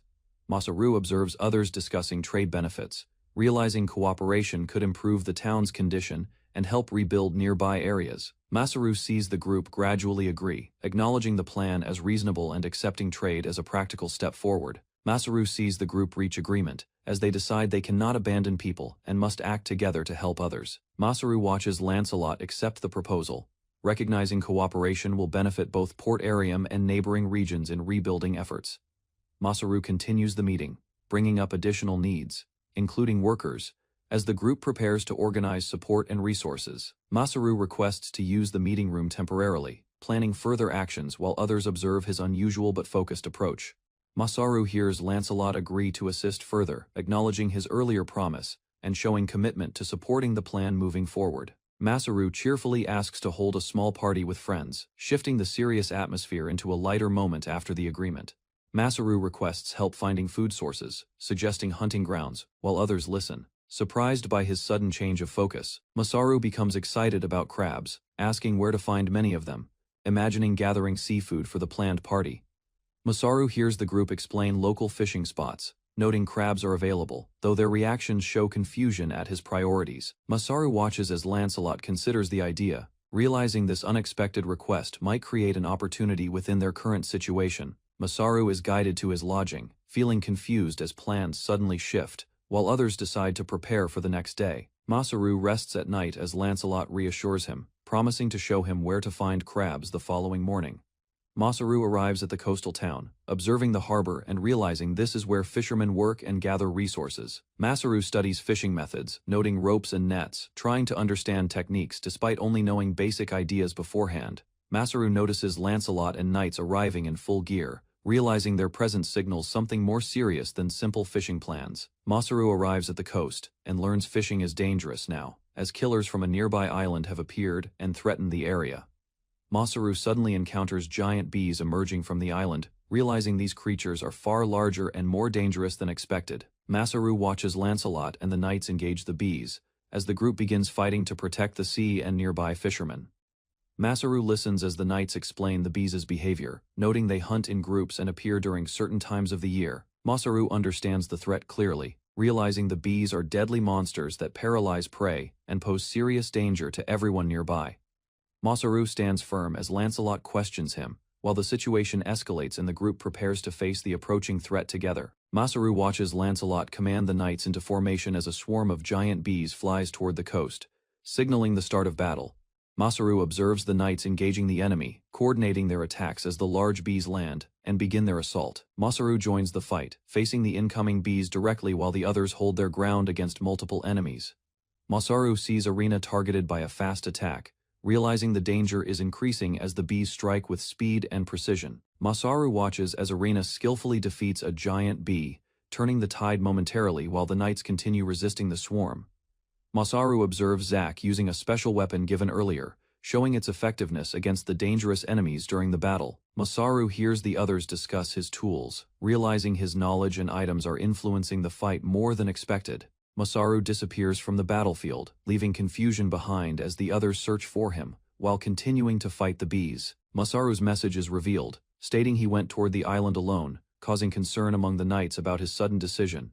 Masaru suddenly heads toward the island, leaving everyone shocked as he moves alone across the sea toward the source of danger. Masaru's message reaches Victinias, who reads it while resting, surprised by his unexpected action and sudden decision to leave. Masaru prepares for his plan, confirming his arrival on the island and sending word while thinking about the next steps. Masaru equips old tools and gear, recalling abilities from earlier, preparing himself carefully for the task ahead.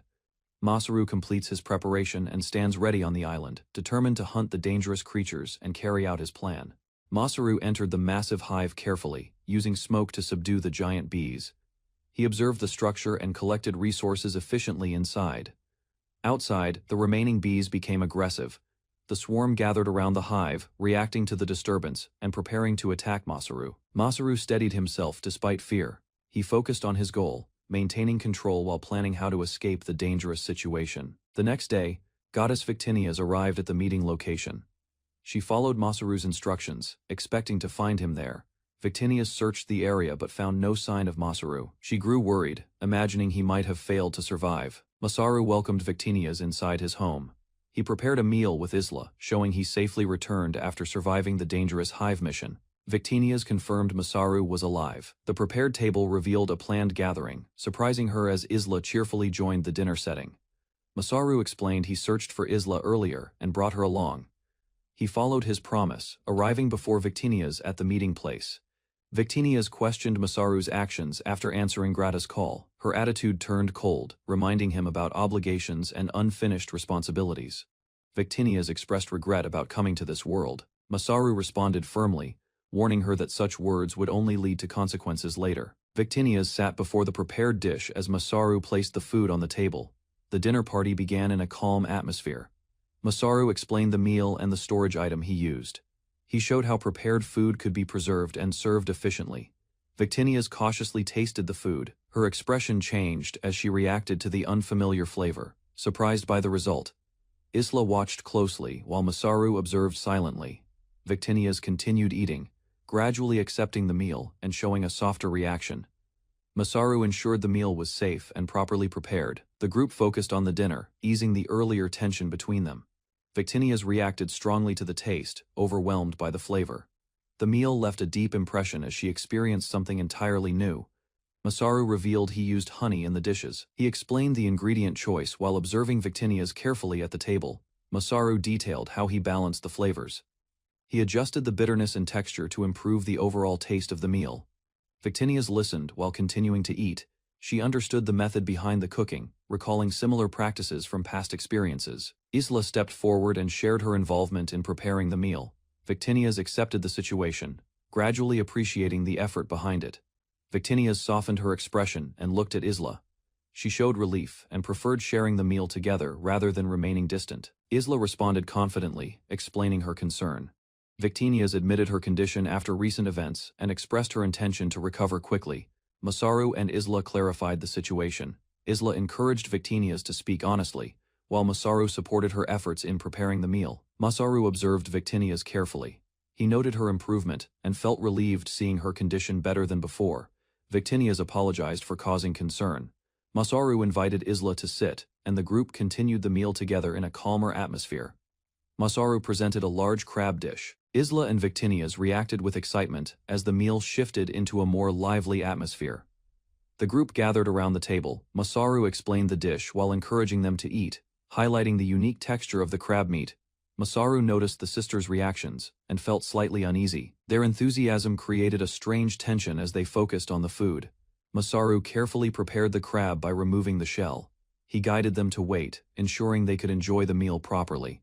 Victinias eagerly accepted the food directly. Masaru reacted in surprise as her behavior became unexpectedly bold during the meal. Masaru watched as Victinias enjoyed the crab. Isla prepared to continue, while Masaru questioned the situation developing in front of him. Isla followed Victinia's pace. Masaru became concerned as both showed unusual reactions, making him uneasy about their behavior. Victinias urged Masaru to continue serving food. Isla joined in increasing pressure as Masaru struggled to keep up with them. Both sisters leaned closer, fully focused on the meal. Masaru felt overwhelmed as their expectations and presence intensified around him. The meal ended with satisfaction. Masaru felt exhausted, while Victinias expressed gratitude and the atmosphere finally calmed after the intense dinner. Isla presented a skill ticket as a reward. She explained it was related to the investigation, showing appreciation for Masaru's efforts. Victinias and Masaru listened as Isla described the case. The reward was confirmed, and the purpose of the ticket became clear. Masaru considered using the item. He recalled similar concepts and began thinking about how the system would function. Isla activated the process. Cards appeared around her as she prepared to assign a skill based on Masaru's choice. Masaru focused on the floating cards. He prepared to select one, understanding that his decision would determine his new ability. Masaru selected a card and energy surrounded him. Isla confirmed the process was complete, granting him a new skill from the ticket. Masaru examined the result and identified the ability as Precision 6. He focused on understanding how the new skill functioned. Masaru opened his status and noticed additional abilities. Multiple techniques appeared, expanding beyond the single skill he expected. Isla reacted with surprise as Masaru revealed the extra skills. Victinias observed quietly while Masaru questioned the unexpected outcome. Victinias explained the ticket's origin. The item contained strong divine power, which resulted in Masaru receiving multiple abilities instead. Masaru expressed gratitude for the skill he received. He reassured the others, showing appreciation for their support and kindness during the gathering. Isla reacted playfully to Masaru's words. She interpreted his gratitude differently, showing a teasing attitude while observing his response. Victinias became visibly upset. She questioned the situation and reacted strongly, creating tension as emotions rose between the group. The argument escalated briefly. Masaru tried to calm the situation while Victinias expressed frustration, warning about consequences before the mood shifted. 2 weeks later, new figures arrived at the Beastman town. Their appearance signaled the beginning of a new development. Masaru stood tense as the situation confirmed Victinia's earlier warning. He realized the prophecy had become reality and could no longer be ignored. New arrivals confronted Masaru at the town entrance. They questioned his absence, showing concern about his delayed return. Masaru explained his actions and recent activities. He described negotiations, meetings, and events that kept him occupied during his absence. The group reacted to Masaru's explanation. Some doubted parts of his story while others focused on more important matters requiring attention. Preparations began across the Beastman town. Carriages arrived and workers moved quickly, signaling a major event that required immediate organization. Masaru oversees the settlement as former Beastman slaves arrive. Adeline organizes them, guiding each group toward new homes in orderly lines. Masaru explains plans for work, food, and trade. The villagers listen as he outlines farming, livestock, and cooperation with nearby regions. A sudden call interrupts Masaru and Adeline. They turn toward the voice, noticing villagers approaching with urgency from another part of town. 2 young Beastman children approach Masaru, expressing gratitude. They now have a home and begin to think about their future in safety. Masaru accepts their gratitude calmly and asks them to help with construction, encouraging them to contribute to rebuilding and improving the settlement together. Masaru stands with 2 beastmen as they look around the town. They begin thinking about a suitable name for it. Inside the elder's house, Masaru and Adeline discuss plans. They organize trade, road repairs, and cooperation with Port Oram for supplies. The group continues planning food production. They consider fish processing, preservation methods, and ways to ensure stable meals for everyone in town. Masaru becomes silent and focused, thinking deeply. His serious expression shows he is carefully considering an important decision for the settlement. Adeline and others realize Masaru is thinking about naming the town. They watch him, understanding the importance of this moment. Masaru insists that naming the town is important. Adeline watches him, slightly concerned as he becomes distracted during the meeting discussion. Masaru explains his reasoning seriously, believing the town's future depends on its name. The others listen as he emphasizes its importance. Masaru overthinks the idea, recalling past experiences. His thoughts become overwhelming, showing how deeply he is affected by the decision. Adeline steps in and reminds everyone that Masaru should decide. The group agrees to discuss the town's name together to support him. Masaru takes a break and works with the villagers. He helps with construction, clearing his mind while continuing to support the town's growth. Masaru works on new devices and checks livestock areas. He continues improving daily life, while villagers help with tasks around the settlement. After some time, Adeline observes Masaru. She notices he is still distracted, despite progress in construction and daily operations. Masaru becomes overwhelmed again, struggling to decide the town's name.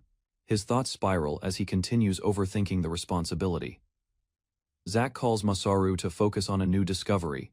Adeline prepares to test something, drawing attention away from Masaru's worries. Masaru regains composure and joins Zack and Adeline. He shifts focus to the discovery, temporarily setting aside the naming problem. Masaru activates his map skill and checks the excavation progress. He monitors the digging site while coordinating with Adeline nearby. Adeline tests the digging tool and confirms its efficiency. The device works independently, making excavation easier compared to manual labor. The tool drills through solid ground using magical power. It forms a stable tunnel, though it consumes energy from the user.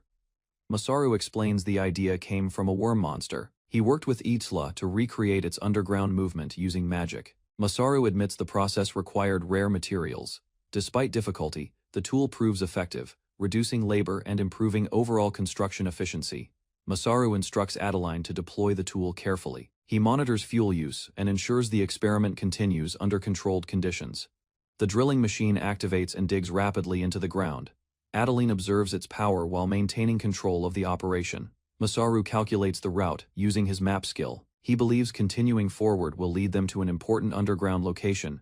Masaru suddenly senses something ahead. He reacts quickly, focusing on the direction as he confirms the presence of something underground. Victinias appears and interferes with Masaru's movement. The sudden action surprises him, interrupting his focus during the excavation process. Masaru is confronted by Victinias, who suddenly appears. She questions him about his decision, focusing on the unresolved issue.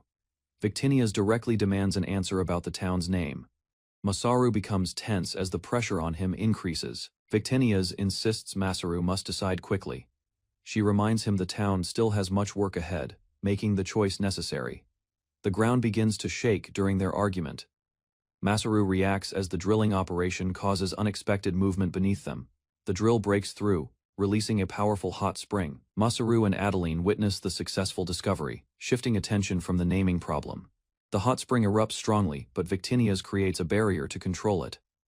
Masaru and Adeline observe the situation safely. The group confirms the hot spring's value. They consider turning it into a tourist attraction, while Victinias shows interest in testing it. They discuss managing the geyser and preparing the area. Plans are made to stabilize the ground and develop proper water flow. Masaru becomes overwhelmed again. Focusing on the town's name, his thoughts return to the pressure of making the right decision. Adeline and the others notice Masaru's condition worsening. They observe him carefully as his stress continues to affect his behavior. Masaru apologizes and decides to rest. Adeline watches him as he steps away from the ongoing work and responsibilities. Masaru lies on a hill near the place where he first arrived. He quietly reflects on his journey and memories. Victinias appears beside Masaru. She approaches him while he remains resting, observing his condition and mood.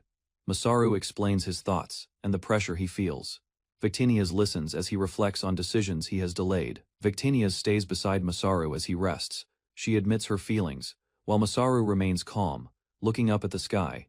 Victinias admits her feelings while Masaru listens. She envies his role in choosing the town's name, revealing her own limitations. Masaru reflects on the world and explains that names are decided by its people. He acknowledges his role but questions its meaning.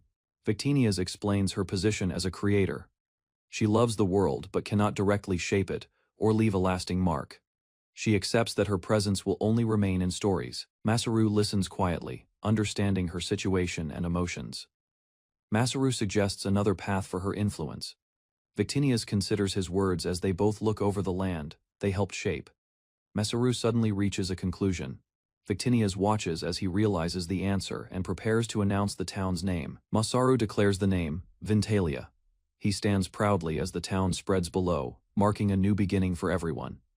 Masaru explains the name's origin.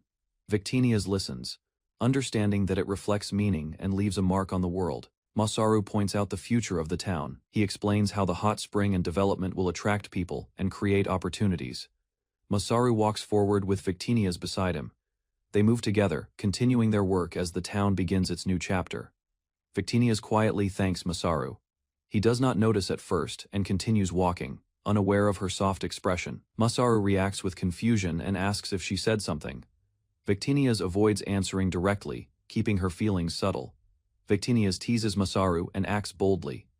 Masaru becomes flustered while she maintains a confident and playful attitude. Victinius looks over Vintalia from a distance. She begins to feel more connected to the world and considers her place in it. Masaru and Victinius stand apart on the hill. Their interaction is observed from afar, hinting at unseen attention. A mysterious figure watches them through a vision. The name Vintalia is spoken, suggesting interest from an unknown powerful being. Masaru arrives at a settlement under construction near Vintalia. Beastmen discuss progress, while he observes workers and meets Zack inside. Zack approaches Masaru and formally greets him. He reports gathering supplies and requests a proper meeting to discuss important matters. Masaru travels by wagon through a forest road. He plans to visit the capital and report about Stenzen and returning borrowed soldiers. During the journey, Zack reflects on Masaru's departure. Masaru considers bringing a goddess statue gift, showing concern for future relations with the king. Masaru realizes workers are leaving his settlement. He feels frustrated as people who depended on food and lodging begin disappearing. Zack informs Masaru that everyone, including the soldiers, will return within a month, reassuring him about the temporary situation in the village. Masaru walks beside the wagon, planning future developments. He considers building a temple and hot spring as the town continues progressing steadily. Zack tells Masaru he will handle matters with Commander Lancelot, allowing Masaru to focus fully on construction and development without concern. Zack reveals he received a warning from Lancelot after their duel, hinting at hidden intentions and possible tension surrounding Masaru's growing influence. Commander Lancelot discusses Masaru with another soldier, suggesting surveillance. He believes Masaru is significant and orders careful observation of his actions. Reports describe Masaru's abilities as overwhelming. His power to create weapons from the sky makes others compare his actions to those of a god. Zack and Lancelot discuss Masaru seriously. They acknowledge that if he wished, he could destroy the entire land without resistance.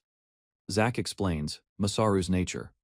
He believes Masaru chooses restraint, showing a difference between someone capable of harm and someone willing to act. Lancelot listens, but remains cautious. He treats the situation as a warning and prepares for the possibility that Masaru could become a threat. Lancelot declares his duty as a knight. He resolves to act for the kingdom, prioritizing responsibility over personal judgment regarding Masaru. Masaru reacts nervously after overhearing Zack and Lancelot's serious discussion. The weight of their concerns makes him uneasy about his growing influence. Zack approaches Masaru directly. He explains that he wanted to warn him and act as a bridge between Masaru and the king. Zack expresses trust in Masaru and calls him a dear friend. He reminds him to stay careful while he is away. Masaru sees Zack off as the wagon departs. He tries to stay composed but feels the impact of their farewell. Masaru notices a warning sign he created about nearby monsters. Realizing danger is close, he quickly prepares to act. Masaru and the group move through a forest path when multiple figures approach. He quickly senses danger and prepares everyone for incoming attacks. Winged monsters strike from above, with sharp wind attacks. The group struggles to defend themselves as the sudden assault forces them to take cover. The attackers are identified as dangerous creatures from grottas. The environment becomes chaotic as powerful wind blades cut through the area. The group realizes they are surrounded. Fear spreads as the monsters close in from every direction, limiting their chances of escape. Exhausted and injured, the group faces overwhelming pressure. Despite reaching this far, they struggle to survive against the relentless enemy assault. Masaru appears and controls the birds, stopping their attacks instantly. The group is shocked as he stands calmly, taking control of the situation. Masaru explains the area is dangerous and warns them. He points out they ignored his sign and entered a monster breeding zone. Masaru questions the group's intentions. He notices they are not robbers and listens as they explain why they came to this area. The group reveals they are former adventurers from Stenzen. They describe their city being destroyed by golems falling from the sky. They explain they were heading toward a rumored town but ran out of supplies. Masaru listens as they share their difficult situation. Masaru considers the situation calmly. He realizes many displaced people are arriving and understands his town is becoming a place for those seeking refuge. The group worries about entering without permission. They fear punishment and uncertainty as they wait for Masaru's decision about their future. Masaru reassures them and offers guidance. He decides to lead them himself, believing they deserve safety after escaping destruction from Stenzen. Masaru brings them to Vintalia. The town appears large and organized, showing the results of his continuous building and planning efforts. The group is amazed by the city. They observe clean streets, active residents, and proper infrastructure, realizing the rumors were true or even understated.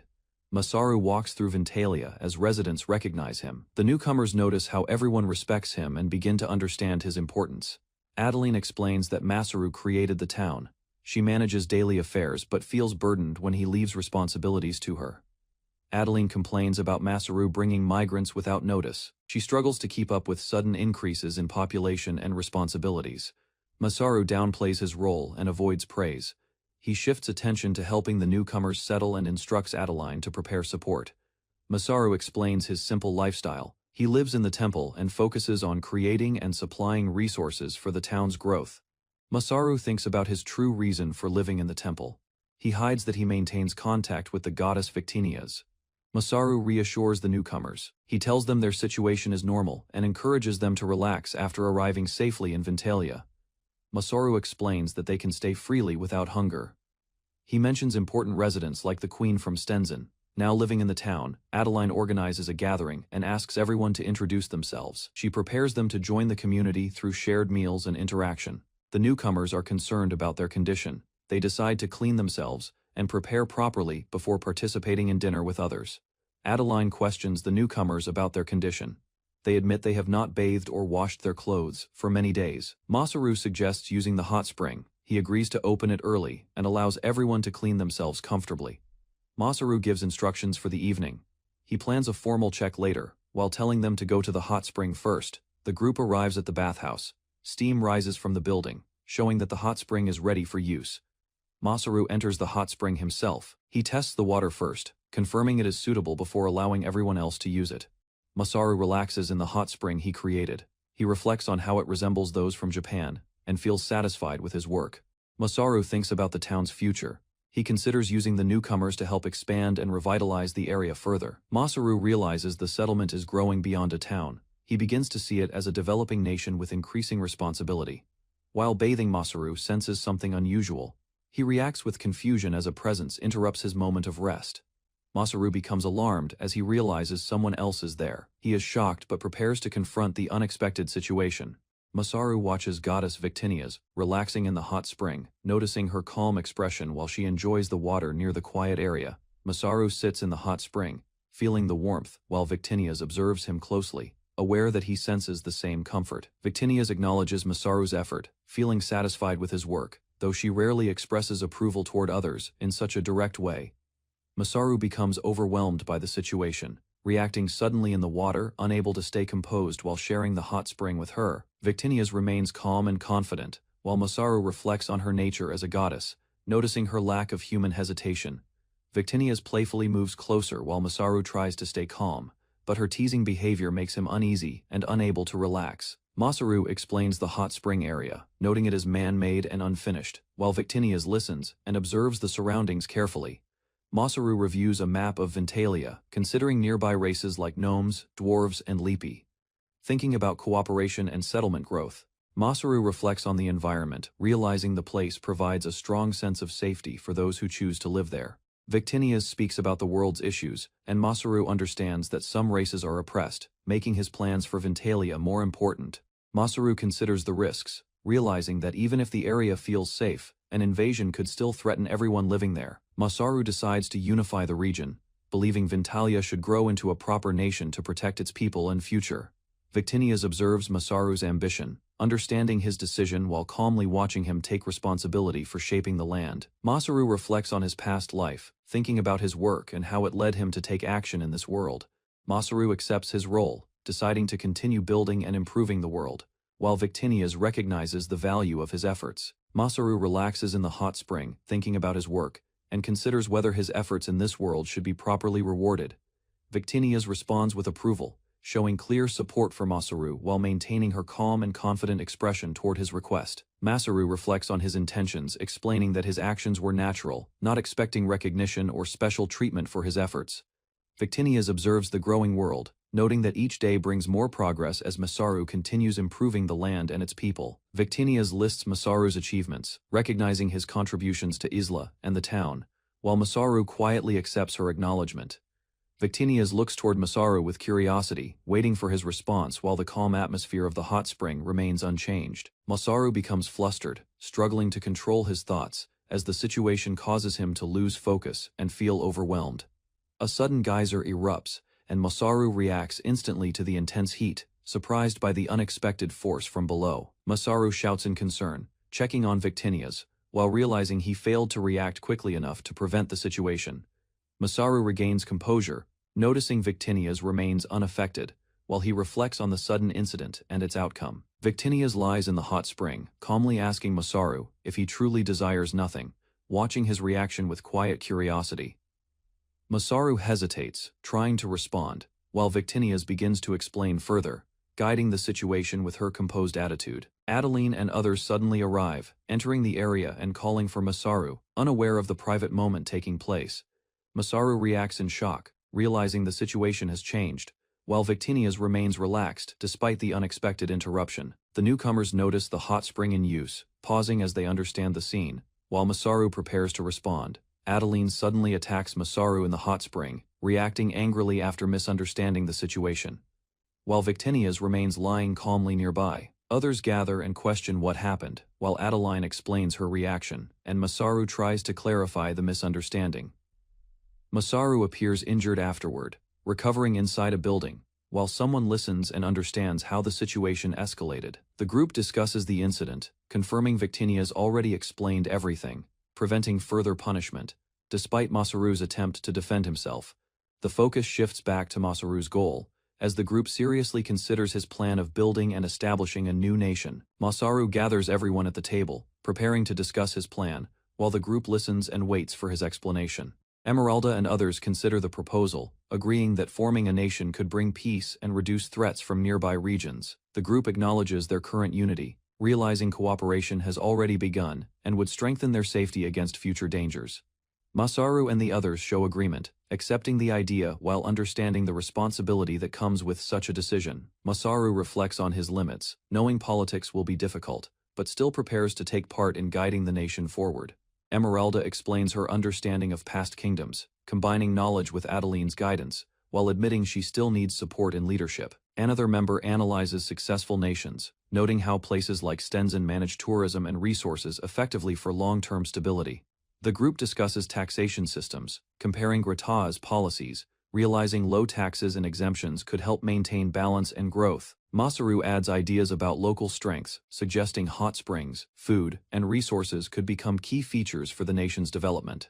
Esmeralda agrees with the plan, believing expansion is possible, as long as population growth continues steadily in the future. Adeline reacts with confusion as the group discusses trade and planning, while others suggest calculating their future prospects as a nation.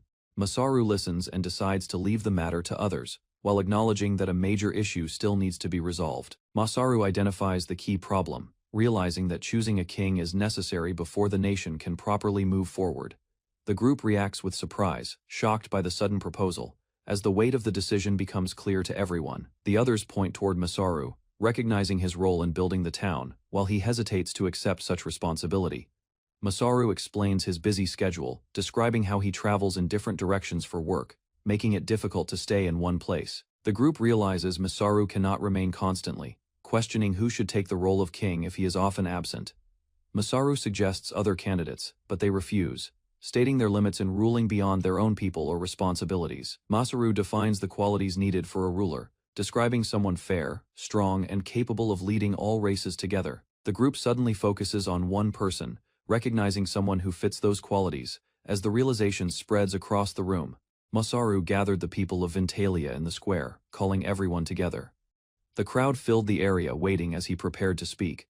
The villagers reacted with curiosity as Masaru stood above them. Beastmen and residents watched closely, unsure about the sudden gathering and his intentions. Masaru confidently announced that he had unified the surrounding lands, showing pride in the progress achieved through his efforts and planning. The crowd became shocked as Masaru declared the formation of a nation. The people struggled to understand the scale of his sudden announcement. Masaru calmed the confused villagers and prepared to explain everything clearly, guiding them to understand the meaning behind his decision and leadership.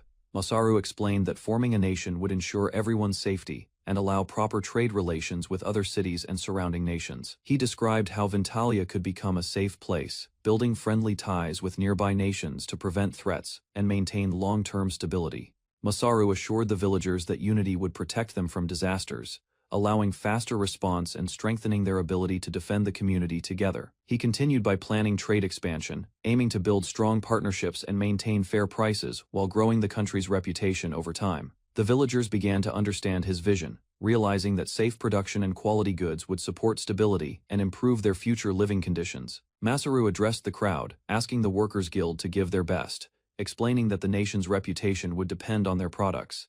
The villagers reacted with excitement and doubt, but the guild members showed confidence, accepting responsibility despite the sudden change from a small settlement. The crowd grew noisy as people questioned who would lead the new nation, raising concerns about leadership and the future direction. Masaru stood calmly and signaled that the answer was obvious, drawing everyone's attention as the crowd waited for his decision. Masaru pointed to Adeline, declaring her as the first ruler of Vintalia, placing leadership on her while the people watched in surprise.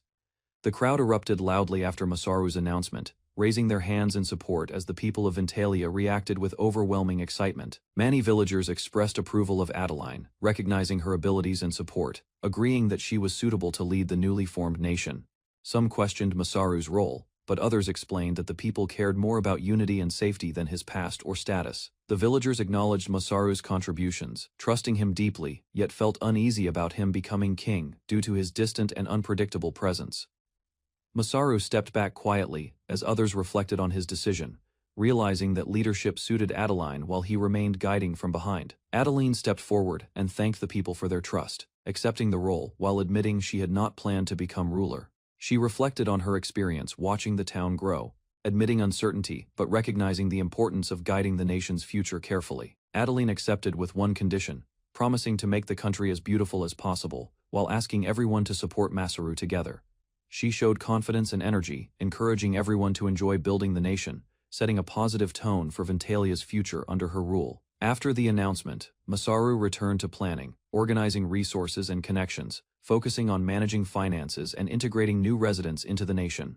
Masaru assigned new tasks, asking for communication networks to be built, while guild masters agreed to support and assist in organizing the growing nation. Adeline requested more opinions in meetings, deciding to include guild members regularly to ensure smoother decisions and better management for Vintalia's future.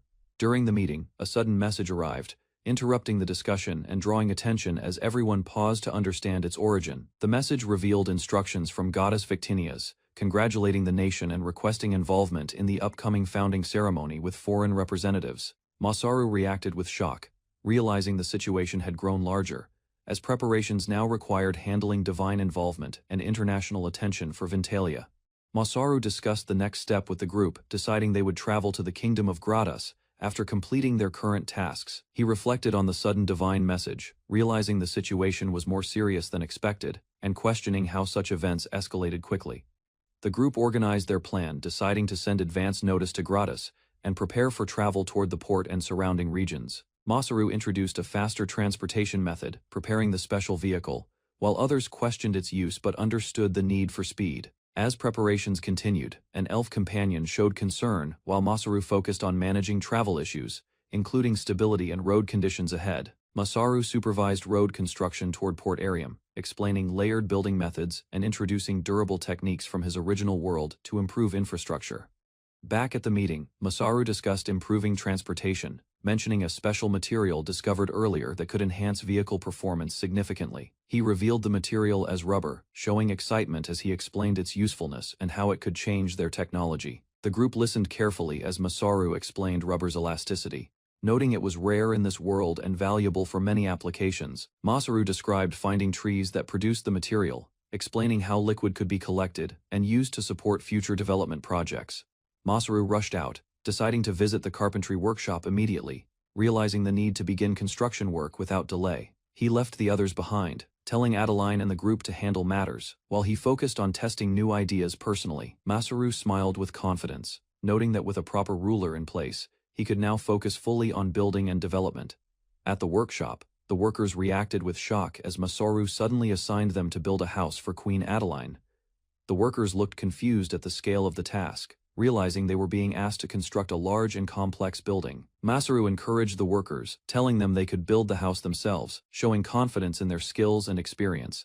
The workers explained they were already busy and only knew standard construction, questioning the practicality of building such a complex structure. They compared the request to building a grand temple, expressing concern since they did not understand how such advanced structures were made. Masaru reassured them, reminding them they had built much already, while the workers asked for proper plans and designs to guide them. Masaru introduced the concept of DIY from his world, explaining that people could create things themselves through knowledge, practice, and shared techniques. Masaru explained the meaning of DIY, describing it as creating things by oneself, based on his past experience working with materials and people. He reflected calmly on his world, while the workers listened with interest, realizing such methods required effort and many skilled individuals. Masaru told them that everyone starts inexperienced, encouraging them to learn through practice and not rely only on professional knowledge. He described how people could gather materials, build step by step, and improve skills by doing the entire process themselves. Masaru concluded that if a person can do it alone, then DIY becomes possible, giving the workers confidence to begin building independently. Masaru explained the origin of DIY, describing a man who rebuilt his ruined city, inspiring the idea of creating things independently. He told the workers that this approach was what their town needed, encouraging them to take responsibility and rebuild with their own hands. Masaru assured them they could succeed without relying on him, emphasizing that the town belonged to everyone, not just a single leader. He declared the town would be shared by all, asking them to build the Queen's house as a symbol of unity and effort. The workers accepted his idea, realizing that DIY matched their situation, and began to understand their role in shaping the town's future. The workers accepted the task with determination, showing confidence as they prepared to prove their abilities and demonstrate their own approach to building. They asked Masaru to gather the necessary materials, taking initiative and organizing the work themselves while relying on his support. Masaru declared he would work alongside them as a fellow resident, committing fully as everyone united under the shared goal of building together. Isla teaches magic basics to demi-human children. May listens carefully, watching energy flow demonstrations and trying to control power within her body. Mei becomes the first to succeed. Energy gathers in her hands, forming a stable output, while Isla praises her progress proudly. Macy struggles to maintain the magic. Isla guides her to use strengthening magic instead, recognizing her steady improvement through consistent effort. Meiti feels determined. She decides to learn more magic so she can become useful and support Masaru in his growing village work. Isla explains Masaru's concern about danger. Mei still intends to help, believing her new abilities will allow her to contribute safely. Isla listens as children admire building work. They ask her to teach construction, but she reminds them she is only a magic teacher. Construction of the castle progresses steadily. Workers raise structures efficiently, and Isla observes that such large achievements without magic feel truly remarkable. Masaru reviews plans and confirms the foundation is complete. He directs the next phase, showing confidence as the village continues rapid development. Masaru receives support from villagers. He ensures safety and material supply, aiming to create a lasting structure that represents the town's growth. The structure rises higher, resembling a palace. Masaru watches the progress calmly, recognizing that the scale now exceeds anything like a simple building. Villagers discuss their work progress. They believe construction experience will build confidence, as everyone gains practical skills through Masaru's structured building methods. The workers acknowledge Masaru's leadership. They realize they could not have planned such a project alone, relying heavily on his ideas. A villager recalls Masaru's heating idea. Using hot springs, they created floor heating, showing how simple knowledge improves daily life. Masaru plans to expand the heating system. He considers applying it across important buildings while ensuring safety through fire prevention measures. Masaru designs fire-resistant structures. As houses grow closer, he introduces protective layers to prevent fires from spreading and damaging the town. Masaru is called by villagers during construction. He notices sudden progress and prepares to check the situation with concern and curiosity. Masaru discovers large stone stocks already completed. He feels surprised, realizing the work advanced faster than expected due to extra effort. Masaru learns there are still not enough building stones. He recalls past problems and begins thinking of a better solution. Masaru explains road building principles. He considers how load distribution works and plans to apply similar ideas to improve construction efficiency. Masaru demonstrates a new method. He creates dirt-filled bags as materials, showing an innovative way to produce the needed building resources. Masaru introduces dirt-filled bags as an alternative material. The villagers doubt the idea, unsure if it can replace traditional stone. Masaru demonstrates the process. He spreads the bags across the road surface, showing how they can form a stable base layer. Masaru instructs the villagers to compact them. He shows how hitting the bags firmly increases their strength and durability. The villagers test the method themselves. They confirm the hardened surface works well as a road foundation and supports weight effectively. Masaru explains the benefits clearly. The materials are easy to produce, ensuring a constant supply without relying on limited stone resources. Masaru explains that the materials have many uses, especially during emergencies. The villagers begin to understand their importance beyond simple construction. A villager asks Masaru how he creates such ideas easily. They sit near the completed structure, reflecting on the rapid progress.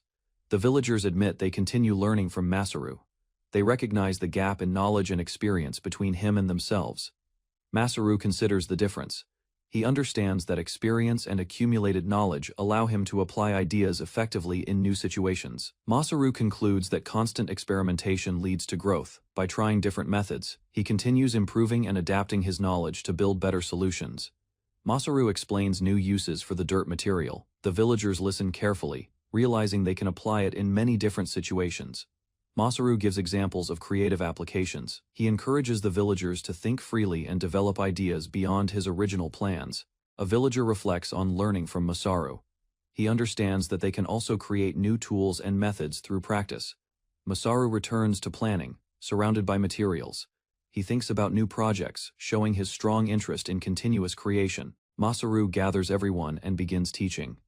He demonstrates the process clearly, preparing the villagers to complete the remaining work independently.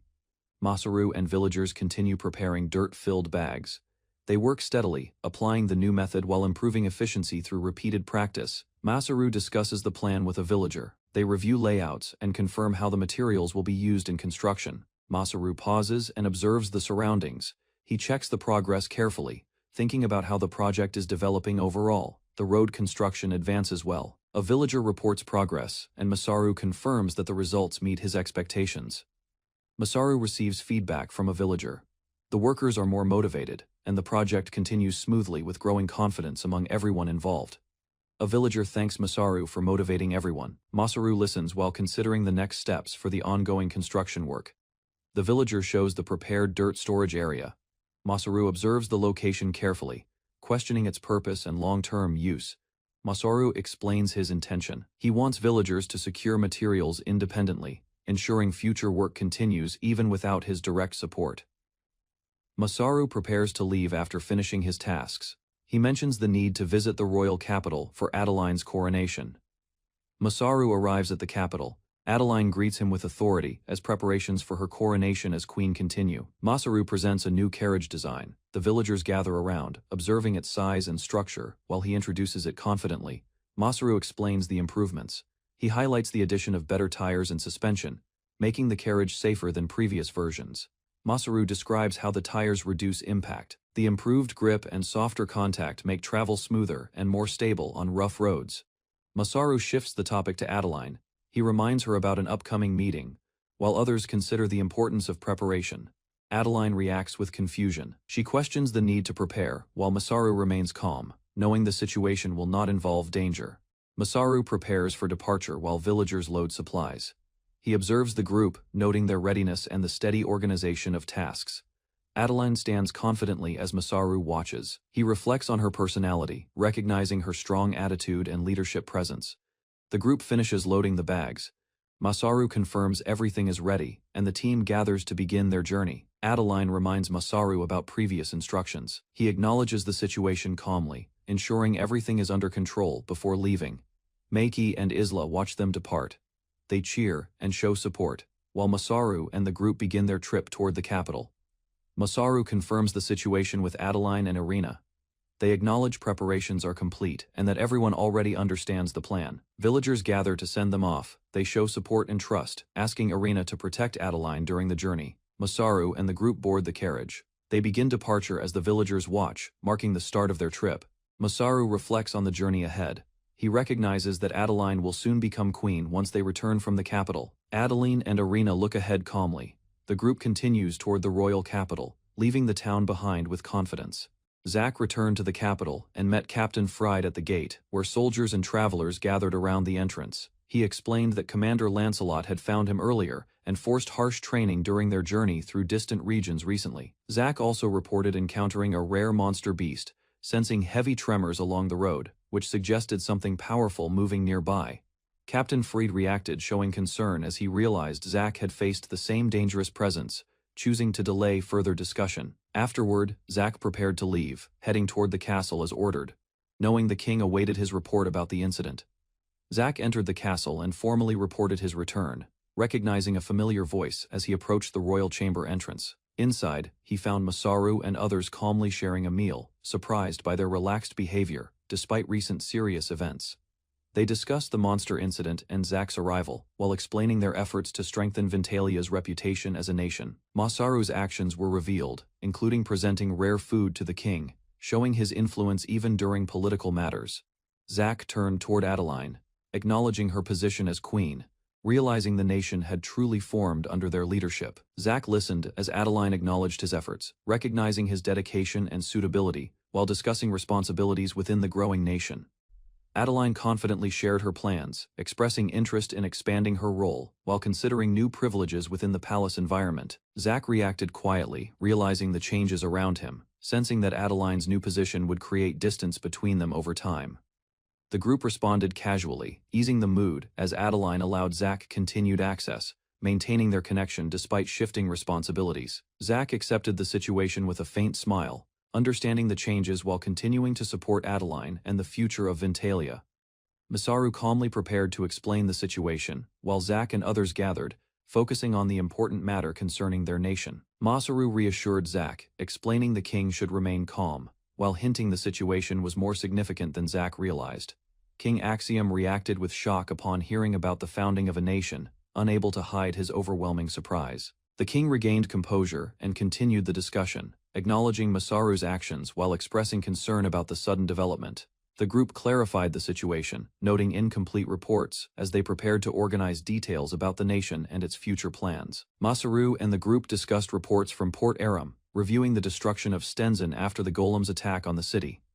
Zack confirmed the information, stating that the city was completely destroyed, with no survivors found after the massive explosion. Unofficial stepped forward, preparing to question Masaru directly, focusing on the details behind the incident and its consequences. The official asked how Masaru caused such a large explosion and how he verified that no survivors remained in Stenzen. Masaru hesitated internally, realizing that revealing the goddess and his abilities would raise suspicion, so he carefully considered his response. Masaru refused to reveal further details, insisting the matter remain confidential, while tension rose among officials questioning his involvement in the incident. King Axiom intervened, assuring Masaru of his trust and protection, declaring that his actions in Stenzen would not be questioned further. The king acknowledged Masaru's power, admitting uncertainty but expressing confidence that such strength would not be turned against Gratius. Discussion shifted as Lancelot's claims were mentioned, raising doubts, while Zack confirmed Lancelot had tested Masaru's strength personally. The meeting continued with Lady Emeralda speaking, focusing on Ventalia's future while considering the fate of the fallen Stenzen. King Axiom declared Gracias would assist the investigation, shifting focus toward future alliances, while acknowledging the current situation remained uncertain. Masaru and his group responded positively, expressing their desire to maintain a good relationship with Gracias despite recent events. The king showed interest and amusement, preparing to discuss the unexpected topic of founding a new nation. The meeting shifted fully, as the king requested a detailed explanation about how the nation was formed. Masaru explained simply that guidance from another person led to the development, turning their town into a growing nation. Masaru suggested forming a new nation within Gradius, surprising everyone as King Axiom reacted with strong interest to the idea. Masaru explained that refugees needed support, proposing the land remain under Gradius while ensuring the people could live safely. King Axiom understood Masaru's intention, realizing he planned to take responsibility for managing and protecting those displaced people.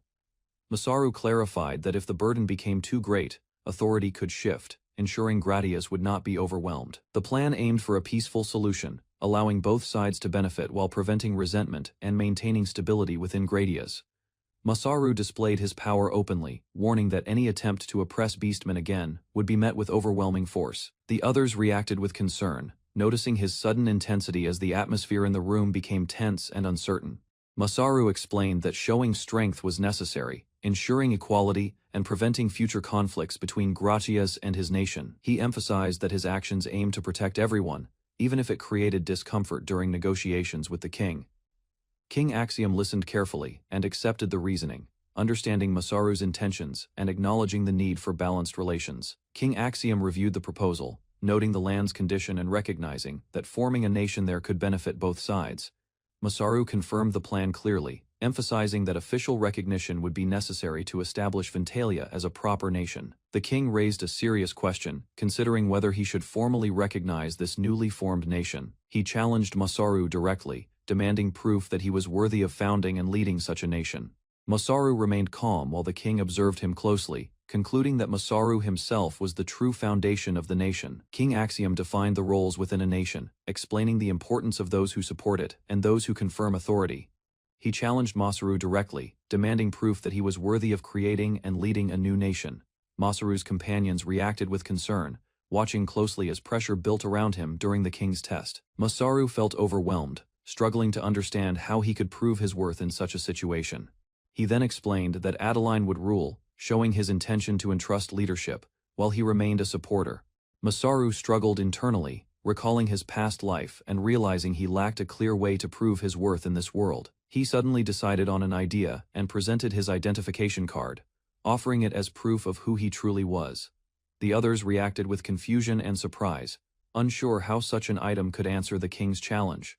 Masaru hesitated, uncertain if his decision was correct, while the king examined the card with interest. King Axiom smiled, satisfied with Masaru's response, recognizing it as the answer he had been waiting for.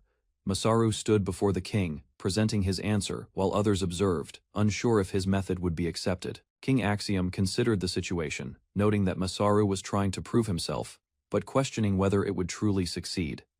The king became more interested, realizing that Masaru's approach might reveal something deeper about his character and intentions. Examining the guild card, the king reflected on Masaru's achievements, connecting them to the strength behind his actions. Satisfied, the king acknowledged Masaru's sincerity, accepting his proof while recognizing both his power and his honest nature. The guild card revealed Masaru's status and abilities, showing unusually high attributes and numerous skills that reflected his wide-ranging expertise. King Axiom reacted with shock, overwhelmed by the information. Struggling to process the extent of Masaru's capabilities, he realized Masaru was far beyond normal humans, recognizing that his strength and potential surpassed common understanding. The comparison showed Masaru exceeding heroes and generals, confirming that his power stood at an exceptional level. Masaru remained uncertain, asking for the king's judgment, while others acknowledged that such abilities were unprecedented in their records. King Axiom accepted Masaru's proof, declaring him worthy and officially agreeing that Grayas would become an ally to his new nation. Masaru expressed gratitude, while the king internally decided maintaining peace was the best choice for the kingdom at that moment. The king called for someone to enter, planning further actions while reconsidering how seriously he should handle Masaru's growing influence. An interruption caused tension, as the king reacted angrily to an unexpected situation disrupting the meeting. The situation settled quickly, and preparations began, with soldiers moving to organize a ceremony for the newly recognized nation. As the meeting reached its conclusion, a divine presence suddenly appeared as goddess Victinias descended, shifting the atmosphere instantly. Victinias reassured everyone calmly, confirming the situation, while her arrival shocked the king and those present in the hall. In Grata's public square, Masaru stands with Adeline during a ceremony. Citizens gather as Ventalia's founding is announced before everyone present. King Axion observes calmly, believing the event must be proper. After witnessing the goddess, he ensures the ceremony proceeds with full respect. Inside the hall, Axion begins the ritual. Masaru and Adeline step forward as a new alliance is declared before nobles and citizens. Axion raises a ceremonial cup, continuing the formal pledge. He acknowledges their union, marking the official start of cooperation between their nations. Axion declares Ventalia a recognized nation. The crowd reacts as Masaru stands below, witnessing the moment that establishes his country's legitimacy. Masaru watches the ceremony beside Adeline. He reflects on King Axion's conduct, realizing Ventalia can learn from his leadership example. Masaru grows concerned about Victinia's. He understands her nature as a goddess and worries she might disrupt the ceremony's serious atmosphere.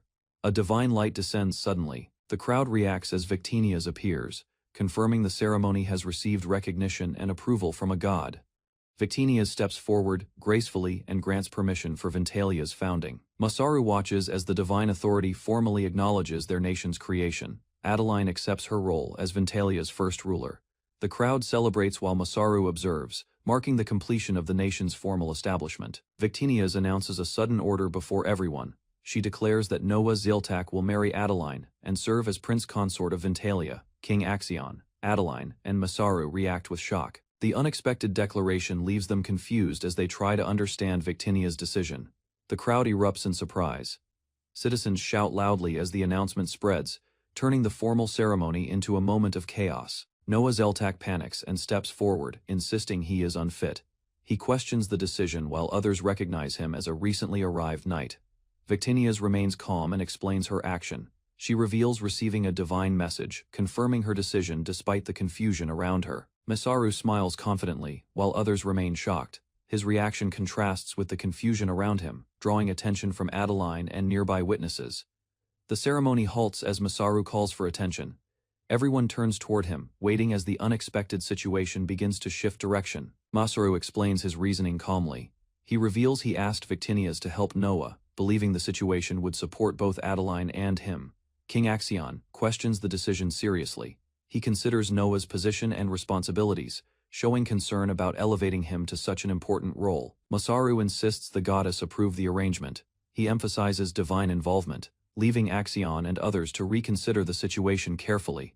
Masaru and others turn toward Adeline, asking for her opinion. She hesitates briefly while everyone waits for her decision. Adeline responds calmly. She accepts the situation, showing little resistance as she considers the arrangement acceptable for the future. Adeline approaches Noah and expresses approval. She acknowledges him positively, surprising him while Masaru observes the interaction carefully. Adeline adds a condition lightly. She states they can separate if needed, treating the arrangement with a relaxed and flexible attitude. Masaru reflects on Adeline's personality. He recalls similar behavior before, realizing her unpredictable nature may still lead to unexpected outcomes later. Masaru presses Noah for an answer. Noah hesitates, feeling pressured as everyone watches, unsure how to respond to the sudden situation. Noah gathers his resolve and makes a firm decision. He declares his determination to improve himself and stand beside Adeline properly. Adeline reacts positively to Noah's resolve. She acknowledges his effort, showing approval as others nearby observe the growing connection. King Axion accepts the outcome and resumes the ceremony. He announces a celebration, marking the successful progression of the event. Adeline formally appoints Noah as prince consort. The ceremony concludes with his new role established beside the Queen of Ventalia. The ceremony concludes as Adeline and Noah kneel before King Axion. The crowd celebrates while Ventalia's founding is fully recognized. After the ceremony, people begin searching for Masaru. His absence becomes noticeable as the celebration continues without him. Masaru appears elsewhere, having slipped away quietly. He avoids the crowd, preferring to escape the attention surrounding the ceremony. Masaru reflects on the situation alone. He considers Adeline and Noah's marriage, satisfied that things progressed as he intended. Victinia's finds Masaru on a rooftop. She observes him calmly, acknowledging the completed marriage as both watch the aftermath. Masaru meets Victinia's on the rooftop. Both appear surprised, realizing they had been nearby while the ceremony continued below unnoticed. Victinia's explains her absence from the celebration. Masaru listens as she casually joins him, showing little interest in the formal gathering. They discuss the earlier decision. Victinias clarifies her actions regarding Noah, while Masaru reflects on how events unfolded during the ceremony. Victinias speaks openly about the situation. Masaru misunderstands her meaning, responding lightly while failing to grasp her deeper implication. Masaru ends the conversation with confidence. Victinias reacts quietly, realizing he completely misunderstood her thoughts about the situation between them. Victinias recalls her past while watching the festival. Masaru listens as she compares the lively scene to memories from her former world. Masaru reacts awkwardly to her words. He denies enjoying himself, explaining he was helping others instead of participating in the festival. Victinias admits the situation feels unusual. Despite that, she finds comfort simply watching the scene together with Masaru. During the quiet night, they continue talking on the rooftop. Masaru agrees future celebrations will happen in Ventalia, while Victinias comments on his behavior calmly. Masaru speaks about his plans to return soon. Victinias listens as he mentions responsibilities waiting for him.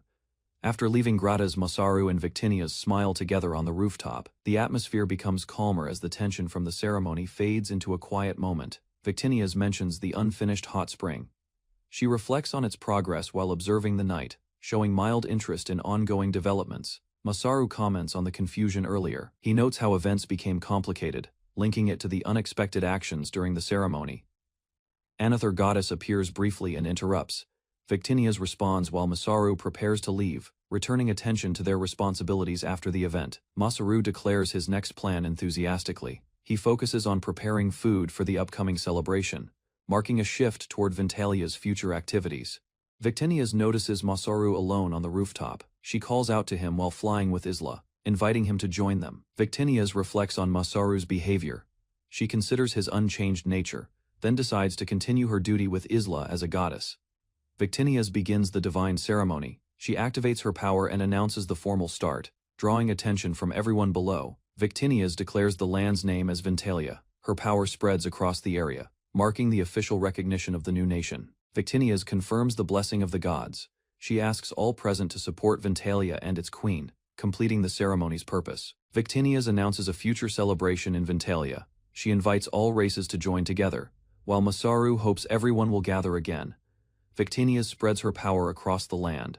She declares the founding complete, inviting everyone to meet again in Ventalia for celebration. King speaks with a noble while Masaru stands between them, sensing tension. The king considers manipulating Masaru but recognizes military limitations. The noble calmly plans to use negotiation and influence. Masaru observes quietly, realizing hidden intentions forming behind their composed expressions. Masaru senses something is wrong. He reflects silently, understanding that unseen forces and conspiracies are beginning to move around him. The king admits the matter concerns Queen Adeline and the kingdom's future. The situation becomes more serious as decisions must be made. From above, the meeting concludes. The group prepares to act, while underlying schemes continue developing beyond Masaru's immediate awareness. Masaru sits with the king and others, discussing trading matters.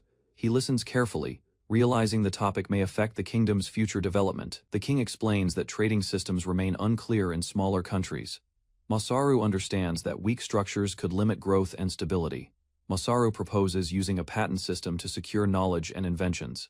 He believes this approach will strengthen Ventalia's economy and protect innovation. The others react with confusion, unfamiliar with the concept. Masaru recognizes the need to explain the idea in simple terms. Masaru clarifies that the system protects techniques and inventions. The king begins to grasp its value for the kingdom's long-term progress. Masaru begins explaining his idea in detail. The king listens closely, allowing him to continue as the discussion becomes more focused. Masaru describes the patent system, explaining that creators gain temporary exclusive rights. Others observe as he outlines how profit can be controlled. He continues, showing how the system encourages innovation and technique exchange. The king and Adeline realize this concept is new to their world. Masaru explains that registered techniques will eventually become public. This allows more people to learn, apply, and improve existing knowledge. He concludes that increasing innovation leads to industry growth and civilization development. The group understands the system's long-term impact on Ventalia. Masaru pauses as Adeline questions his inventions. The king reflects on the system, recognizing its potential to support civilization's steady development. Masaru recalls his past interest in creating tools and ideas. His experience shapes the foundation of the patent system he now proposes. He explains practical examples, showing how inventions can improve daily life. Adeline listens, beginning to understand the system's real-world benefits. Masaru describes how anyone can invent and benefit. The system allows people of all ages to create, register, and gain support. The king concludes the system will benefit the world, but considers profit balance. Masaru agrees, finalizing the plan for Ventalia's future. Masaru asks the king and Adeline to decide fair conditions. He prepares to adjust the patent system based on their opinions. The king suggests a 10-year term with high profit share. Masaru listens, realizing the proposal may be too strict. Adeline proposes a longer term with reduced profit percentage. Her idea aims to balance reward and sustainability within the system. Masaru reacts strongly, understanding that excessive profit demands would harm workers and weaken the system's purpose. He revises the plan, setting balanced profit rates over time. The group accepts a fair structure to support Ventalia's growth. Adeline worries high costs may discourage people from using the system. Masaru explains it will limit excessive control and encourage sharing. Masaru reassures them that the system benefits users most. He explains improved quality and better living conditions will result from shared techniques. Masaru proposes expanding the idea into an overseas study system. He aims to spread knowledge for the benefit of everyone. He explains a network where engineers can study and share skills across regions. The king considers the financial burden of supporting it. From above, the group agrees to use human resources effectively. They begin planning long-term development for Ventalia's future growth. Masaru explains the gap between countries and how study abroad can reveal differences. The king reacts with concern after hearing this. Masaru points out the disparity between Ventalia and Gratus. Adeline and others realize the scale of the problem is larger than expected. Adeline describes poor conditions in Gratus, including sanitation and living issues. Masaru listens, recalling the importance of cleanliness from his past. Masaru encourages them to observe directly and understand reality. He suggests cooperation, asking if King Axion will support their efforts. The king agrees on improving human resources and hygiene management. Masaru adds a condition, proposing both engineering and magical learning for Ventalia. The king acknowledges Masaru's ideas as solid evidence. Adeline and Masaru react, realizing their proposals are being seriously considered. The king reflects on Masaru's techniques and Adeline's claims. He admits both suggestions are difficult to fully accept but worth examining. Masaru clarifies limits on profit for certain techniques. The king expresses concern about whether the system can function properly in practice. Masaru compares the situation to confirming a policy's effectiveness. He prepares to convince King Axion again to ensure the plan succeeds. The king agrees progress has been made, but notes stricter conditions are needed. The discussion moves forward with clearer requirements for implementation. Masaru proposes proving the system by teaching craftsmen in Gratus. He plans to demonstrate practical results within a limited time.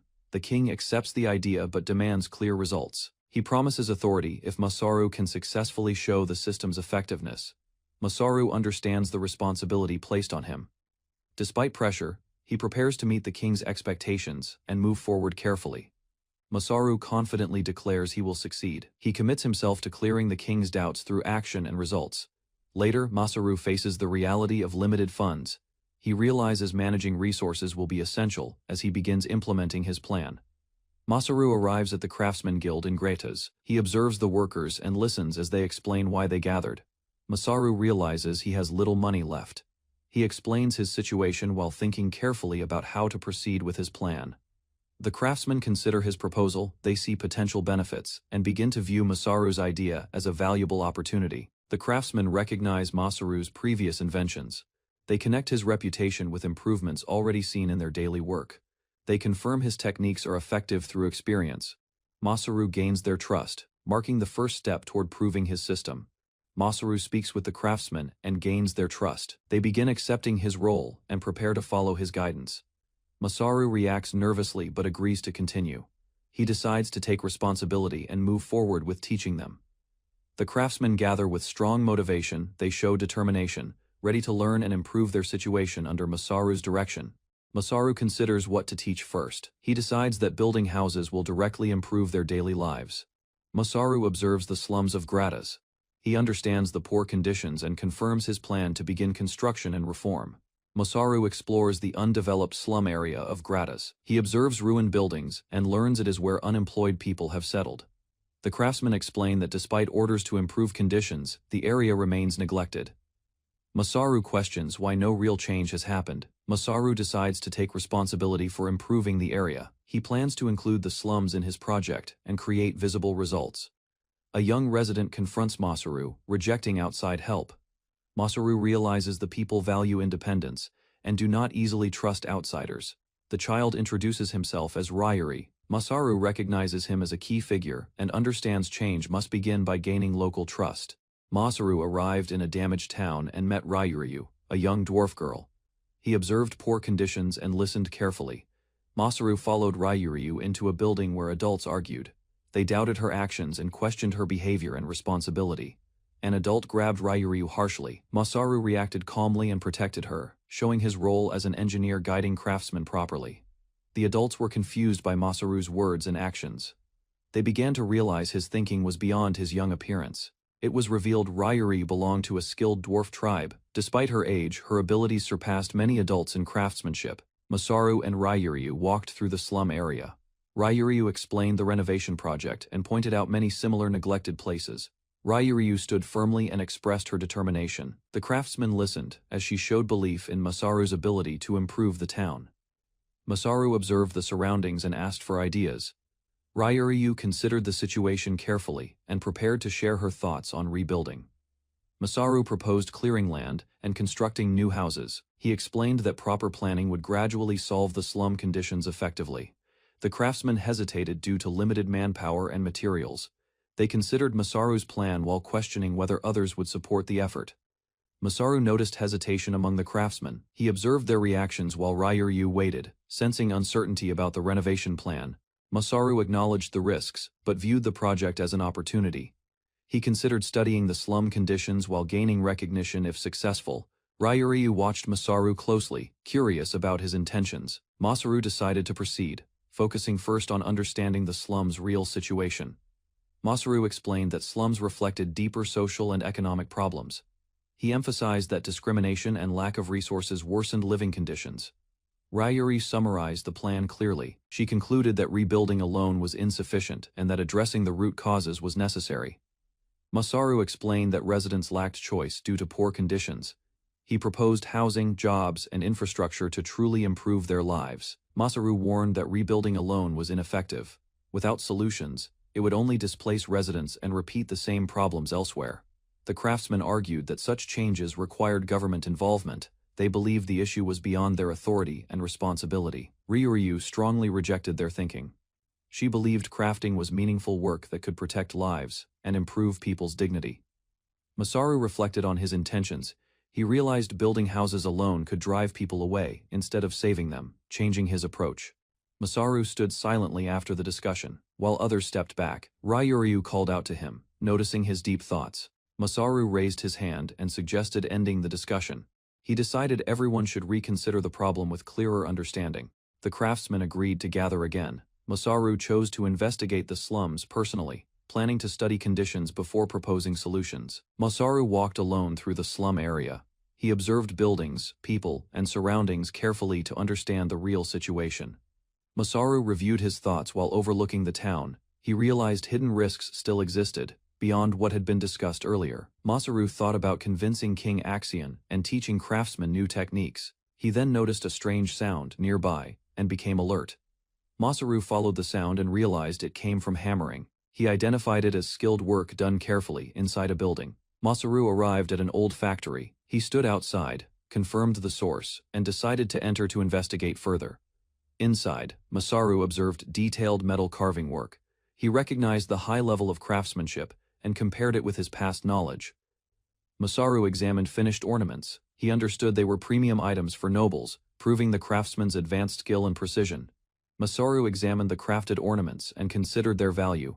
He thought about using such work for future events in Vintalia. Masaru called out inside the workshop. A voice responded, informing him that the place was rented and directed him elsewhere. Masaru entered and discovered Ryuryu working carefully. He realized she was the one creating the detailed metal ornaments. Masaru confirmed Ryuryu's work. He explained, He followed the sound and had no intention of interfering with her process. Masaru observed her technique closely. He noted her use of molds and hand carving, recognizing her advanced and efficient craftsmanship skills. Masaru asked Ryoryu about her metal carving. She explained her method came from basic knowledge, repeated practice, and easy material access. Masaru described his own crafting method using hammer and chisel. He noted it could be dangerous but useful for creating various items. Masaru observed her workspace and tools. He compared techniques and explained how certain decorations could be carved or shaped differently. Masaru questioned Ryuri's background and skill level. He realized her technique combined multiple styles, showing advanced training despite her age. Masaru reflected on her situation. He understood she worked alone, and thought about the influence of her unknown master on her skills. Ryuryu asked Masaru what he would do if his master had already passed away. She calmly observed his reaction. Masaru responded naturally and showed curiosity. Ryuryu noticed his unusual attitude but continued listening to his thoughts about her master. Ryuryu revealed that her master was her father. She continued working while explaining her background to Masaru. Ryuryu explained her family tradition of metal carving. She described how they traveled and worked regularly to maintain their craft. Ryuryu shared her past. She explained that a beast attack left her as the only survivor, forcing her to work alone. Ryuryu remembered her father guiding her in crafting. She smiled while working, recalling how he always supported her growth and interest. Ryuryu explained that crafting was not only a skill, but something that protected her spirit. Masaru listened and understood her meaning. Masaru observed Ryuryu closely and realized her dedication to crafting was genuine. He became more interested in her abilities and mindset. Ryuryu recalled her father's teachings that crafting could save people. She could not accept ideas that ignored the value of such work. Masaru reflected on the problem again. He questioned how building houses could drive people away despite being meant to help them. Masaru explained that without careful planning, wealthy nobles could take over the land during renovation, forcing current residents out of the area. Masaru said proper housing could change people's mindset and give them strength to continue living. Ryuryu listened and considered his perspective. Ryuri questioned Masaru's confidence in solving the slum problem. She remained cautious while observing his calm attitude and steady approach. Masaru admitted trust would take time.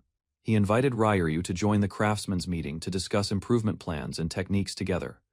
Masaru pointed out Ryuryu's talent. He believed her skills were being wasted and encouraged her to consider a better path forward.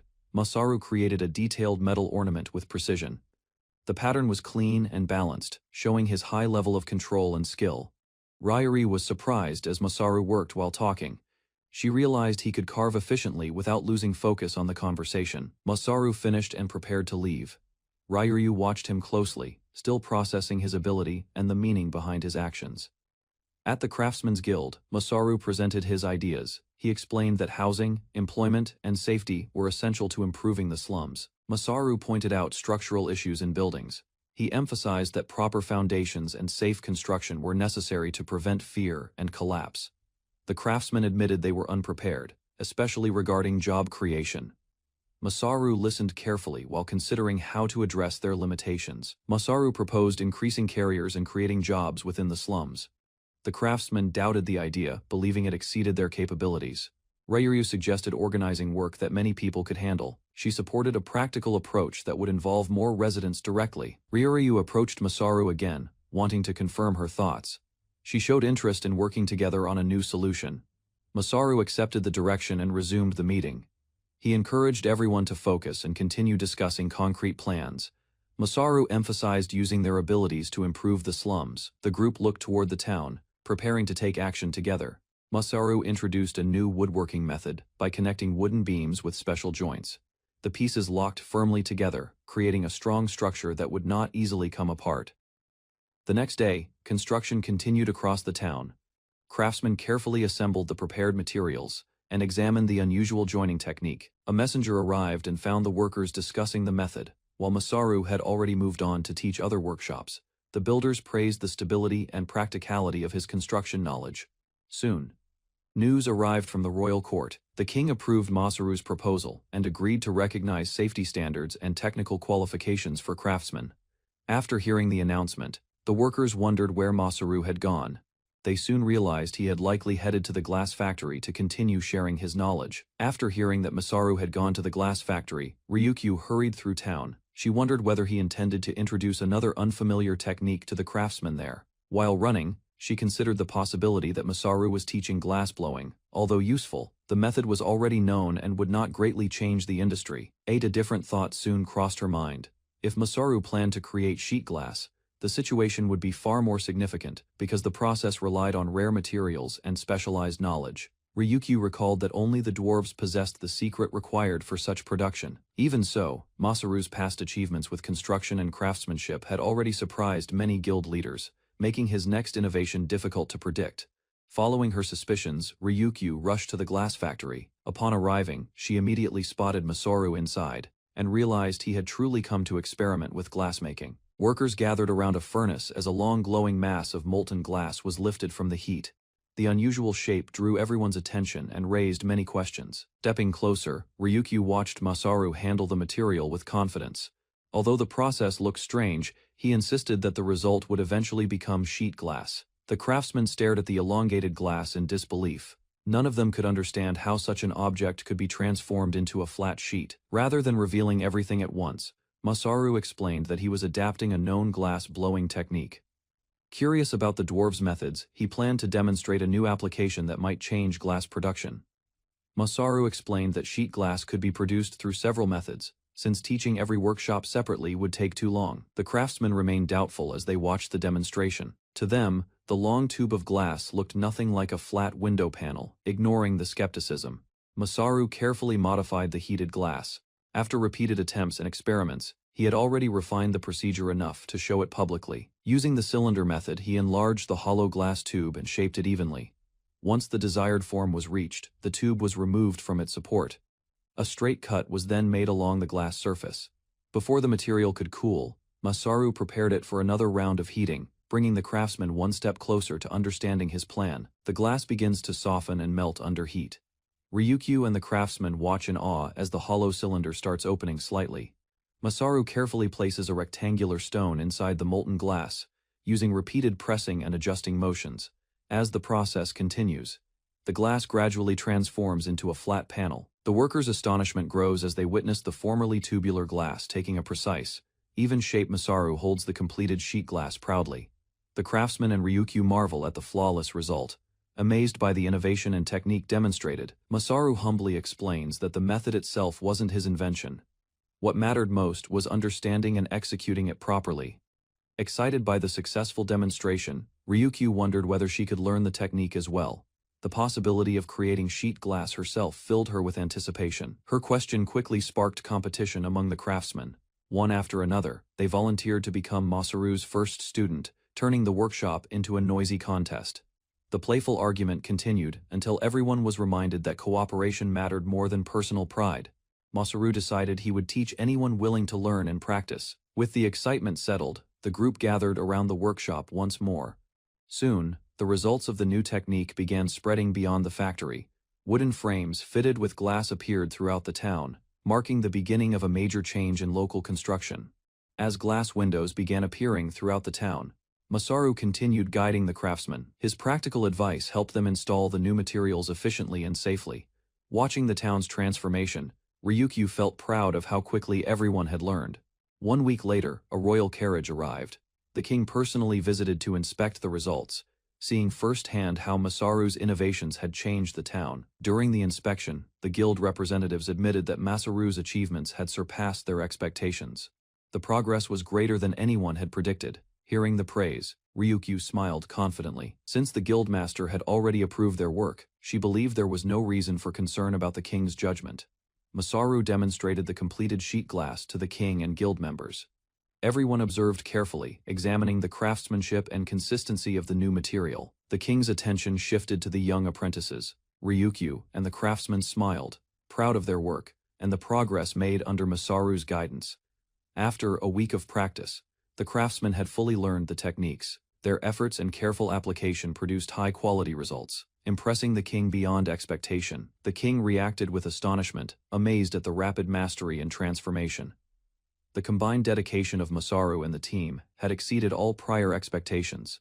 Masaru guided King Axion into a poor district of Gratis Kingdom. The king expected decline and disorder, but the sight before him left him speechless. Nearby, Masaru revealed rows of modern-style shops built with large glass windows. The unusual design immediately caught the king's attention. Through the glass, products were clearly visible from outside. The king realized customers could understand a store's offerings at a glance. Further along, Masaru showed planned displays, organized shelves, and bakery windows that allowed visitors to watch work inside. Finally, he explained that expanding shopping streets would create jobs and support new housing, forming the foundation for the district's growth. Masaru guided the group through the renovated district. New buildings rose beside improved roads, while drainage channels and wells kept the area clean and functional. As the tour continued, he explained that controlling water usage was essential for maintaining the city.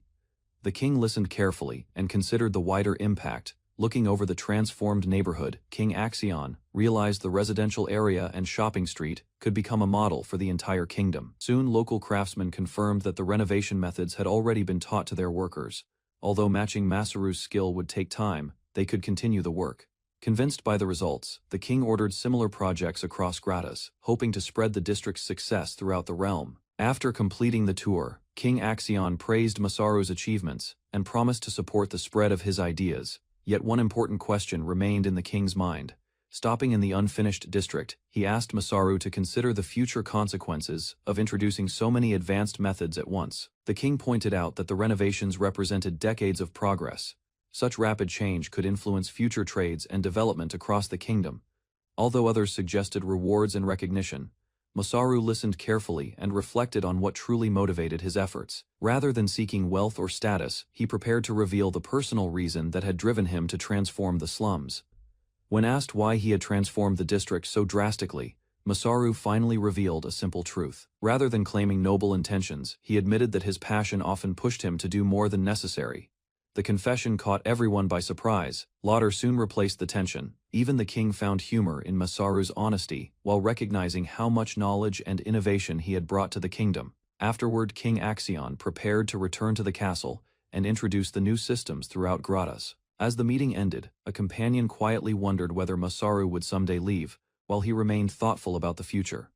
Masaru explained that several tasks still remained unfinished.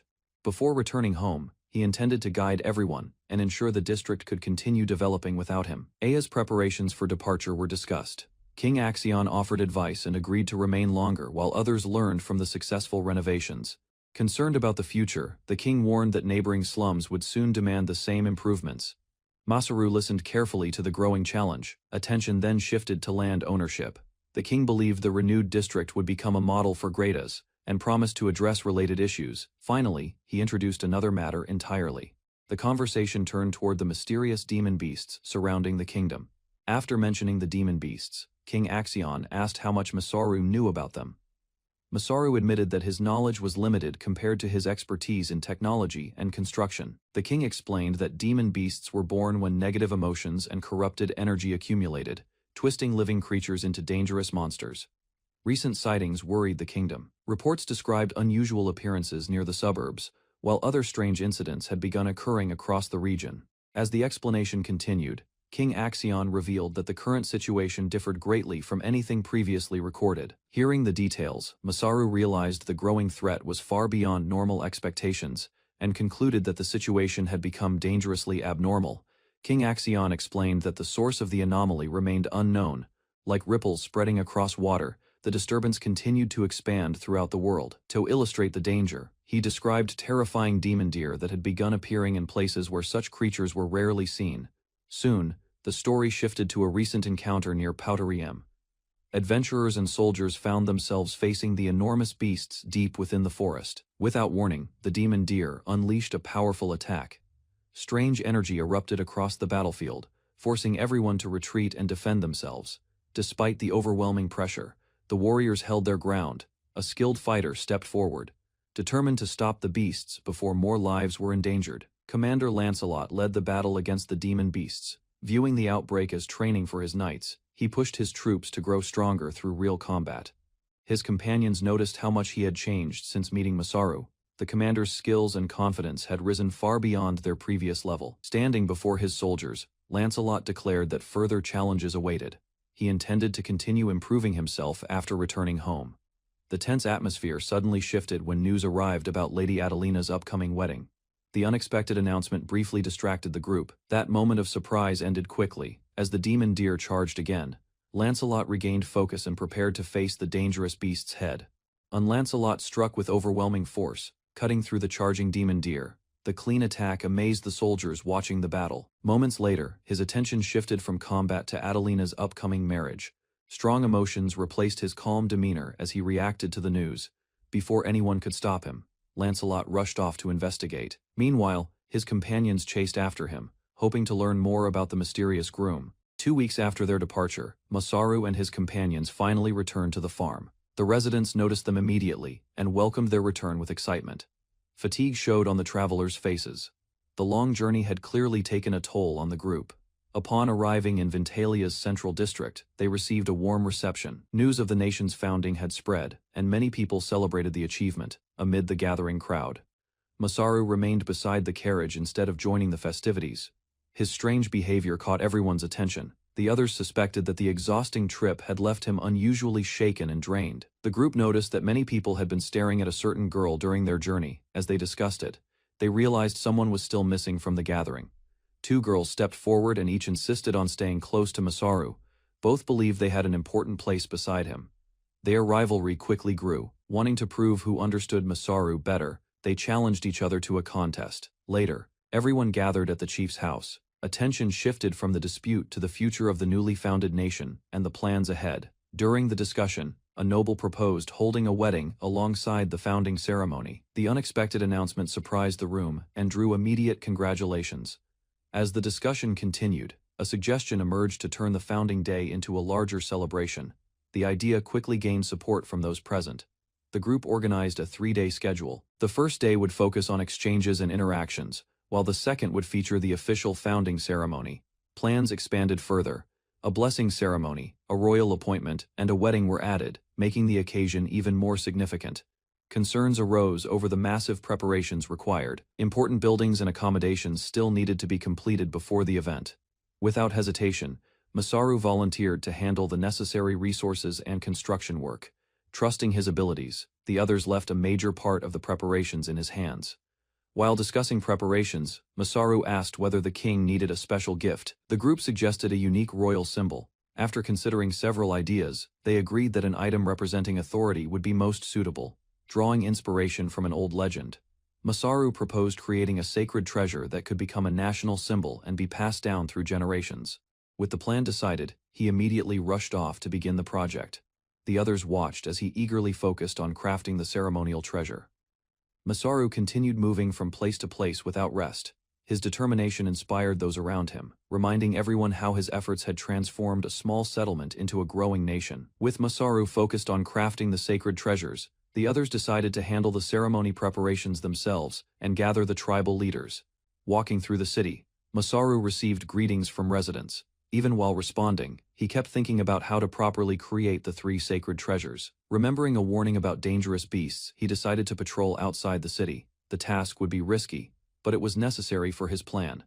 Before leaving, Masaru resolved to support the city from behind the scenes and take care of unfinished matters. Looking over the growing nation, he chose to design the treasures as symbols of everyone's efforts.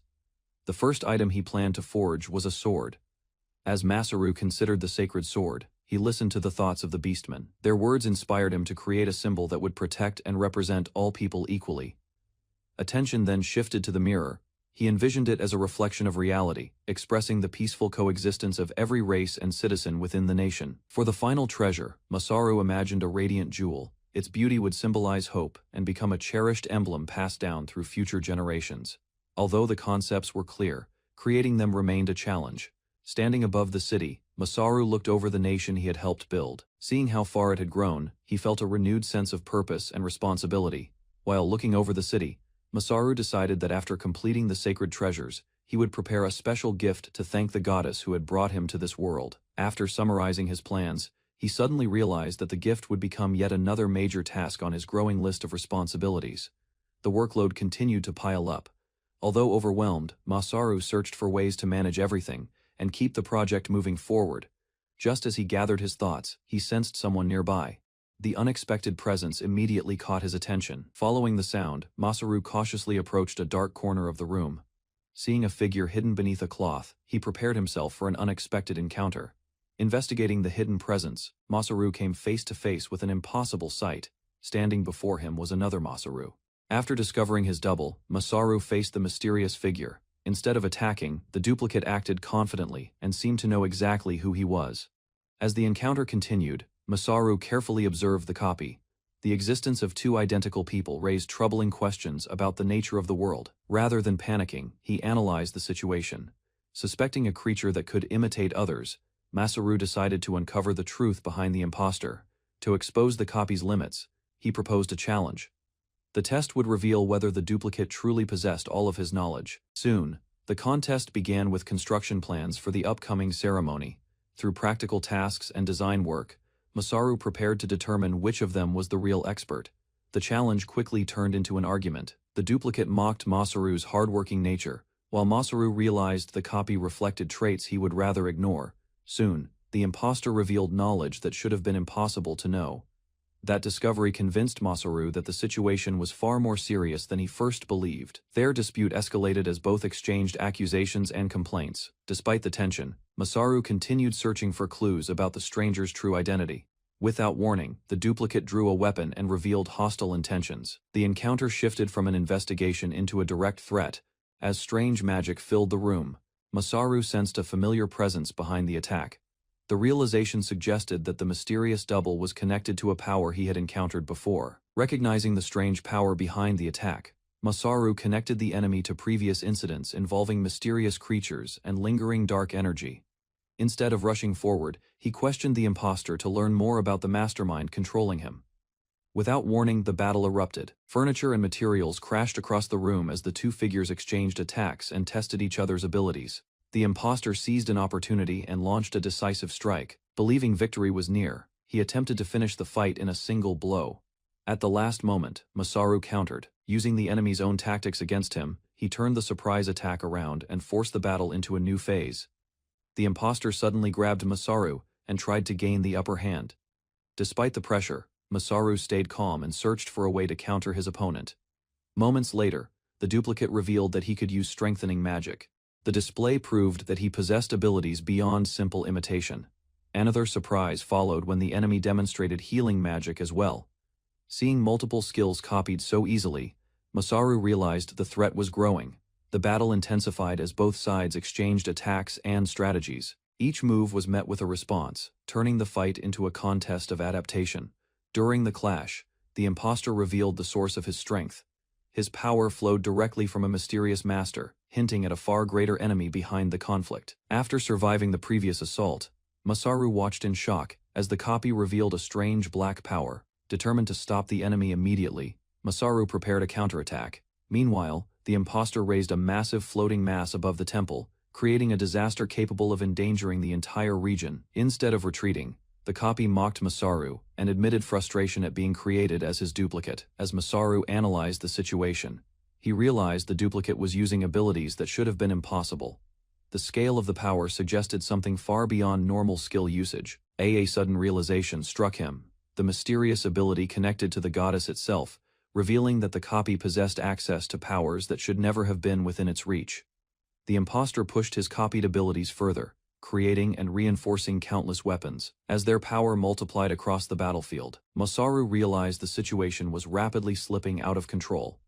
Confident of victory, the duplicate declared that this battle would end Masaru's life. Believing there would never be another chance, he prepared a decisive finishing attack. A massive barrage crashed through the area, tearing apart structures and scattering debris everywhere.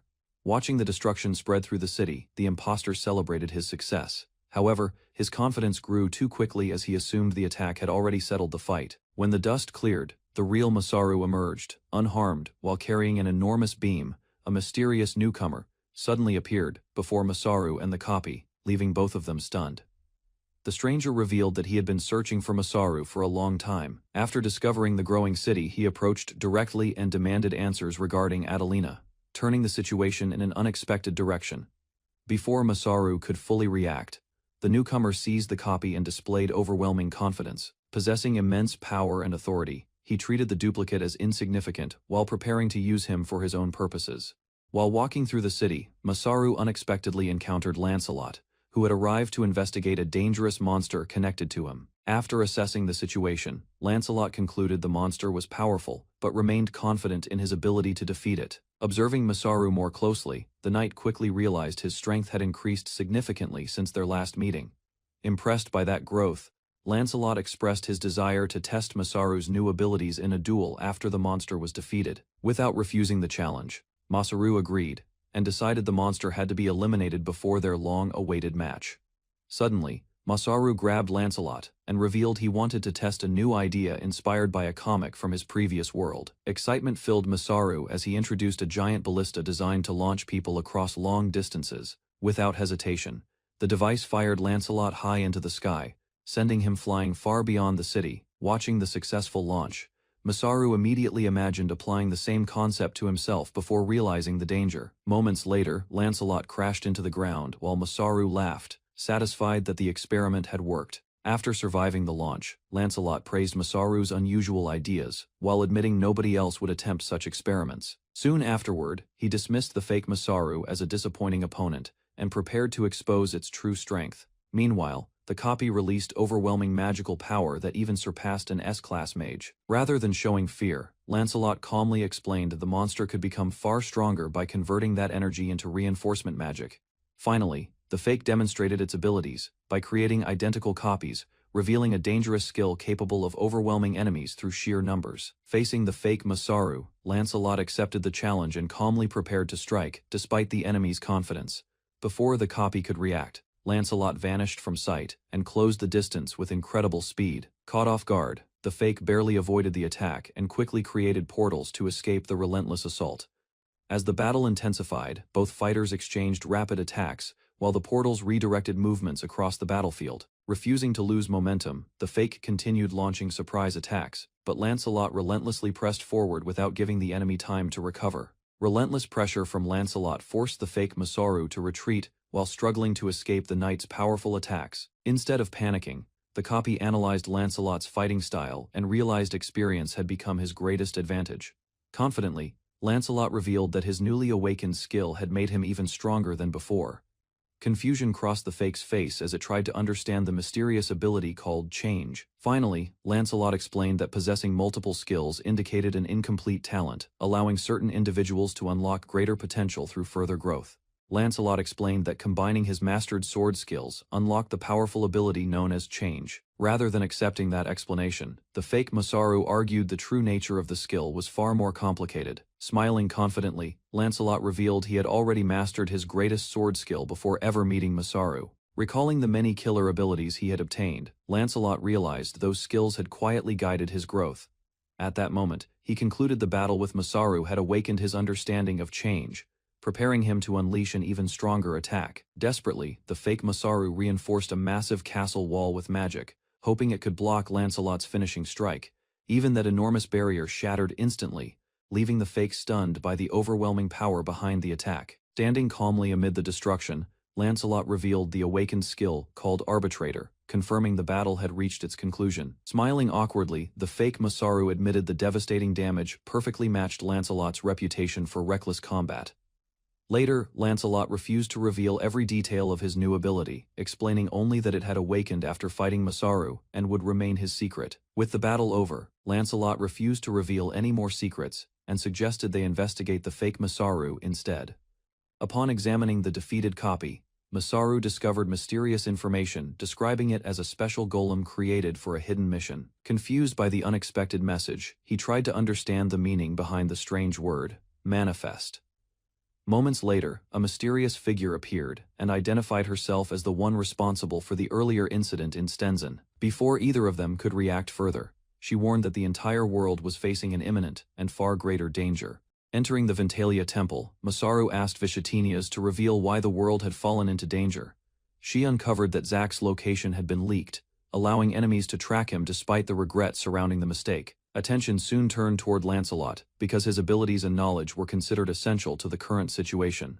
Meanwhile, Visatinias explained that the increasing monster attacks originated from negative energy spreading throughout the world. Finally, Masaru recognized the description as the same destructive entity mentioned in stories from Earth, confirming the approaching threat. Vicidias revealed that the true source of the world's corruption was the Demon King, the origin of all evil. Her explanation showed that the gods acknowledged its existence, allowing the world's balance to shift toward destruction. Hearing the revelation, Masaru quietly realized the crisis centered on the Demon King, described the Demon King as a force capable of bringing civilization to ruin and driving the world toward collapse. Despite understanding the threat, Masaru learned that the gods could not directly interfere, leaving humanity to confront the coming disaster. Vichatinias explained that the Demon King's appearance was a disaster capable of shaking the entire world. She continued by revealing that the Demon King formed from negative energy and had to be eliminated before reaching full strength. Hoping for an answer, Masaru wondered whether a hero existed to defeat such a terrifying enemy. Instead, Vicinias clarified that he was never chosen as a hero, but as the catalyst for humanity's progress. Finally, she warned that the Demon King had already taken interest in Masaru, making him an important target in the coming conflict. Faced with the overwhelming threat, Masaru jokingly suggested leaving him out of the conflict, though he knew the Demon King sought to stop civilization's growth. Instead of relying on a hero, he proposed forming a powerful squad led by fighters like Lancelot to battle the demon beasts. Vicinius pointed out that protecting the people remained the highest priority, despite every possible strategy. Further details revealed that the Demon King could create a powerful duplicate, making its capture and identification far more difficult. In the end, both realized the Demon King's true identity remained completely unknown. Vichatinias urged Masaru to strengthen their cooperation until the Demon King crisis was resolved, knowing both he and Ventalia would become major targets. Remembering the upcoming ceremony, Masaru accepted the situation and hoped everything would proceed without trouble. Standing beneath the moonlit sky, Vicinias expressed quiet anticipation for the ceremony, while reassuring Masaru before departing. Confidently, Masaru promised to protect the ceremony and continue resisting the Demon King, no matter the danger ahead. Their meeting ended on a lighter note as Masaru joked about his declining faith, easing the tension before the challenges to come. Before leaving, Vichatinias encouraged Masaru to focus on his work while reminding him to act like a proper god, despite his nervousness.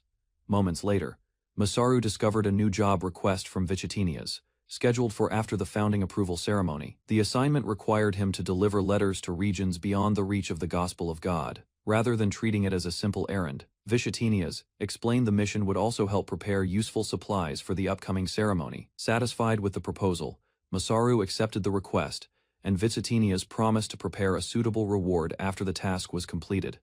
Vichatinias handed Masaru a glowing magic jewel and asked him to bless it with a small portion of his divine power. As the jewel shimmered, Masaru admired its beauty while noticing Vichatinia's joyful reflection inside the crystal.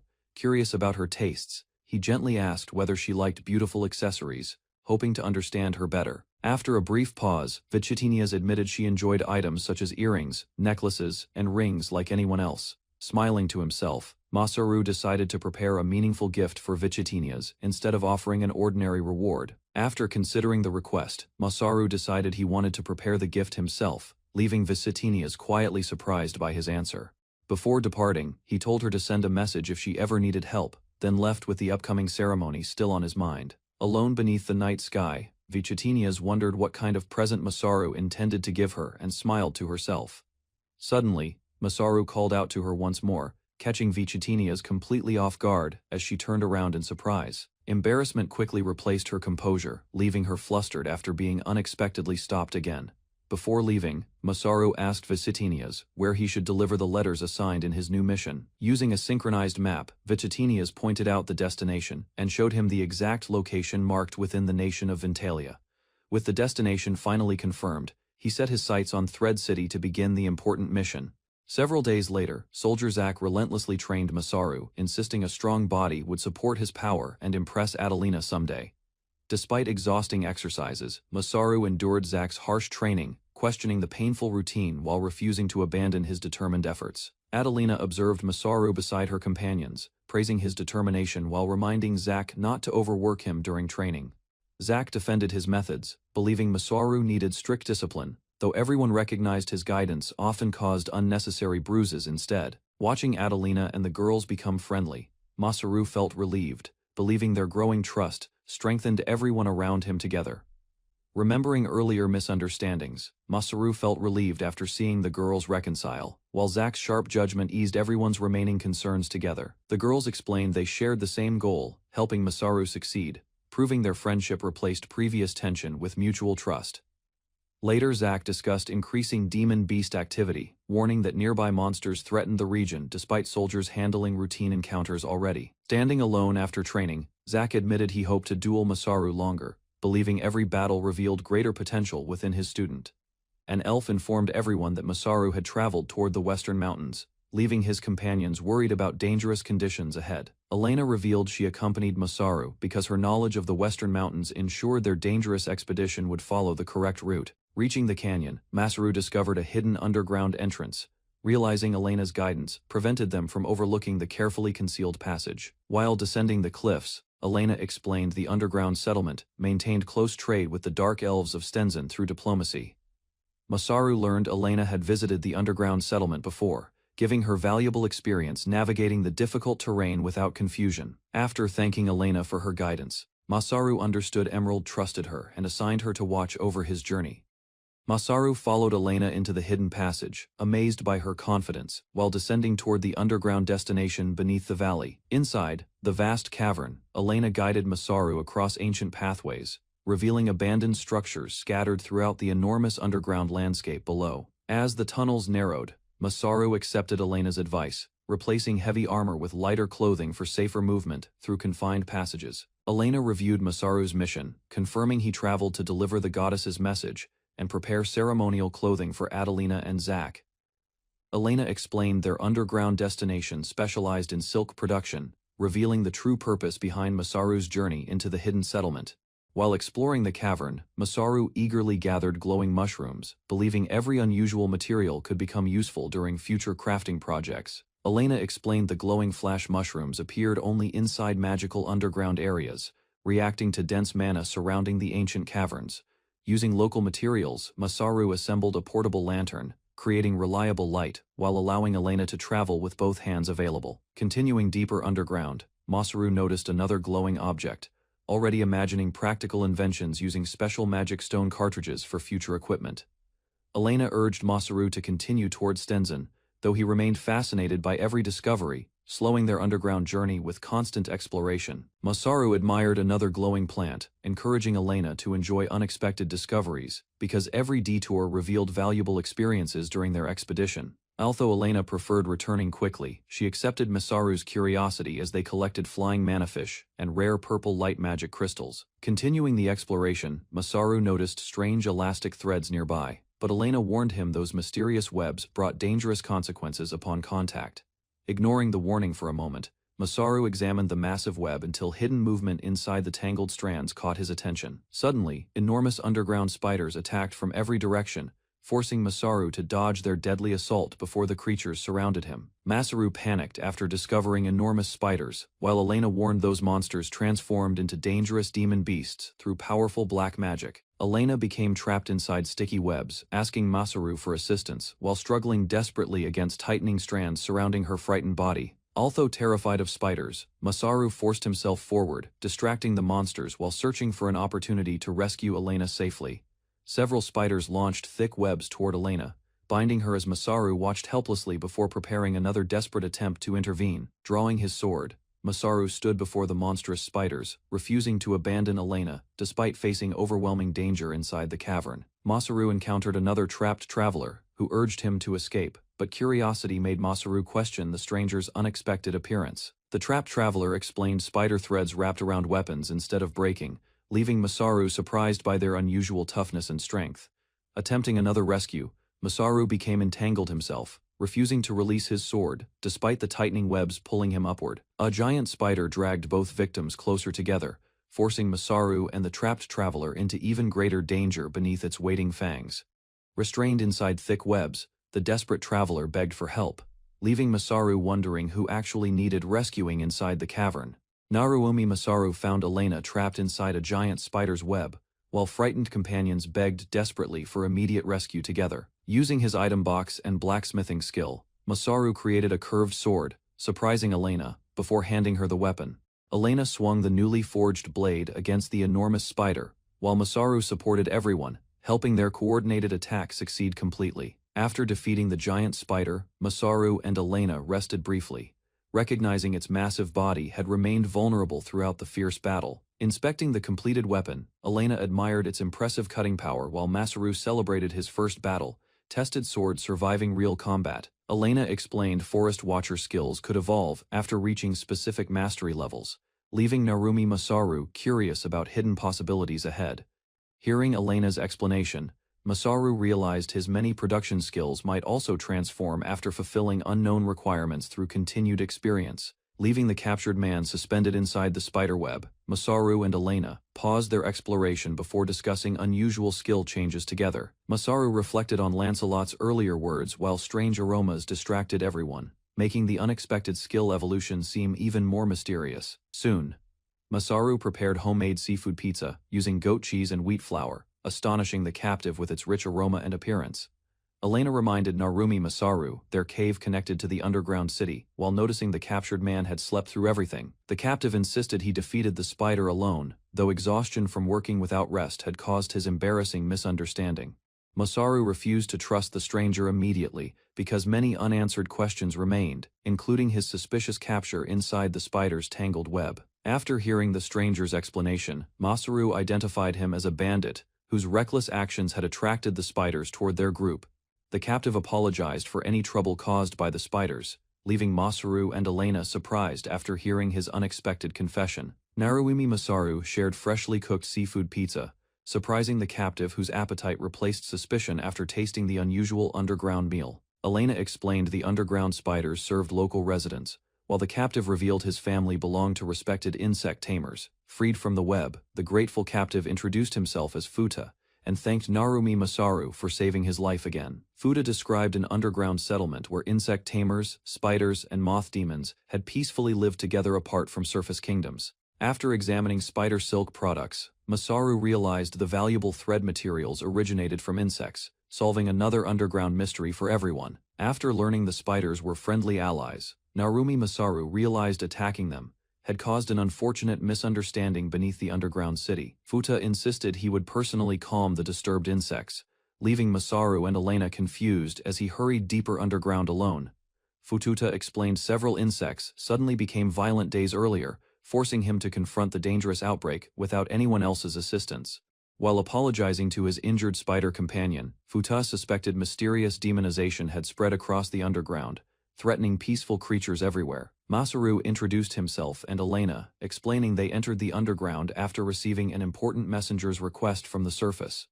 Narumi Masaru revealed the surrounding underground region would soon belong to an established nation, surprising everyone gathered inside the cavern. Futa struggled believing such astonishing news, realizing the underground city would also join the emerging nation through unexpected political changes ahead.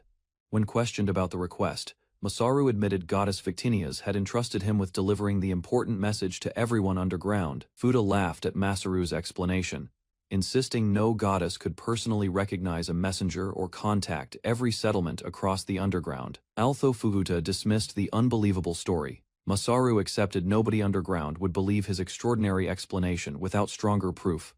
First, Narumi Masaru requested passage toward the underground city, explaining Goddess Victinias had already established schools throughout the growing nation beforehand. Futa volunteered as their guide, promising to escort Masaru and Elena, because protecting visitors matched his personal responsibility. Smiling confidently, Futa encouraged Elena to ask anything, declaring his willingness to support fellow companions despite considering himself ordinary. Futa explained, dark elves shared distant ancestry with powerful demons, causing surface people to fear their misunderstood underground communities for generations. Continuing the conversation, Futa praised Elena's remarkable beauty, explaining many dark elves looked attractive, although she impressed him the most. Futa praised Elena's graceful appearance, causing Narumi Masaru to feel embarrassed while listening beside the surprised dark elf together. Suddenly, Goddess Victinias contacted Masaru through a magical message asking whether he truly liked dark elves, without any warning beforehand. Watching Masaru argue with the unseen sender, Futa guessed someone from a distant place was communicating through mysterious magical means. After Masaru mentioned Goddess Victinias, Futa laughed nervously, realizing the unbelievable story might actually contain genuine truth, despite his earlier doubts. Another message arrived, leaving Masaru worried because proving Goddess Victinia's existed remained impossible during ordinary conversations with skeptical listeners. Goddess Victinia's praised her own beauty beside Elena, leaving Narumi Masaru embarrassed as both women unexpectedly became the comparison together. Victinia's interrupted again with another message, but Masaru refused distractions because he remained focused on completing his important underground mission. Continuing the journey, Masaru reminded Victinia's to investigate the Demon King while he concentrated on reaching the requested destination. Following Fuda across narrow underground pathways, Masaru and Elena advanced carefully until the hidden city's entrance finally appeared before everyone. Reaching a high overlook, Masaru smiled with amazement after discovering the vast underground city stretching beneath the enormous cavern before them. Ancient buildings, towering bridges, and peaceful streets revealed the underground city's remarkable scale, leaving the travelers impressed by its breathtaking scenery.